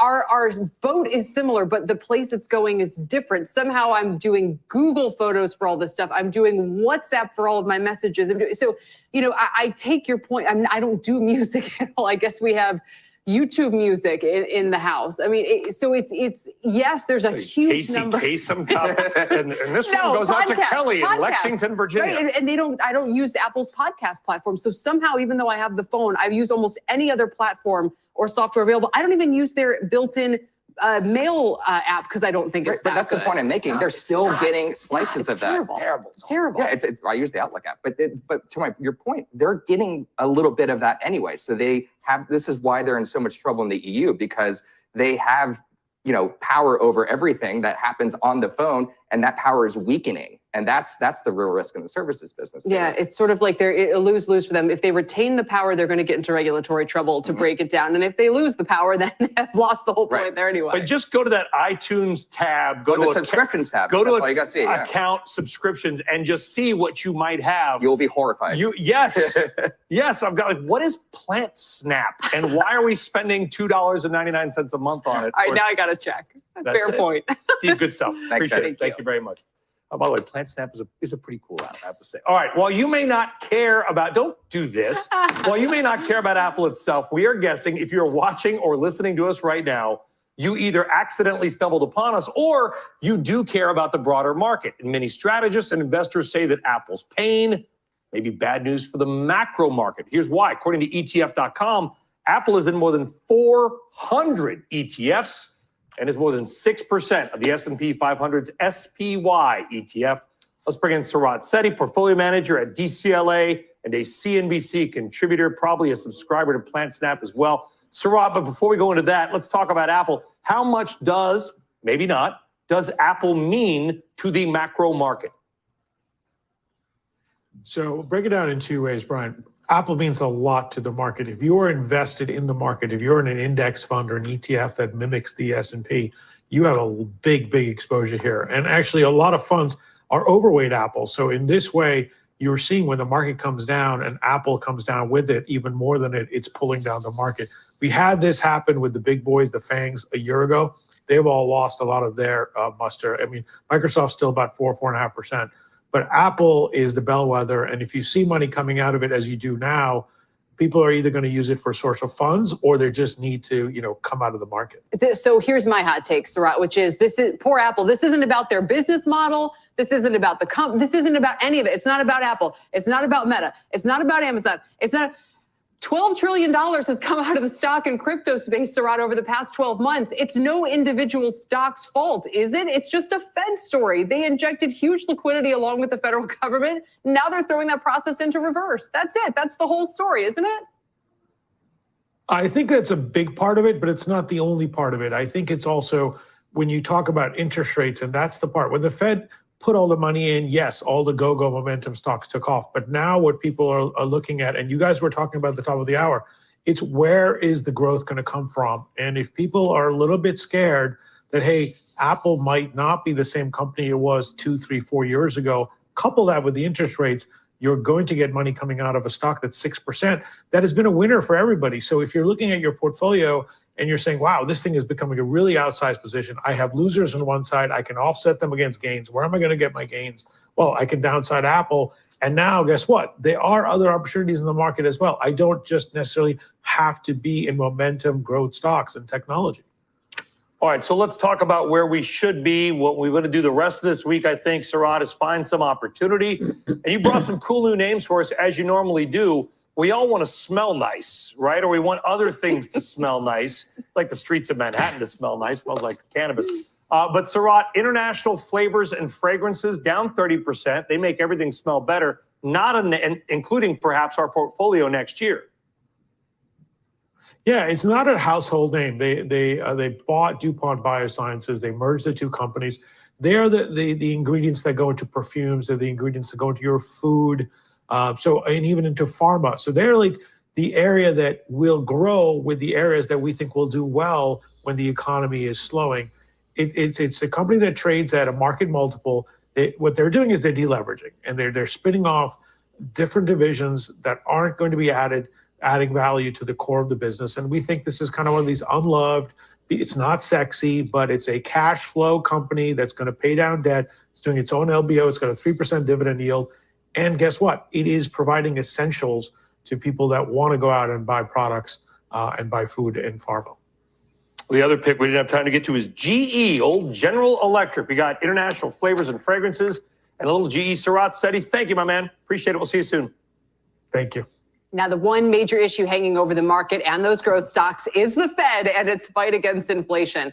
Our next guest says it's time for the central bank to take a pause and assess the impact of rate hikes. Here to explain is Sheila Bair, the former chair of the FDIC. She's also founding director of the Volcker Alliance. Sheila, it's great to see you again. Welcome back. Thanks for having me, Kelly. Nice to see you. I appreciate that you are just coming right out and saying they should stop hiking now. What gives you the confidence to say that that's the right thing to do here? Yeah.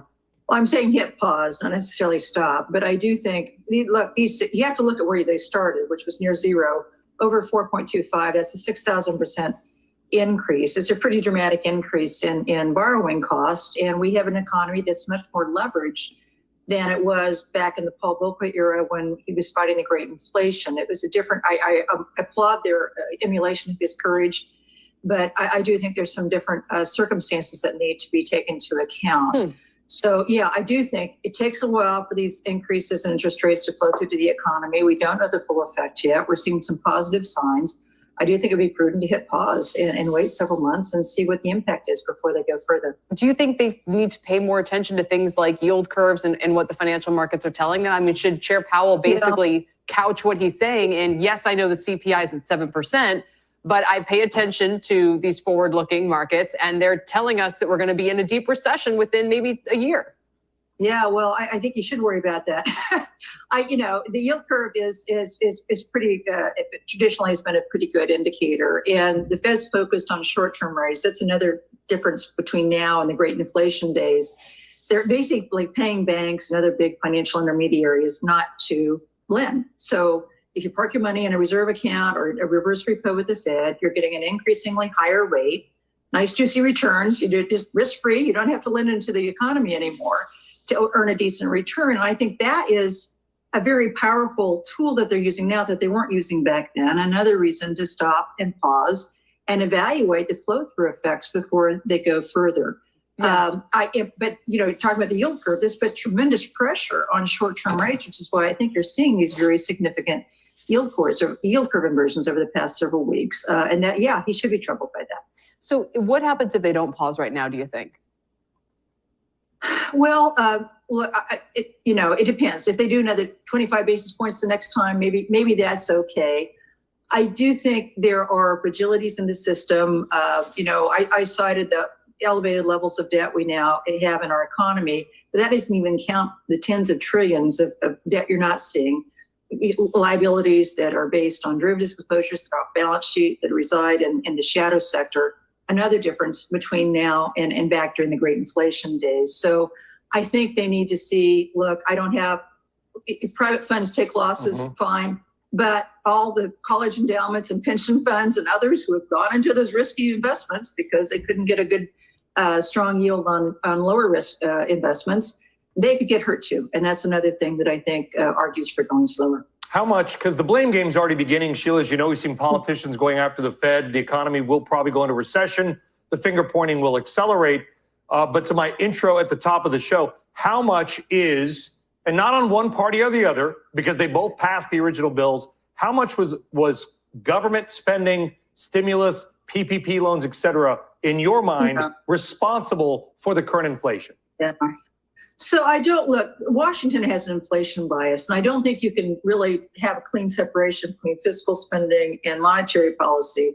The Fed bought trillions and trillions of federal debt. They monetized that debt. They don't say they did, but they really in fact did, to feed all of that deficit spending that, yes, fed into inflation. So I don't think you can separate the two. Look, everybody wants to be a crowd pleaser, make it cheap to borrow, spend money, increase more subsidies, forgive student debt.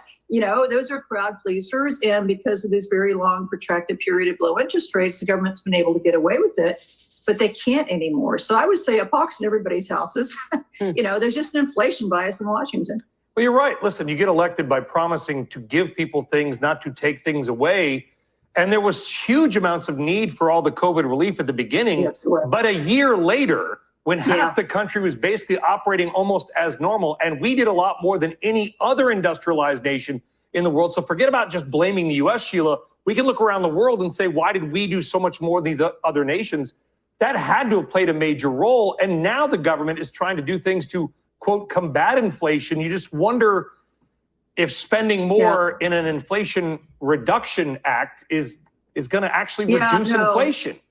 Right. So that's right. So the Washington still isn't showing much restraint in they're spending more. Let's spend more to combat the problem that spending more created.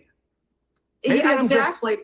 No, I'm not disagreeing with you, but I think there are things that don't cost money that do to help with inflation now. Housing inflation. I was watching your show earlier.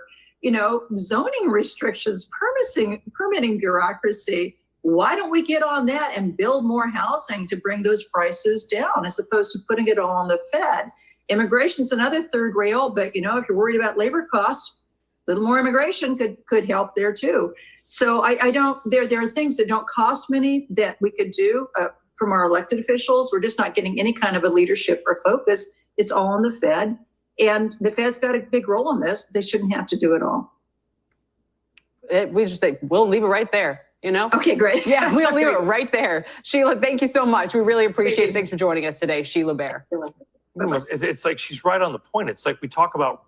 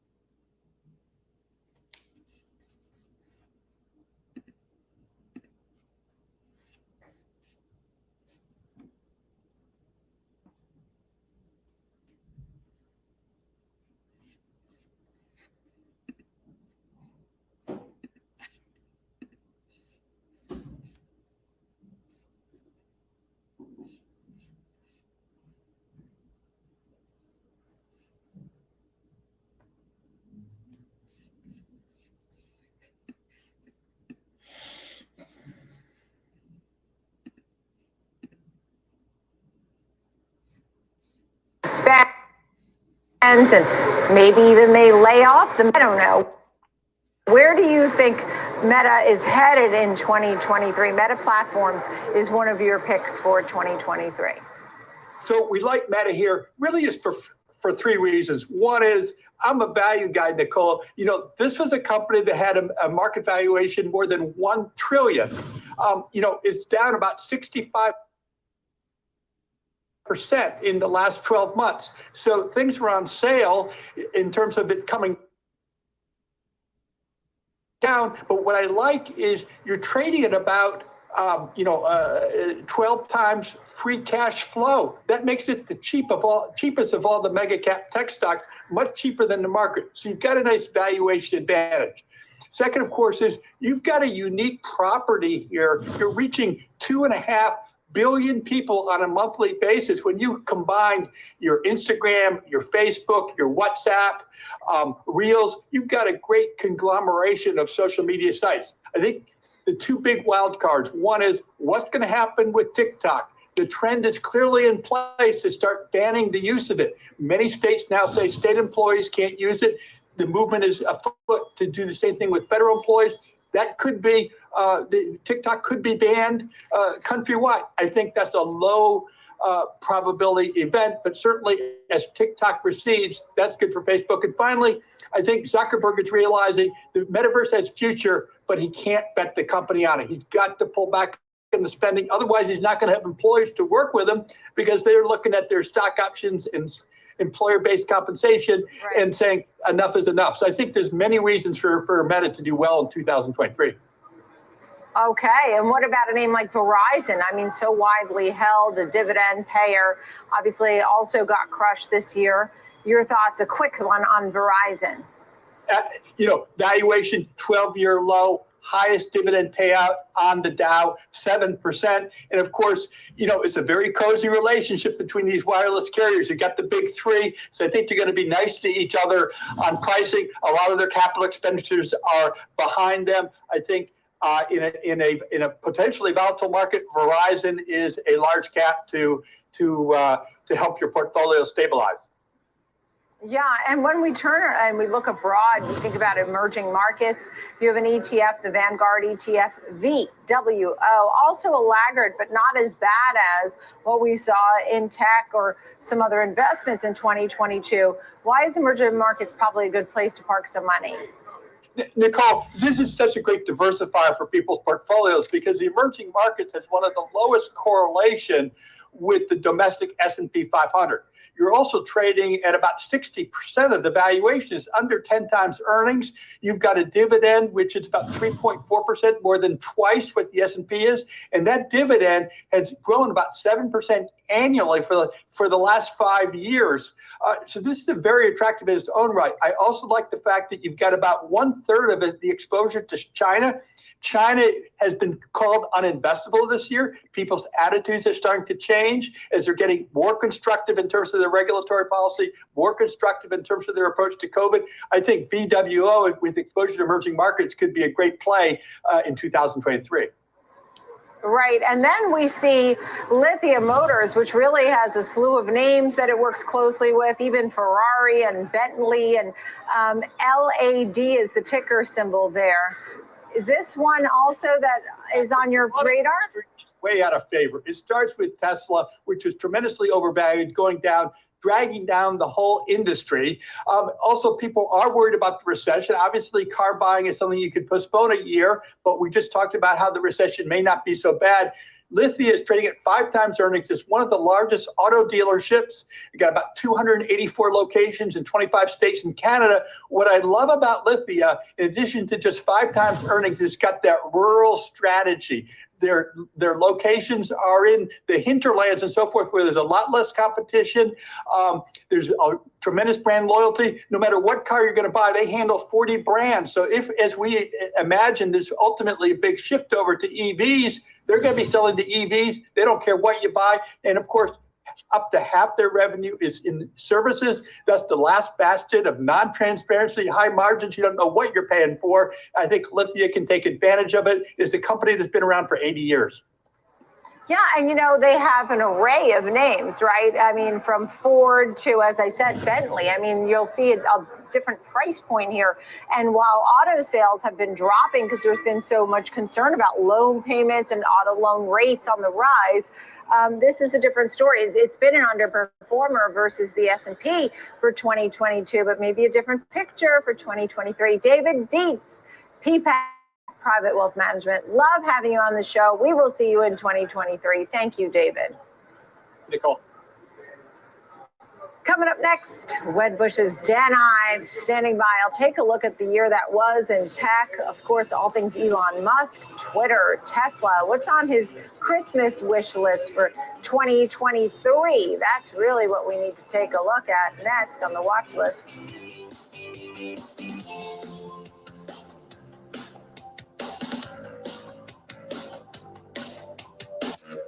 Whether you're an experienced investor or just getting started, TD Ameritrade offers a webcast that's right for you. Are you an active trader? Our Active Trading webcast series is designed to help you develop a deeper understanding of technical analysis, options, futures, and more. Best of all, you can ask questions by chatting directly with an education coach. It's interactive learning at its finest. Tune in live or watch on demand. Head over to tdameritrade.com/webcast and start learning today.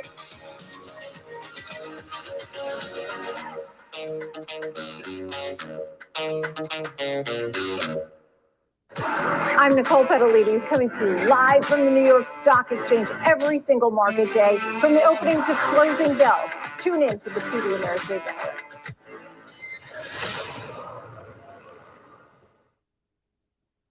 When traders tell us how to make Thinkorswim even better, we listen. Like Jack. He wanted a streamlined version he could access anywhere, no download necessary.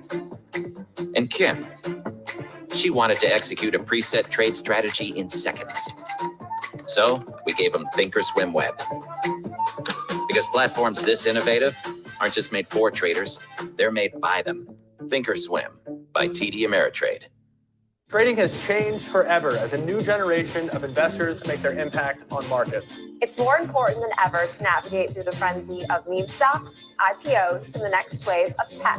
And that's where we come in, discussing strategies and example trades on trending names.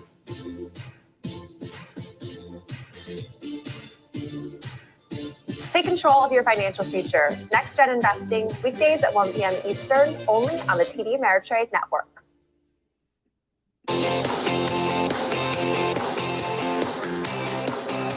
Welcome back to the watch list. I'm Nicole Petalides at the New York Stock Exchange. Thanks for being with us.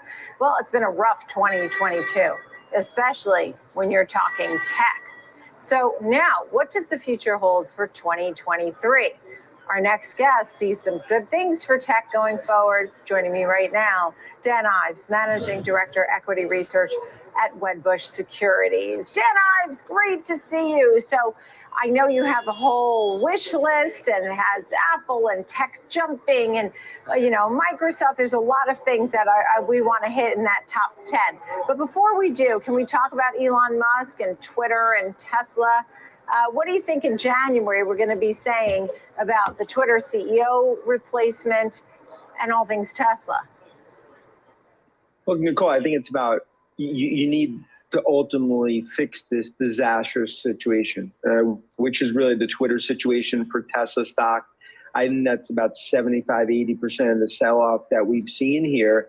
And you need a CEO that's not just a figurehead, not just a yes person, someone that I think has street credibility, and ultimately Musk could take some sort of step back from Twitter.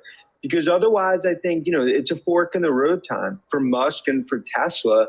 If this situation is not averted, that's really a twilight zone that continues to, ultimately go on and on. Well, let me ask you this. 2 questions. The first is Elon Musk said he wasn't going to be selling more shares of Tesla, and then we found out, in fact, that he did, and then Tesla basically moved to more than 2-year lows at the end of 2022. So here are my 2 questions. 1, will he sell more shares of Tesla? And 2, will he sell Twitter in the next 12 to 18 months? and flip it? Well, first off, I mean, it's the boy that cried wolf. So anytime Musk says he's done, you can't believe him just because he's just continued to sell more and more. And I think, just given the red ink at Twitter, that's the worry, that he's going to have to sell more and more Tesla stock. And that's really this spider web that ultimately continues to happen. And unless he gets other partners, investors, that come into the Twitter situation, I think that ultimately is the biggest black cloud over the Tesla story. In terms of selling Twitter, I mean, look, Twitter today, we believe is probably worth 10, 12, maybe max 15 billion, and he paid 44 billion. So, this is going to be his problem, at least for the foreseeable future. And it just comes down to, it's going to go down as, in our opinion, the most overpaid M&A transaction in the history of tech. Yeah, I mean, it's painful. When you were saying 10 billion, I was thinking 44 billion, and that's a lot of billions in between. Let's turn our attention to 2023, because tech obviously had a terrible time. We saw bear market territory. We saw many names down not only 30%, but 40, 50, 60, 70% for many names. Why don't we go through your list quickly, and then we could break it down. I mean, the first few, you have the M&A, lots of it. The new CEO of Twitter, Microsoft moves forward with the Activision deal, and clear the decks for 2023, where rip off the Band-Aid, give some better guidance, get real in tech.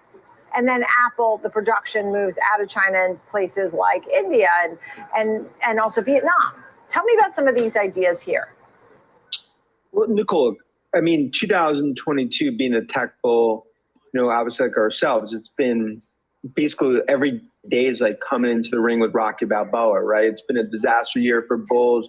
Tech sold off massively. And, really what needs to happen going into 2023? I think the first thing is ripping the Band-Aid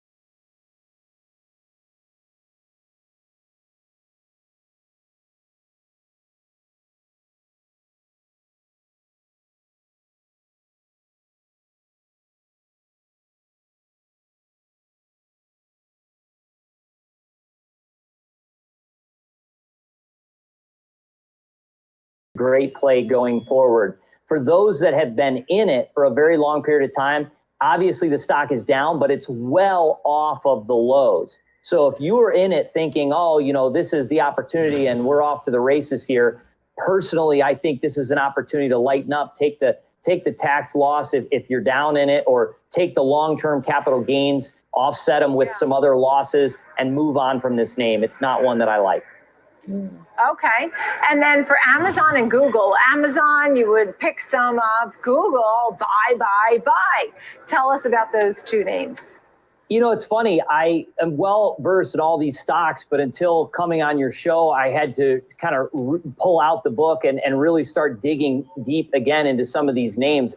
And I am just floored with Google when I look at Google. Literally no debt and $61 billion in cash. Does that sound like a name that should be sold just because we're in a rising rate environment? It's now trading 17 times forward earnings. So this is a company that I think is now deep in value territory. It is not a value trap. And this is a name that you add here, you keep accumulating, and your kids and your grandkids will thank you. Amazon, it's interesting, now trading at 2 times sales, but not as attractive from an earnings valuation. But why is that? And that is because they're getting hit on a lot of their costs, obviously with shipping, obviously with employees. They're talking about long hauls. Yeah, you hear that? Yep. Google, you know, I wrote it down. Google. But that's coming down. They're going to be laying off employees. Their cost for shipping is going down, and Amazon is going nowhere. So these are two names that I think, you know, are staples. We're going to be looking back in the next decade at these prices, and you're going to go, wow, why didn't I buy names here like this? Okay, and let me squeeze in here Apple, which you said there are better choices in your opinion, but at the same time, Apple's been beaten down. There's talk of moving the production away from China, AR, VR, glasses. No love for Apple? Well, if you own the market in any capacity, you own Apple. I mean, it still is the market, and it's going to move, and it's loved by investors, you know, Buffett fans, the like. My problem with Apple is the debt level. Now, with $45 billion in cash, I mean, it's tough to get all that concerned about their debt level. But ultimately, I just don't think they can move the needle. So I do believe there are better opportunities out there than buying Apple. And Facebook, Meta, you said ridiculously undervalued. You had to buy there. Yeah, I like Meta. I might be the only one, but ultimately trading 2.5 times sales, 15 times earnings. I mean, a $46 book value and no debt. I mean, this is a name that's super cheap. I mean, I can't believe if you would have asked me where these names would have gone a year ago, I would have never thought they'd be trading at these levels. Very attractive here as well. Look, there's a lot of optimism about what 2023 could bring, even in the world of semiconductors, and onsemi is one that you think is cheap. Yeah, so onsemi, or, you know, let's talk the semiconductor space, as you're saying. I think you have to get very particular here with the semis that you're looking for, and they need to have some sort of competitive mode or advantage in the area. onsemi is probably one of our favorites. Vertically integrated silicon carbide chip manufacturer, which is huge for the EV market. So this is a company that's certainly a growth name, but it's trading more like a value play, 14 times forward earnings, 3 times sales, attractive balance sheet, just admitted to the S&P. So this is a name that we like here that we think will lead and will be a nice you know, addition to the portfolios going forward, and will do very, very well. Yeah.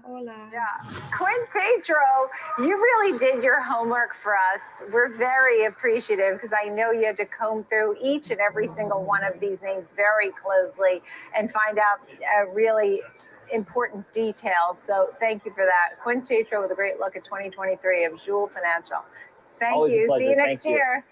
Most of us already did our trade for the day, got in and got out. And we're just waiting around to see if there's anything happening this afternoon. I did 3 calls. Actually, I had 3 calls. I had 3 calls I swung. They're still swinging. That's going to take some time to work itself out. but I purchased 3 puts, got in and got out this morning before it turned up after that day's low. So I got in and got out. Those puts did okay. And my calls expire sometime in January. So it's just going to have to sit because they looking pretty peaked about now. But I have faith that with enough time, it'll catch up. It'll catch up with itself. So that's all. Other than that, I'm not doing anything. I haven't jumped into anything else. I'm just going to see if anything materializes in the afternoon. How'd you do today? Living the dream, living my dream trading. How was your day? You'll also learn about routines for managing a portfolio over time.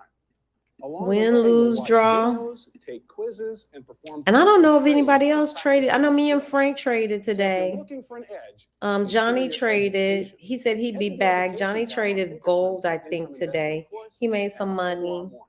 And I don't know who else did what today. So I took home a few pennies from my puts, but my calls, oh my goodness, they look stuff. I just learned not to panic on a swing. It may go, they do what they do. They do what they do. You can also take us on the go Let me with see our what this is CarPlay-enabled doing. iOS app and our audio-only podcasts. TD Ameritrade Network, available anytime, anywhere, on any device. I don't know. We empower those who act. Those I who don't see the clearly see a correlation between move things above for this afternoon, so I guess I'll just be sitting here, those who navigate just sitting and risk watching. by meeting every turn with a heightened awareness of what's possible. Constant assessment. Determine the best position. Catch the perfect wave. CME Group, where risk meets What? Oh, shoot. Okay. Congratulations.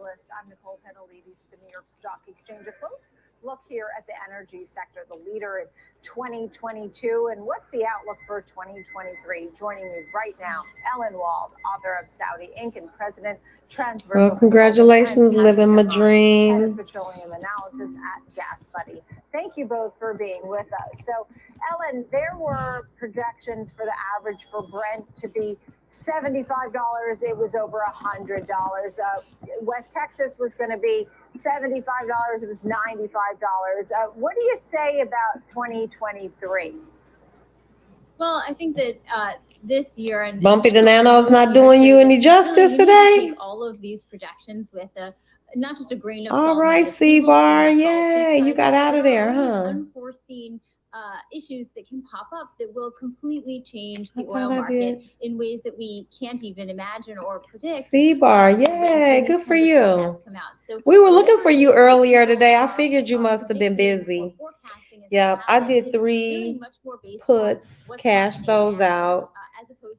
It was a good entry, it's a good, decent exit. And then I got 3 calls I've been swinging. They expire sometime in January, so they got time to work themselves out because right now they look like, ooh, if I didn't know any better, I would panic, but I know it'll be okay. But congratulations to both of you, everybody. That was something else we can discuss. Yeah. All these forms of energy. Patrick, I wanted to ask you with Congratulations, everybody that made money today. Way to go, way to go, way to go. So we'll see. I don't know. I don't even know if I want to take another trade today. We'll see. If something jumps out and moves quick and, does what it's supposed to do, then I won't let it get by, but I'm good. It was an easy day today. I got in here right under this support and rode it all the way down to here. I think I got out on this candle. One of these before it started to the upside. It might have been this candle. So it was a nice little run. Sat through that, didn't jump in all this choppy here. Waited, and once it, got underneath there, that was an easy one. It was an easy setup today. And, I know what this thing does. I know when she starts doing that. Yeah. So, yeah, easy. I didn't have the nerve to, or the foresight. I didn't see this, because when it came out of here, it went into that. I didn't see it. I wouldn't have jumped on that one anyway. It just wasn't set up. It wasn't what I would have jumped on. So yeah, it was an easy day, everybody. Well, I think some of the biggest wild cards, obviously China, their oil consumption. It was a good day today. I like them when they're easy. And I'm learning not to worry. I can have a win, like my puts were a win, but my calls look awful. I'm just learning to take the win. The puts, they made money. We cashed them out. They are all to the good. And that call is a totally different trade. It'll work itself out. So. Of course, Russia's invasion. That could evolve to a different standpoint. The EU's price cap, not so much news. I watch all the time frames. I usually, like, if I'm in a trade, I'll stay somewhere between. This is the truth. I'll look anywhere from that's usable information for me. The 15 down to the 1 minute. I like the 1 minute just because I feel like if something's gonna fall apart, you'll see it on the 1 minute. You'll see it coming. So I watch all of those, but when I'm doing and setting up and getting ready for the day, I look at the larger time frames. I definitely look at my weekly just to see where I am, and the daily and the hourly, just to get some kind of sense of what's happening. Yeah. A lot of places we saw as soon as restrictions were relaxed, we definitely saw. And I don't know, I keep it simple. Right now, my trading is very simple. See a trend, get in, get out. Get in, get out. I don't even really want to swing, but I know that because I'm new and I may miss it and I may be in a swing, so I usually buy myself the time. I get a good in the money contract with plenty of time just in case. And that's what happened with my calls. It was a bad entry, and my stop, I'm learning to set stops and stuff. And my stop was set at 10%. 10% was way too much. And so I was like, okay, well, we might as well just hold on.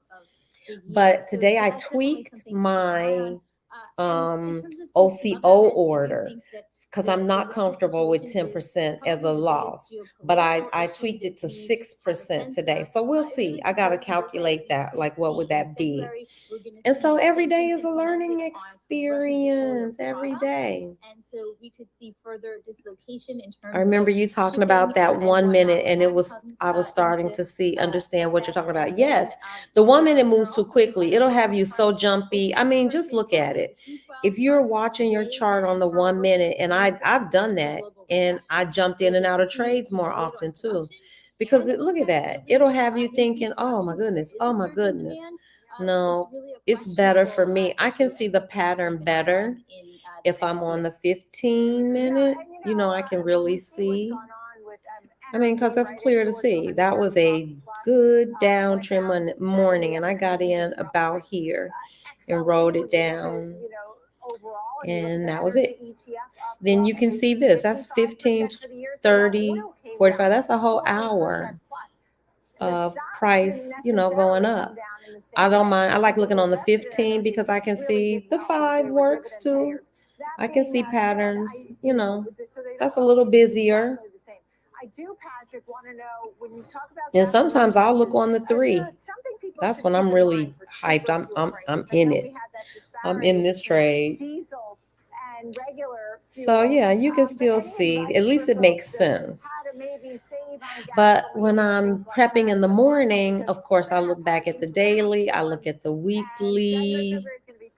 I try to see any, support resistance where we are. This is the daily chart for QQQ. So yeah. I always certainly suggest that motorists we'll get a sense for where prices are going. Our 2023 outlook will be coming out in the next couple of weeks, and overall, it's going to be a pricey year. But do you ever move your stop loss once you're in profit? I took mine off because I don't know how to adjust it. So I'm supposed to practice that. And Johnny, I was asking, isn't there a trailing stop loss, which means that as you move up in profit, your stop loss moves along with it, or as you move down, your stop loss moves with it? I need to learn that. But man, when you look at this afternoon, Lord, that's nice. That was a nice low downtrend. Today, find your trend, know and learn your trend. Great learning knowledge at ease for me. Yes. Not over your head. Yep. Easy to explain, easy to understand. Yep. Keep it simple. Y'all see that trend. I think is the reason I like this particular way of starting to trade. This is on the week. This is on my daily chart though. So, I mean, that's easy. When you see this, you know, that's a downward trend. I mean, come on.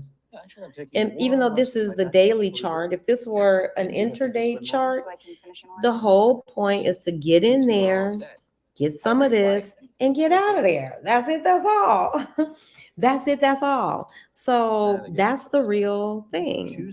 Let's go look on the intraday chart. Let's look at the 5 minute. Oh no, look at the 15. It's so simple. Some of these days were just, this was a give me. Come on, y'all. That's why I'm saying people make this harder than it has to be. I think we traded together on this day because I caught this and Johnny, somebody caught some of that afternoon. I didn't. But y'all, that's a trend right there. That's a trend. Very clear, easy to see. Your job is to figure out, how do I get in, what time yourself in, and get yourself out. And everything in there between there is making you money. You can make money if the stock goes down. Here, the stock price went up. Same thing. Just find your way in and get yourself out before you lose. And that's it. So many of these days, like this was probably, I traded this day and it was not the best trading day. Let's see, any of these though, that's 15, 20, 30. But we had some good trading days in here too. That was a beaut. That was choppy trash. Since I added futures, I have access to the oil markets. I think I made some money on this one too. Maybe in the afternoon, I can't remember. But this was a no-brainer. And then here, this was nice too. So that's all we're doing. Looking for the trend. I can focus on what I want to do. Make sure you get in and get out. We're not here for a long time. We just here for a good time. We're not going to be here. I heard that in my trading class. And my baby girl says that too. We're not here for a long time. We're just here for a good time. The trend is your friend. Everybody says that. Yep, the trend is your friend.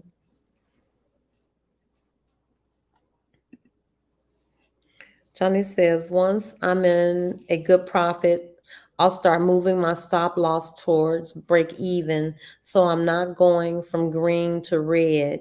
Yes, you can do a trailing stop. Okay.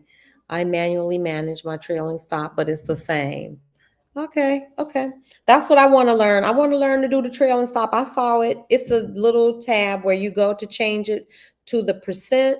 It's like a little step. So I'm going to learn that one too. I'll do some research on it. Trails are nice if you are in the green and just want to set and forget it. Yes. Okay. I'm going to definitely learn it. Yeah, that's right. I know, John, when we were trading, you caught that afternoon.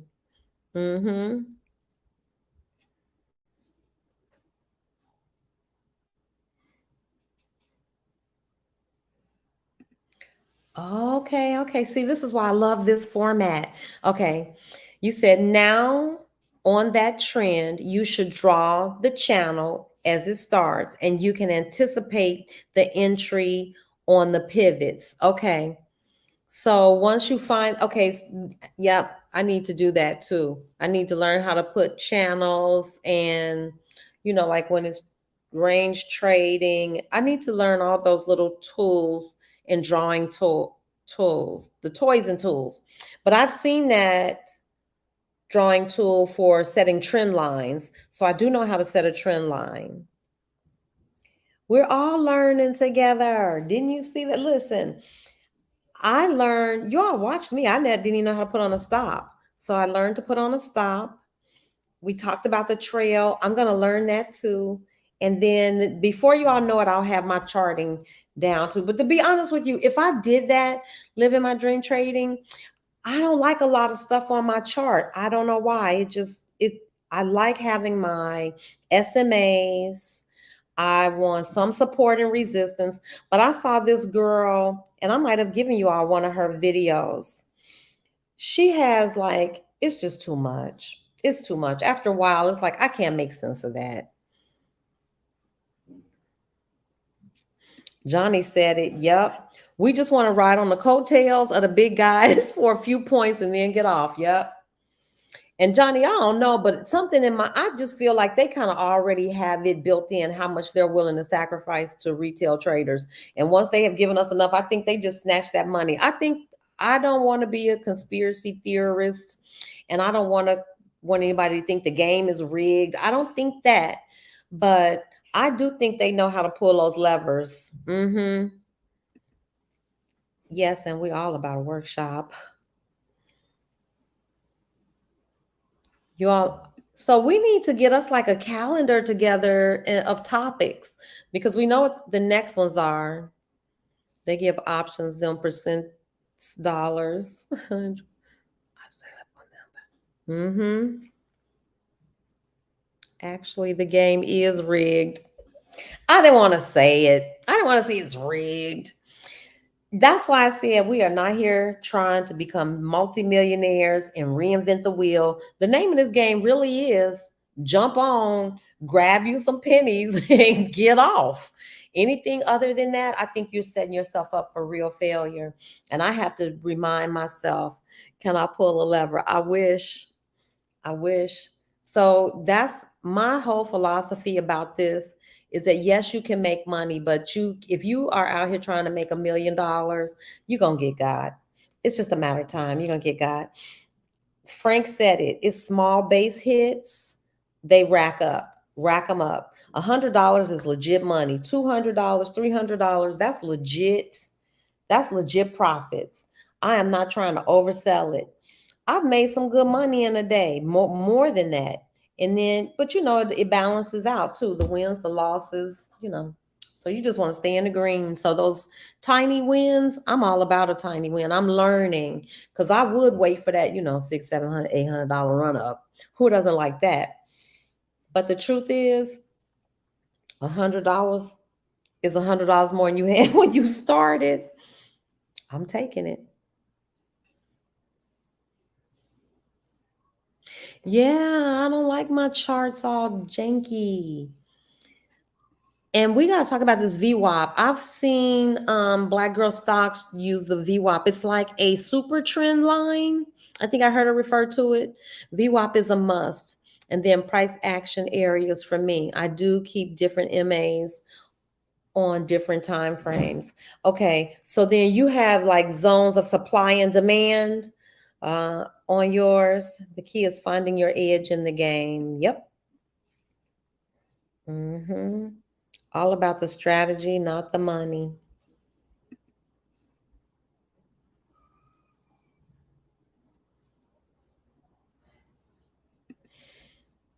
Ms. Weiss, I'm with you.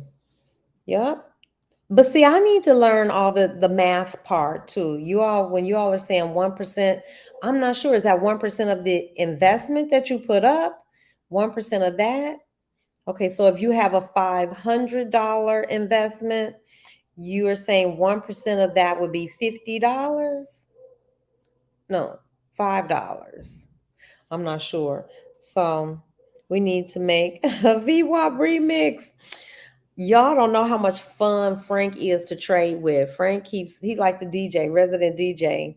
So I wish we could all trade together. How would that work? Where we were all, I like the format that we have, because I like this, that we can y'all can jump in, jump out, come, go. I'm still sitting. Sometimes I jump in, jump out. I appreciate the casualness of our daily get-togethers. Because sitting here the whole time, the way my stuff is set up, nope, I need to walk. I need to walk outside. I need to get air. Okay, 100% of the invested, 1% of the invested amount. Okay, The money will come if the strategy is sound. Yes, all of this is good talk. Yep. Yep. So welcome. I see we have 18 viewers. Welcome everybody. I'm not sure if there's anybody who's new, but if you are, my name is Sandra and welcome to my channel From Lack to Legacy. On this channel, we're all things money, investing, and mindset, particularly how to go from a scarcity mindset to a mindset of abundance. If that sounds like something you're interested in, you have found your people. We are a trading community, a budding trading community. I started trading 4 months ago. We got people in here who've been trading for forever and everything in between. We've got people who are sitting on the sidelines who've never traded before, but they're interested. And so this is where we gather. I invite y'all into my kitchen. If you all were here, I would be so hospitable. I would have snacks and drinks, but we do what we can. So yeah, this is where we come and we hang out. We ask questions. I have learned so much so fast right here with these people because everybody is willing to share their expertise. Not only do we do this live trading thing, but Wednesdays, and we're still working out the schedule if it's going to be every other Wednesday, we do Zoom study sessions. And so we'll pick a topic or two, and then myself or anybody who's an expert or anybody who feels like they've got something to contribute will kind of lead the discussion. It's no teachers. I'm not licensed or certified. Did y'all hear me say 4 months in? Do not take advice, financial advice from somebody who's been on the internet and they only been trading 4 months and they tell you this. But what I do, I'm a retired teacher and I'm good at reframing information for people. I'm good at, I don't mind hosting and I like the community, the camaraderie that we share. So that's what I do. Mumpy says some macaroni and cheese and some pork chops. I wish. Yes. So yeah, that's what we do here. So feel free. Don't forget, hit the like button. Don't forget, subscribe. Pass on the channel, share it with somebody else. Y'all know what I'm trying to do. I think I'm at 600 and something subscribers. I'm trying to get to 1,000 and I would like to do it. I guess my goal is by March. What is this? December? Let's see, January, February, March. 3 months. We'll see. I'm working hard. We'll try. Don't forget the collards and the yams. Johnny says, I have one main setup that I use. I do martial arts. Using 1-2 setups is like practicing one kick 1,000 times versus 10 kicks 100 times. Yep. Master your setup. Back test, tweak as needed. Yep. All those are things that I have heard before. And it's the back testing though. As a new trader, there's so many pieces I still have to work out. Y'all are funny. Got hot sauce in my bag, swag. Well, didn't nobody say anything about the corn muffins. Gotta have corn muffins. Yep. But Johnny, yeah, all of this is conventional trading wisdom. Get good. Don't try to do everything. Don't chase. You can't be motivated by the money. You can't be, it is. This to me, trading is such a life. It's life. There's so many life lessons, being disciplined. I've learned so much about myself and I've learned so much about this skill. So thank y'all for sharing. And yes, we're going to need some hot sauce. And yes, we're going to have some yams. So y'all, did everybody have delicious Christmas dinners? In Mexico, it was so cold. It was so dreary, so rainy. I didn't really do a lot. Last year, I was in Mexico City, y'all. Christmas in Mexico City. Woo! I had a ball. Ate my way through, and the weather was perfect. You needed a coat, but not, it wasn't snowy cold. It was beautiful. And I spent New Year's Eve there too. That was even better. Oh, Lord. New Year's Eve was a whole blast and a half. Well, wait a minute. Who was this with all of this delicious dinner? Marilyn, is this what you all had for real? I'm sorry, I just be butting into y'all conversations. Green sweet potato dumplings. Oh my God. Lots of pies. I haven't had y'all, I can cook too. I've made some dumplings, but I haven't had like, your grandmama's chicken and dumplings in forever. Oh, yes, true. And take some Tupperware. Bumpy, please take Tupperware because we want some of all that deliciousness, Maryland. Nope. Some of that stuff you can't even get here. Like you can't get real collard greens. I haven't seen any. No, you don't get that. Who made the pies?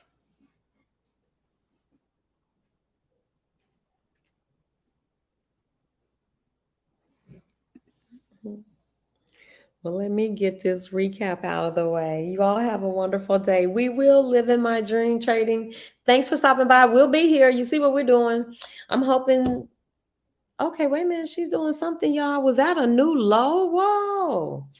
Okay, y'all, let me turn my attention to what is she doing? Holy smokes. We done hit a new low. Excuse me, y'all. 259.98. What? 259. Okay, let me get myself over here and pay attention. We done hit a new day low. Whoa. Wow. Okay.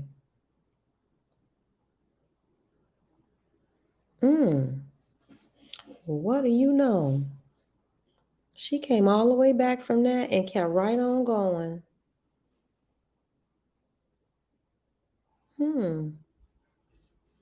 Why does she look stuck? Oh, Lord.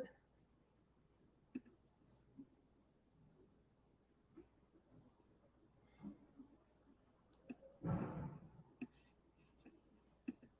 don't know why. What? Okay.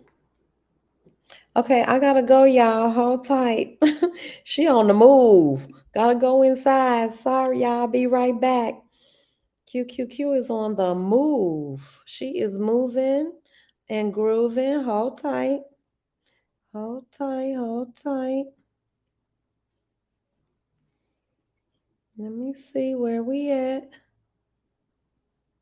259.94.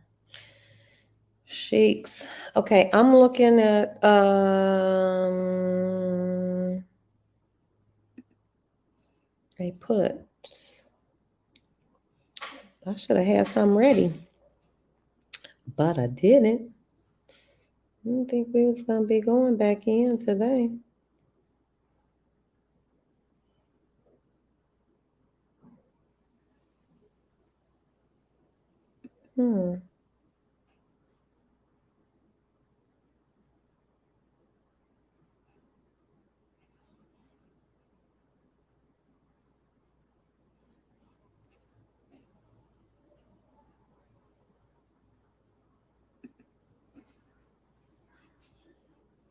I'm putting this order in. Just peeking.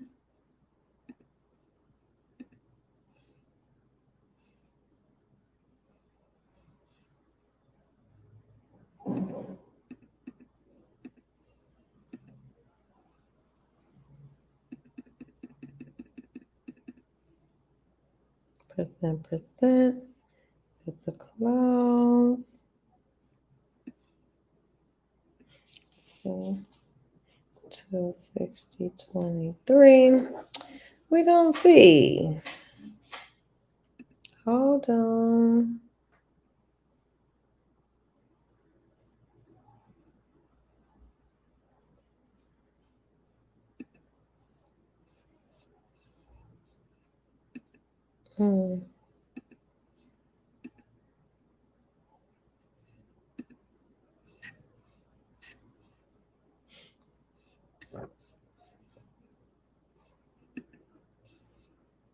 Oh, Lord.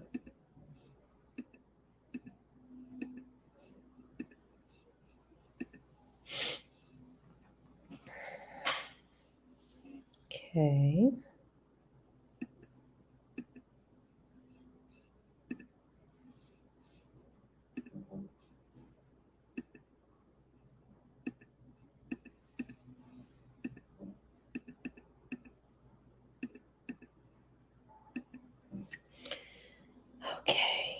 think I got it.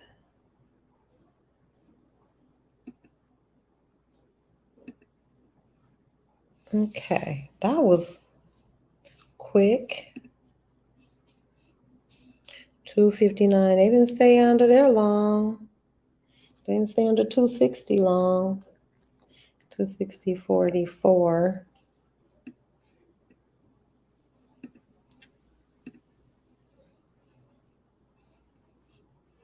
Okay, hold tight. Let's see.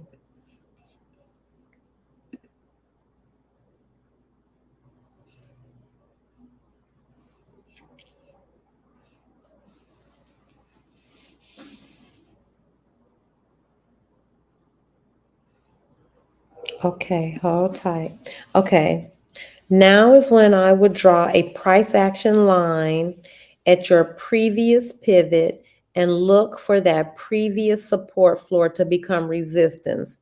That would give me the confirmation. Okay, okay.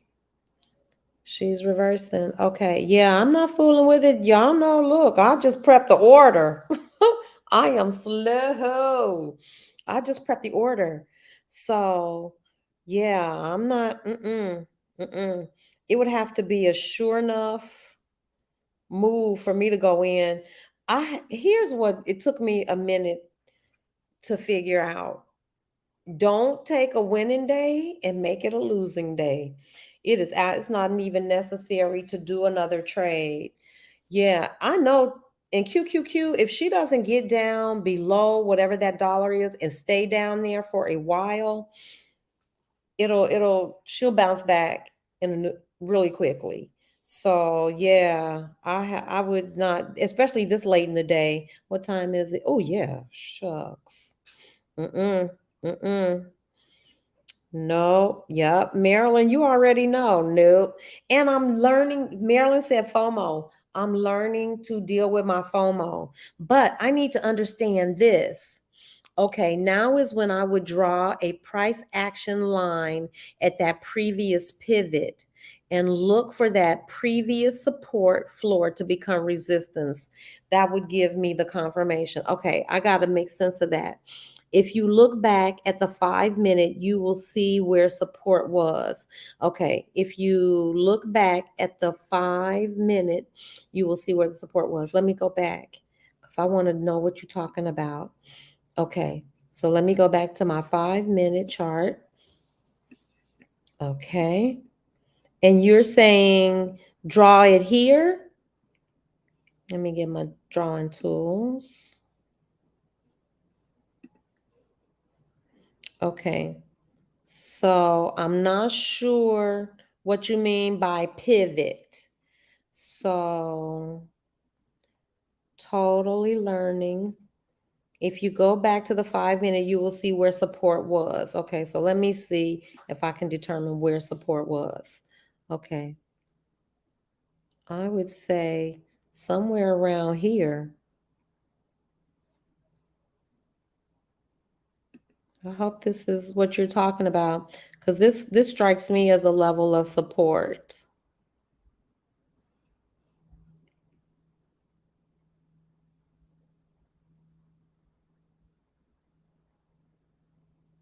$261.59, and then maybe these here.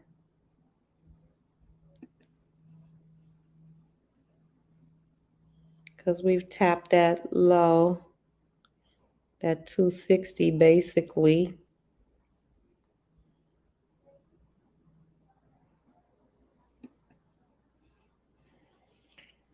Okay, let's see, did I miss anything?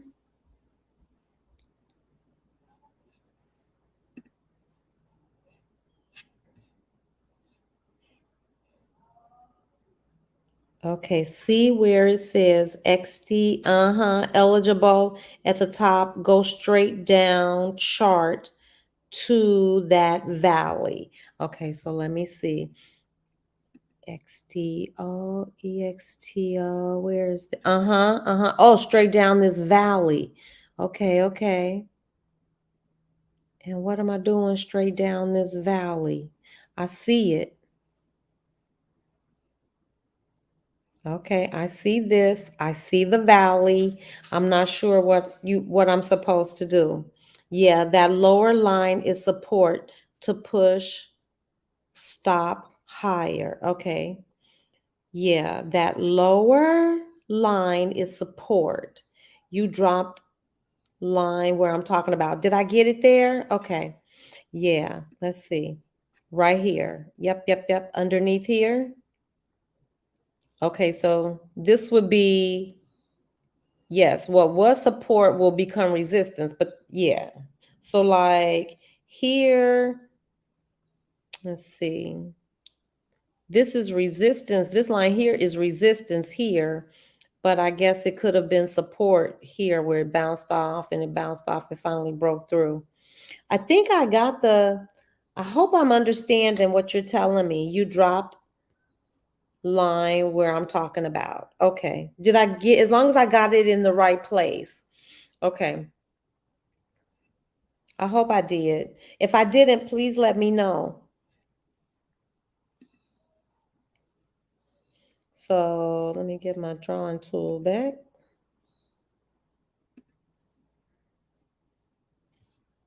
$259.95. Yeah, I'm not trying to get into anything at the end of the day. Oh no. No. 259.79. Even if I went up a little, it's like 260. I think 260 might have been a little more accurate. Exactly. The ceiling becomes a floor. Here, you want the floor to become the ceiling. So right now, it's still acting as the floor. Yes, I get that part. I understand everything you just said. Yes. Right. It's still acting as the floor. And if it gets down below it and it stays down and then it tries to get back up, that's when this support would then become resistance. Okay. I think I got that part. I think I understand about the support and resistance. What I would probably need help with, but then I think I can practice that too, is like drawing trend lines. And, I think somebody told me to make sure that your trend line has 3 touches on the trend line. So I'll work trend lines in too. Okay, thank you, living my dream, trading. Okay, I got that. I got it. I understood everything you said too. Okay, about how support can become resistance, or resistance can also sometimes flip and become support. I got that. Thank you. You see what I'm talking about? All this free sharing and learning. Yes. So yeah, I'm not going to do anything. I'm going to sit here because look at it. It's still sitting on that support. See, and I don't mind this much, but I've seen charts that were so marked up. I'm like, every 50 cents is a price level. No, that's a lot. That's a lot. Let's see what's happening on this 15.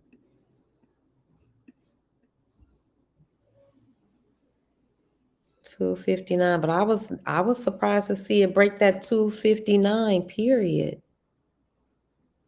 So it went from 262 down to 260 basically. That was a $2 move. That's basically what I call a $2 move. $2 move is a decent move.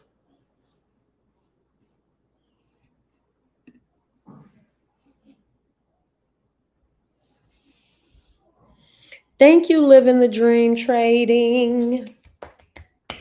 And Johnny and everybody else that drops little gems in the chat. I hope you guys are, learning too. That's why I was hoping that even if you aren't trading, you could have your Thinkorswim open. I promise you it will mean so much more. Had I been able to, and this is all in hindsight, but I'm telling you. Had I been able to already have the mechanics worked out while I was doing that class, it would have been better. Because as they were saying those things, I could have actually practiced. But what happened is I was receiving the information, but I couldn't even practice and apply because I didn't know anything about the program. So if you can, while you're just sitting at home tinkering, if you're just waiting to jump in, open up your Thinkorswim and be, rooting around that thing so that won't be an issue. Yeah, volume is pretty light this week. It'll pick up next week. Yep. That's why I'm not in any hurry to do anything other than, that one move. I'll take it. Living the dream. Yep. No, please. I love it when it's those little things. I keep a notebook here. I'm taking notes. I'm the quintessential student. I am taking notes and making connections and, really reaching. I want to know, did we hit another low? Hey, hey, hey, hey, hey. Okay, I was going to say, did we hit another low? Okay, no, nonsense. Okay. Yep. But it's also interesting to watch how price respects market structure. And by market structure, I'm referring to like our support and resistance, our SMAs, because they actually represent significant price levels.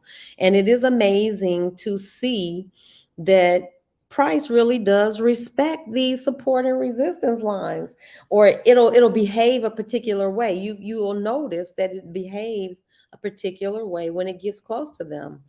A support is really a support. You'll see it. It'll test, test, test, test, test. So this is every 3 minutes. It 3, 6, 9, 12, 15, 18, 21 minutes. It has not been able to get lower and sustain anything under 260. There's something to that. There's something to that.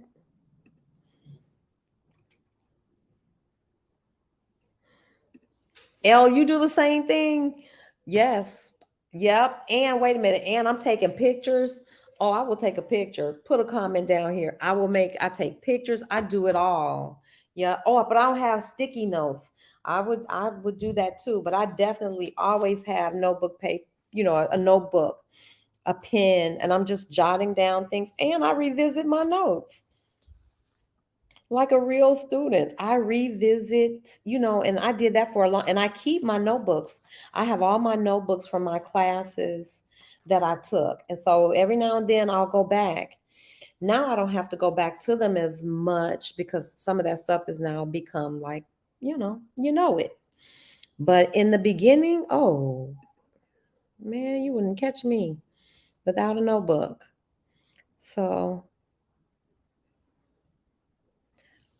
but I will say this, for having your trend lines and your support and resistance, it is a good visual now. It is a good visual. I sometimes have this false sense of security, like, well, I work with QQQ all day, every day. I kind of know her price levels. I can tell when she's stalling at a price too, because I don't know what that is. What somebody would describe it as tacit knowledge. It's like just something you just have learned and you've played with it so much over time. You just kind of know. You have a feel for it. You've done it and been with it for so long. I feel that way, but I don't trust that. That's not good.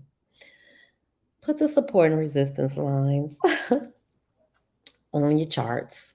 Chart your charts. You really should. All those things make a difference. But I think sometimes for somebody new learning, looking at it, it might be a little intimidating because it's like, what are all of these? You got this, and this, and that. But honestly, once you know what all these things are, they don't seem complicated at all. When I look at it, it doesn't look complicated at all. The more support is tested, the more likely it is to break down. Same with resistance. The more the resistance is tested, it is likely to break out. Yes, that one's one y'all should put in your notes. I'm telling y'all, listen, this is like free class, y'all. I'm sorry. Even though we aren't certified, I'm not in any way certified or qualified to be teaching, financial technical analysis, fundamental, none of that stuff. But can we share information here? Good information is good information. The truth is the truth. And so, yeah, you all grab all these freebies, all these little free tidbits, write them down, put them in a journal. Maybe you have a notebook for technical analysis. You know what technical analysis is. That's all the stuff with your candlesticks, your SMAs, and blah, blah, blah, blah, blah. And then maybe you have another one for like picking contracts or something else. I don't know, but just have a way to organize information, because you don't want to be like me. My notebook has just got everything in it by day. And so I just have to kind of thumb through till I get to that's no bueno. No bueno, no bueno. So have a way to organize your notes, because some things are technical analysis, chart reading. Other things have to do with maybe strategies, candlesticks, all those things. I'm just saying, have your notes organized. It'll be easy when it's time to go back and get those little tidbits. Or another thing that I would tell my kids to do is read over your notes nightly, or just, casually. You're not doing anything, go over your notes. Because seeing it over and over again, at least it helps my old brain. I'm telling you, just being able to see it over and over again helps my brain. In viewing on laptop, Thinkorswim, and watch TV or on phone or TV, I'm in and out today. I don't see Thinkorswim on my phone. Did you download the app? Oh, you don't use Thinkorswim on your phone. Okay. I'm viewing on laptop. Okay. And watch YouTube on phone or TV. I like that setup. I do the same thing. I have my streaming setup here, but I also have the TV over there that's on and playing, so I can kind of see, what's going on. When you draw your price action lines, what time frame do you use? It depends. I go across the time frame. I don't usually do it on like I'm not gonna ever do it on the 1 minute, and I don't really do it on the 3. But when I draw my support and resistance, I may start out like with the weekly, because I just want to know, and then do the daily. And from daily, I would probably do hourly. I would do it on hourly just to look and see. And then I might pick one smaller time frame. But definitely weekly, I look at it just to kind of get a long range view of where she's been. And daily, that's my kind of checking more recently, what kind of price action. And daily, I did daily and hourly. Yeah. Those, so I would, if I'm doing support and resistance, like I'll do it across time frames. And I don't too much fool with the small ones. So let's see. Like this, well, that's the 3 minute. Did we just do that one? And then let's see on the hour. So I would do it on the hour. I think I did it on the weekly. And some of these have been here a while. And then did I do it on the 15?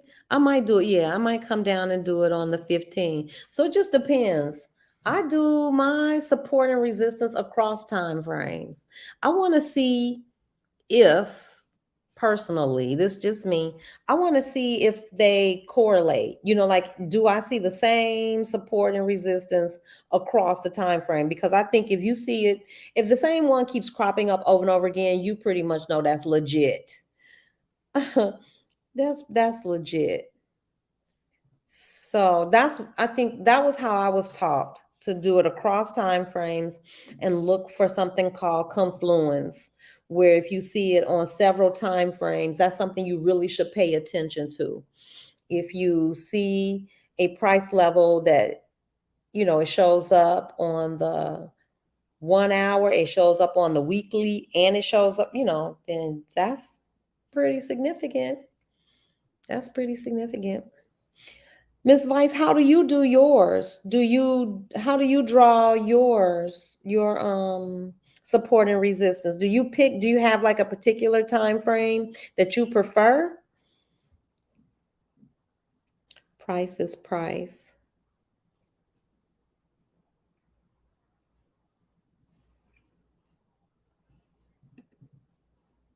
I have no rebuttal to that. Price is price. How much time we got left? About 20 minutes left in the trading day. I don't think anything going down this afternoon. I just don't. Let me see. Let me look on the 3. I don't think anything. Nope. I think she gonna bounce right along that 260. And then it was this I stand by this one too. That's like 2. Let's see. It could have gone a little lower. 260. I think that's like 261.50.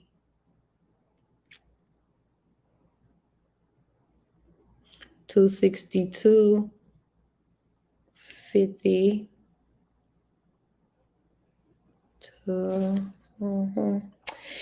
Yeah.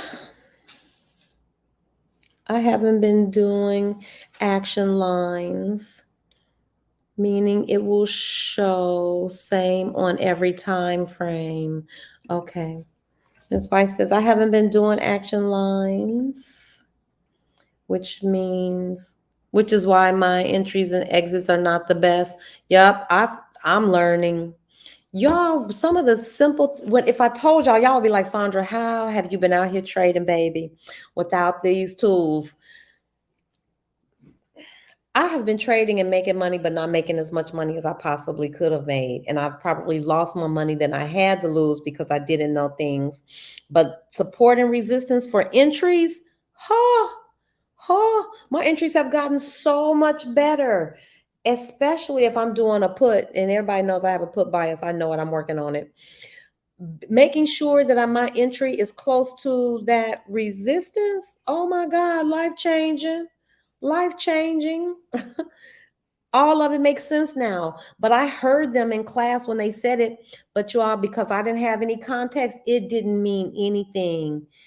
Now, hopefully, Marilyn and everybody else, when you see it, because you've heard it so many times and you see us playing with it, that by the time you get your hands on it, you do it, you're gonna be like, oh, that makes so much sense to me. That she is saying if there is a line of resistance and you're going to enter a put, you want to be right under that. You want to be close to it because that's your protection. At least the price isn't gonna go busting through it. At least it'll give you a chance to kind of get your bearings or see what the heck is going on with the trade. So I get it now. I know that's probably not the best explanation, but man, support and resistance for entry and exits, life change and changed my life. Marilyn says, include time frame trading for Zoom study class. Okay. Yeah, we'll talk about it. Time frame. We might be able to do that. You probably don't even need a class. All these little bounces in the market are getting sold. I'm not sure what you mean. All of these little bounces in the market are getting sold. Also, if intraday trading, you have to those smaller time frames. You have to mark those smaller time frames. Sandra, I like that you have a simple setup that works. That's all that you need to be successful. Yes, my setup is so simple, Johnny. I don't even think it's a setup. And because that's how my brain works. That's what I saw for other people. I was like, wait a minute. I can spot a trend. I mean, anybody can spot a trend. You know what a pattern looks like. You know, it takes more than 2 to make a pattern. And once somebody has helped me to become proficient at getting in and out of the trade, we're not trying to make all the money. We're not trying to make all the money. I just want a thing that works. And trend trading works for me. But what supports that is knowing all those there's some key things that if you know them, it'll make you so much better. Support and resistance is one. So Marilyn, you have no problem. I would be happy to share and point you in the direction. Because when I don't know something thoroughly, I know where you can find the information. I might not know it, but I know where we can find it. So let me jot that down too, but that's support and resistance.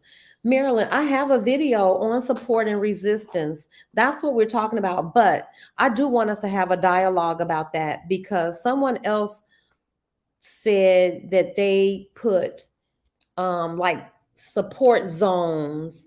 They put the zones on their chart. And I think you draw that with that little rectangle tool. So supply and demand zones. I want to become proficient at that. I have an understanding, but I don't know. So that would come in our conversation when we're talking about supply and demand. So that's a great topic for us to discuss. I day trade, so should I be more focused on smaller time frames? See, I don't know. What do I know? I use higher time frames daily and weekly to see the overall trend. I use the 2 hour and 15-minute to enter trades, depending on the higher time frame. Trend, it lets me know to a higher probability. I'm gonna have to, very good, thanks. If the higher time frame trend is down, I'm looking more at shorter setups. Okay, see, y'all, that's a little bit above my head. I hear the words, but I'm not quite sure I understand that. That's why I look at all the time frames. I promise to goodness.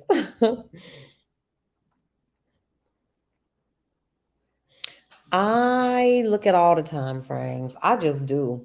But during the day, I mean, like while I'm trading, I'm not peeking back at the weekly. Because like Johnny said, I use the weekly and even the daily to just kind of get the overall picture.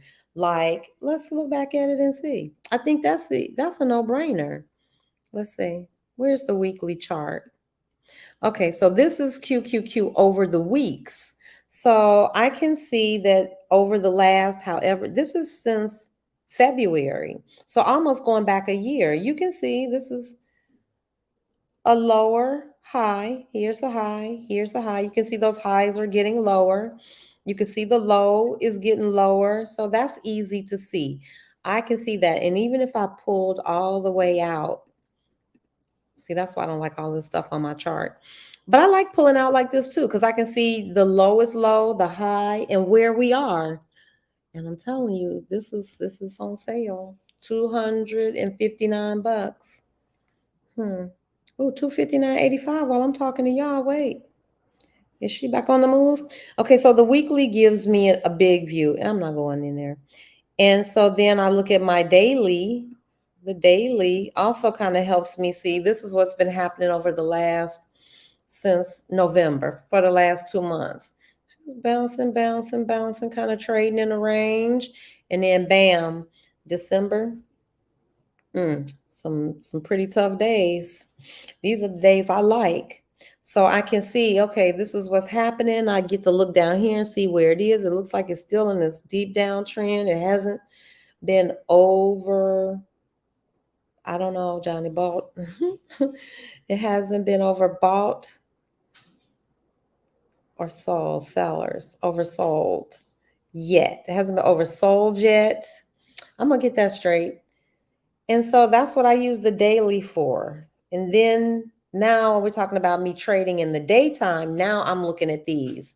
I'm looking at these for, to see. I use basically that 15 to see where I am still in a trend. But if I'm trying to enter, I'm down here at the 3 minute. I may even look at the 1 minute, trying to time my trade to get in there. Because my intention is never to swing, to be honest with you. Swinging is a backup for me. My intention is always to get in and get out. I prefer to be a day trader.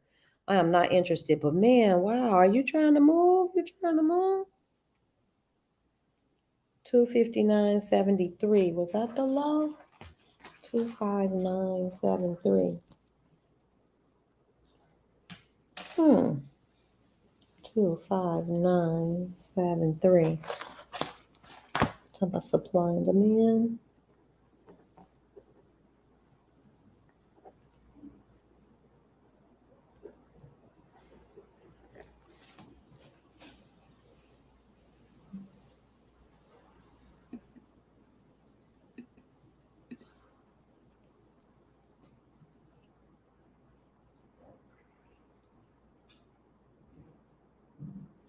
Yeah, that's what I use. The lower time frames give you the entry. That's how I use them. And I don't know, but if I'm watching, if I'm really intently watching and I'm thinking about getting out, I'll also look at those lower time frames too, just to kind of see, like, is the trend changing? Do I need to run? Do I need to hurry up and get out this trade? Or do I need to just be looking at it, and plotting and planning my exit? Since December, QQQ has been trending down on the weekly. More money to be made shorting versus going long since the trend is down. Yep. And Johnny, that's exactly why I trade QQQ. And that's exactly why I have a put bias. I already know that. I knew that going in because my mind sees it. And I'm really not keen on calls, which is why I could kind of kick myself because I'm swinging 3 calls right now. But, it is what it is. I got the time and I'm way up the chain. So worse things could happen. So we'll see. But how much time do we have left? Oh, we only got 10 minutes left in the trading day. Anybody have any questions? Marilyn, L, Frank, anybody? I know those people. Oh, is Lucille still here? Because Lucille is new like us too. Lucille is... Yeah, I don't even know if Lucille has placed her first trade. I have to think. So, yep, we're everywhere. Some of us haven't even placed our first trade. And some of us are just a few months in. And then we've got experts in our midst too. Thank you guys. Thank you all every day for coming, sharing, helping, not judging. Because I never feel bad asking a question here. Y'all never make me feel like, oh my goodness, I can't believe she's even trying to do this and she doesn't know this. I never feel that way. I hope you guys never feel that way. Everybody who's starting out, please don't feel that way. Just, I swear this is a safe zone.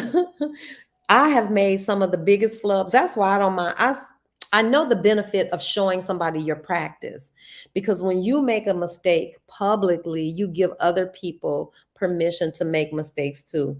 When I make a mistake and I just say, oh, well, and I just keep moving, it gives you permission to say, oh, well, it was just, we just keep moving. So I think that's a teacher trick for sure, is how to create a non-threatening learning environment where everybody feels safe to ask questions. I think that's a part of being a good teacher. You create a platform and a space where information flows and everybody has something to contribute. Everybody. I think that's important too. Everybody has to feel like they really are a part, and they have, because you do. I might have one little key piece that you're missing that you need, or Frank might have one little key piece that Marilyn needs. I saw that happen in the classroom all the time. I could not teach all the kids everything. Sometimes the other kids would see something or say it in a way I wasn't thinking. And that's how we all get there. Marilyn, yes. Check out those videos. Don't even stress yourself. But it's only one video. I make the one, but it's 4 of them in there. Just watch it. Don't stress yourself. I don't even think my video is 8 minutes, because I don't have the patience for long videos. I think it's 8 minutes, but there are 3 or 4 videos in there on support and resistance. Watch them at your leisure, just so that you can kind of get some ideas. But I wouldn't sweat it. I wouldn't try to take notes or do anything too deep. And then when we all get together, I think it'll make more sense.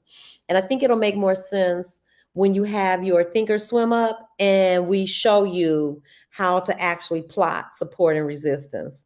I can show you how to do that, because it's so easy. When it was hard for me at first because I didn't see what they were seeing, but I promise you, you're just looking for where are the most candles congregating. It's like, where are all these kids hanging out? You want to find that space and mark it because something's going on at that price level. So yeah, we'll be doing support and resistance. You might also hear somebody say supply and demand, kind of related to support and resistance. What else? Price action, market structure, all of those words. So don't be confused if you hear any of that. I use TradingView for my charting. See, I don't know. I haven't used TradingView, but I know what I like about TradingView just from watching other people use it, it looks clean to me. Thinkorswim has, it's got a lot of stuff. It's a lot of stuff going on there. But yeah, that's the only thing I know about TradingView. My boyfriend, Rainer Teo, he uses TradingView and his charts look so clean. I might have to check it out. E-Trade for my broker. Okay. Marilyn, yes, just watch it. And when I say just watch those videos that are in there, don't sweat it. I mean it. Don't try to figure it all out. I mean, just for real, just get familiar with the terminology. That's what I would do with my kids if I was introducing something new. Here's a movie. It's the most non-threatening way in the world to introduce vocabulary because you're just watching. You don't have to take notes. You just need to hear it so that when you hear it again, it's not the first time. You're not trying to make sense of just what is this word. Yep. And then I toss that on my list. So we got candlesticks, candlestick patterns, RSI setup, and then we've got supply and demand, support and resistance. We'll do those together. I think that's going to be more than an hour though, y'all. So I think candlesticks and RSI setup should go together, and maybe we do supply, because supply and demand and support and resistance is going to it could take some time showing you how to plot it, what to look for. So that might be a separate Zoom, but hey, y'all know I got time. I think we nailed down Wednesday. What's this? I'm going to send out an email for our next Wednesday. What's today? Is today Wednesday, the 28th? So we can either do it the 4th or the 11th. Let's call it the 4th because we won't meet this Wednesday. So let's call it the 4th, January the 4th. Is that day too soon or too close to the holiday for you guys? How about January the 4th? If not the 4th, I'll just do a poll. I'll do a poll on the community page, January 4th or January the 11th. And whichever day gets the most votes, that's the day we'll go with. And we'll do candlesticks, candlestick patterns, and RSI setup. And then the following Wednesday, we'll do supply and demand, or, So the 4th, Maryland, yeah, I think so. The 4th, let's hurry up and get it out. Johnny, the 11th. We'll see if Johnny is going to do RSI setup for us, and the 11th we'll have to do it when he's available. So maybe the 11th might be, because I don't know how to do the RSI setup. And we'll talk. We'll figure it out. But Johnny is available on the 11th for RSI. Let me write that down. Johnny we usually meet at 6:00 via Zoom. Is that okay with you? 6:00 time? And then Marilyn, if you want, me and you, it might not even be, I don't even know who wants the supply and demand, support and resistance. You and I might be able to get together and do it. Or maybe we could do like a little small group for just people who are interested. Please vote for your date, folks. January. Okay, Johnny, 6 p.m. on the 4th may work. Okay. I tell you what, because trading day is about to end in 3 minutes and I'm going outside today. So I'll post it on the community tab. Okay, so C-Bar says the 4th. Okay. Maryland's the 4th. Johnny, you might be able to do the 4th. I can do the 4th. I'm signing up for everything. Frank said, whatever day it is, he is coming to get this free learning. I'm with you, Frank. I'm so pleased with what we're doing. Y'all, we got 19 folks in the chat. Everybody, okay. So then it looks like we're going to do it the 4th. January the 4th, 6:00 p.m. We'll do candlesticks, candlestick patterns, and RSI setup. You can do it at that time, Johnny. Perfect. Okay, so there it is, folks. That's the agenda. I'll get that out. January 4th, 6 p.m. Eastern Standard Time. We know what we're doing. Candlesticks, candlestick patterns, and RSI setup. Perfect. I love it. And we made it to the end of another trading day. Everybody, if you made money, put a thumb in the chat if you made money today. I made some money today. I'm so happy about it. So we'll be here. Let's see, what's tomorrow? Thursday? I don't know if I'm going to be live tomorrow. We'll see. But Friday for sure, I'll be here Friday for sure. Hey. I like that. Everybody made money. Love it. All right, folks, I'm just waiting on the bell. She can't do anything. It's a wrap. Look at that. Consolidated right on out the door at 260. All right. Well, we see where we're going to start tomorrow. 260. Almost on the dot. 260.05. Wow. Another one in the books. All right, family. Thank you all so much. Thank you, Johnny. Thank you, C-Bar. Thank you, Il. Thank you, Marilyn. Thank you, Shauna. Thank you, Frank. Thank you. Did I miss anybody? Who else is here? I think I got everybody that stopped by. Shauna stopped by. All right. I'm out of here, y'all. I will see you guys. If I'm not on tomorrow, you'll know I'll drop the thing early in the morning. If I'm coming on tomorrow, I'll let y'all know. If not, for sure, I will be here Friday. Talk to y'all later. Adios, folks. And thank you, Marilyn. Marilyn really be keeping me together because the last time I left out of here, y'all, I shut that thing down. I didn't close out, log out, anything.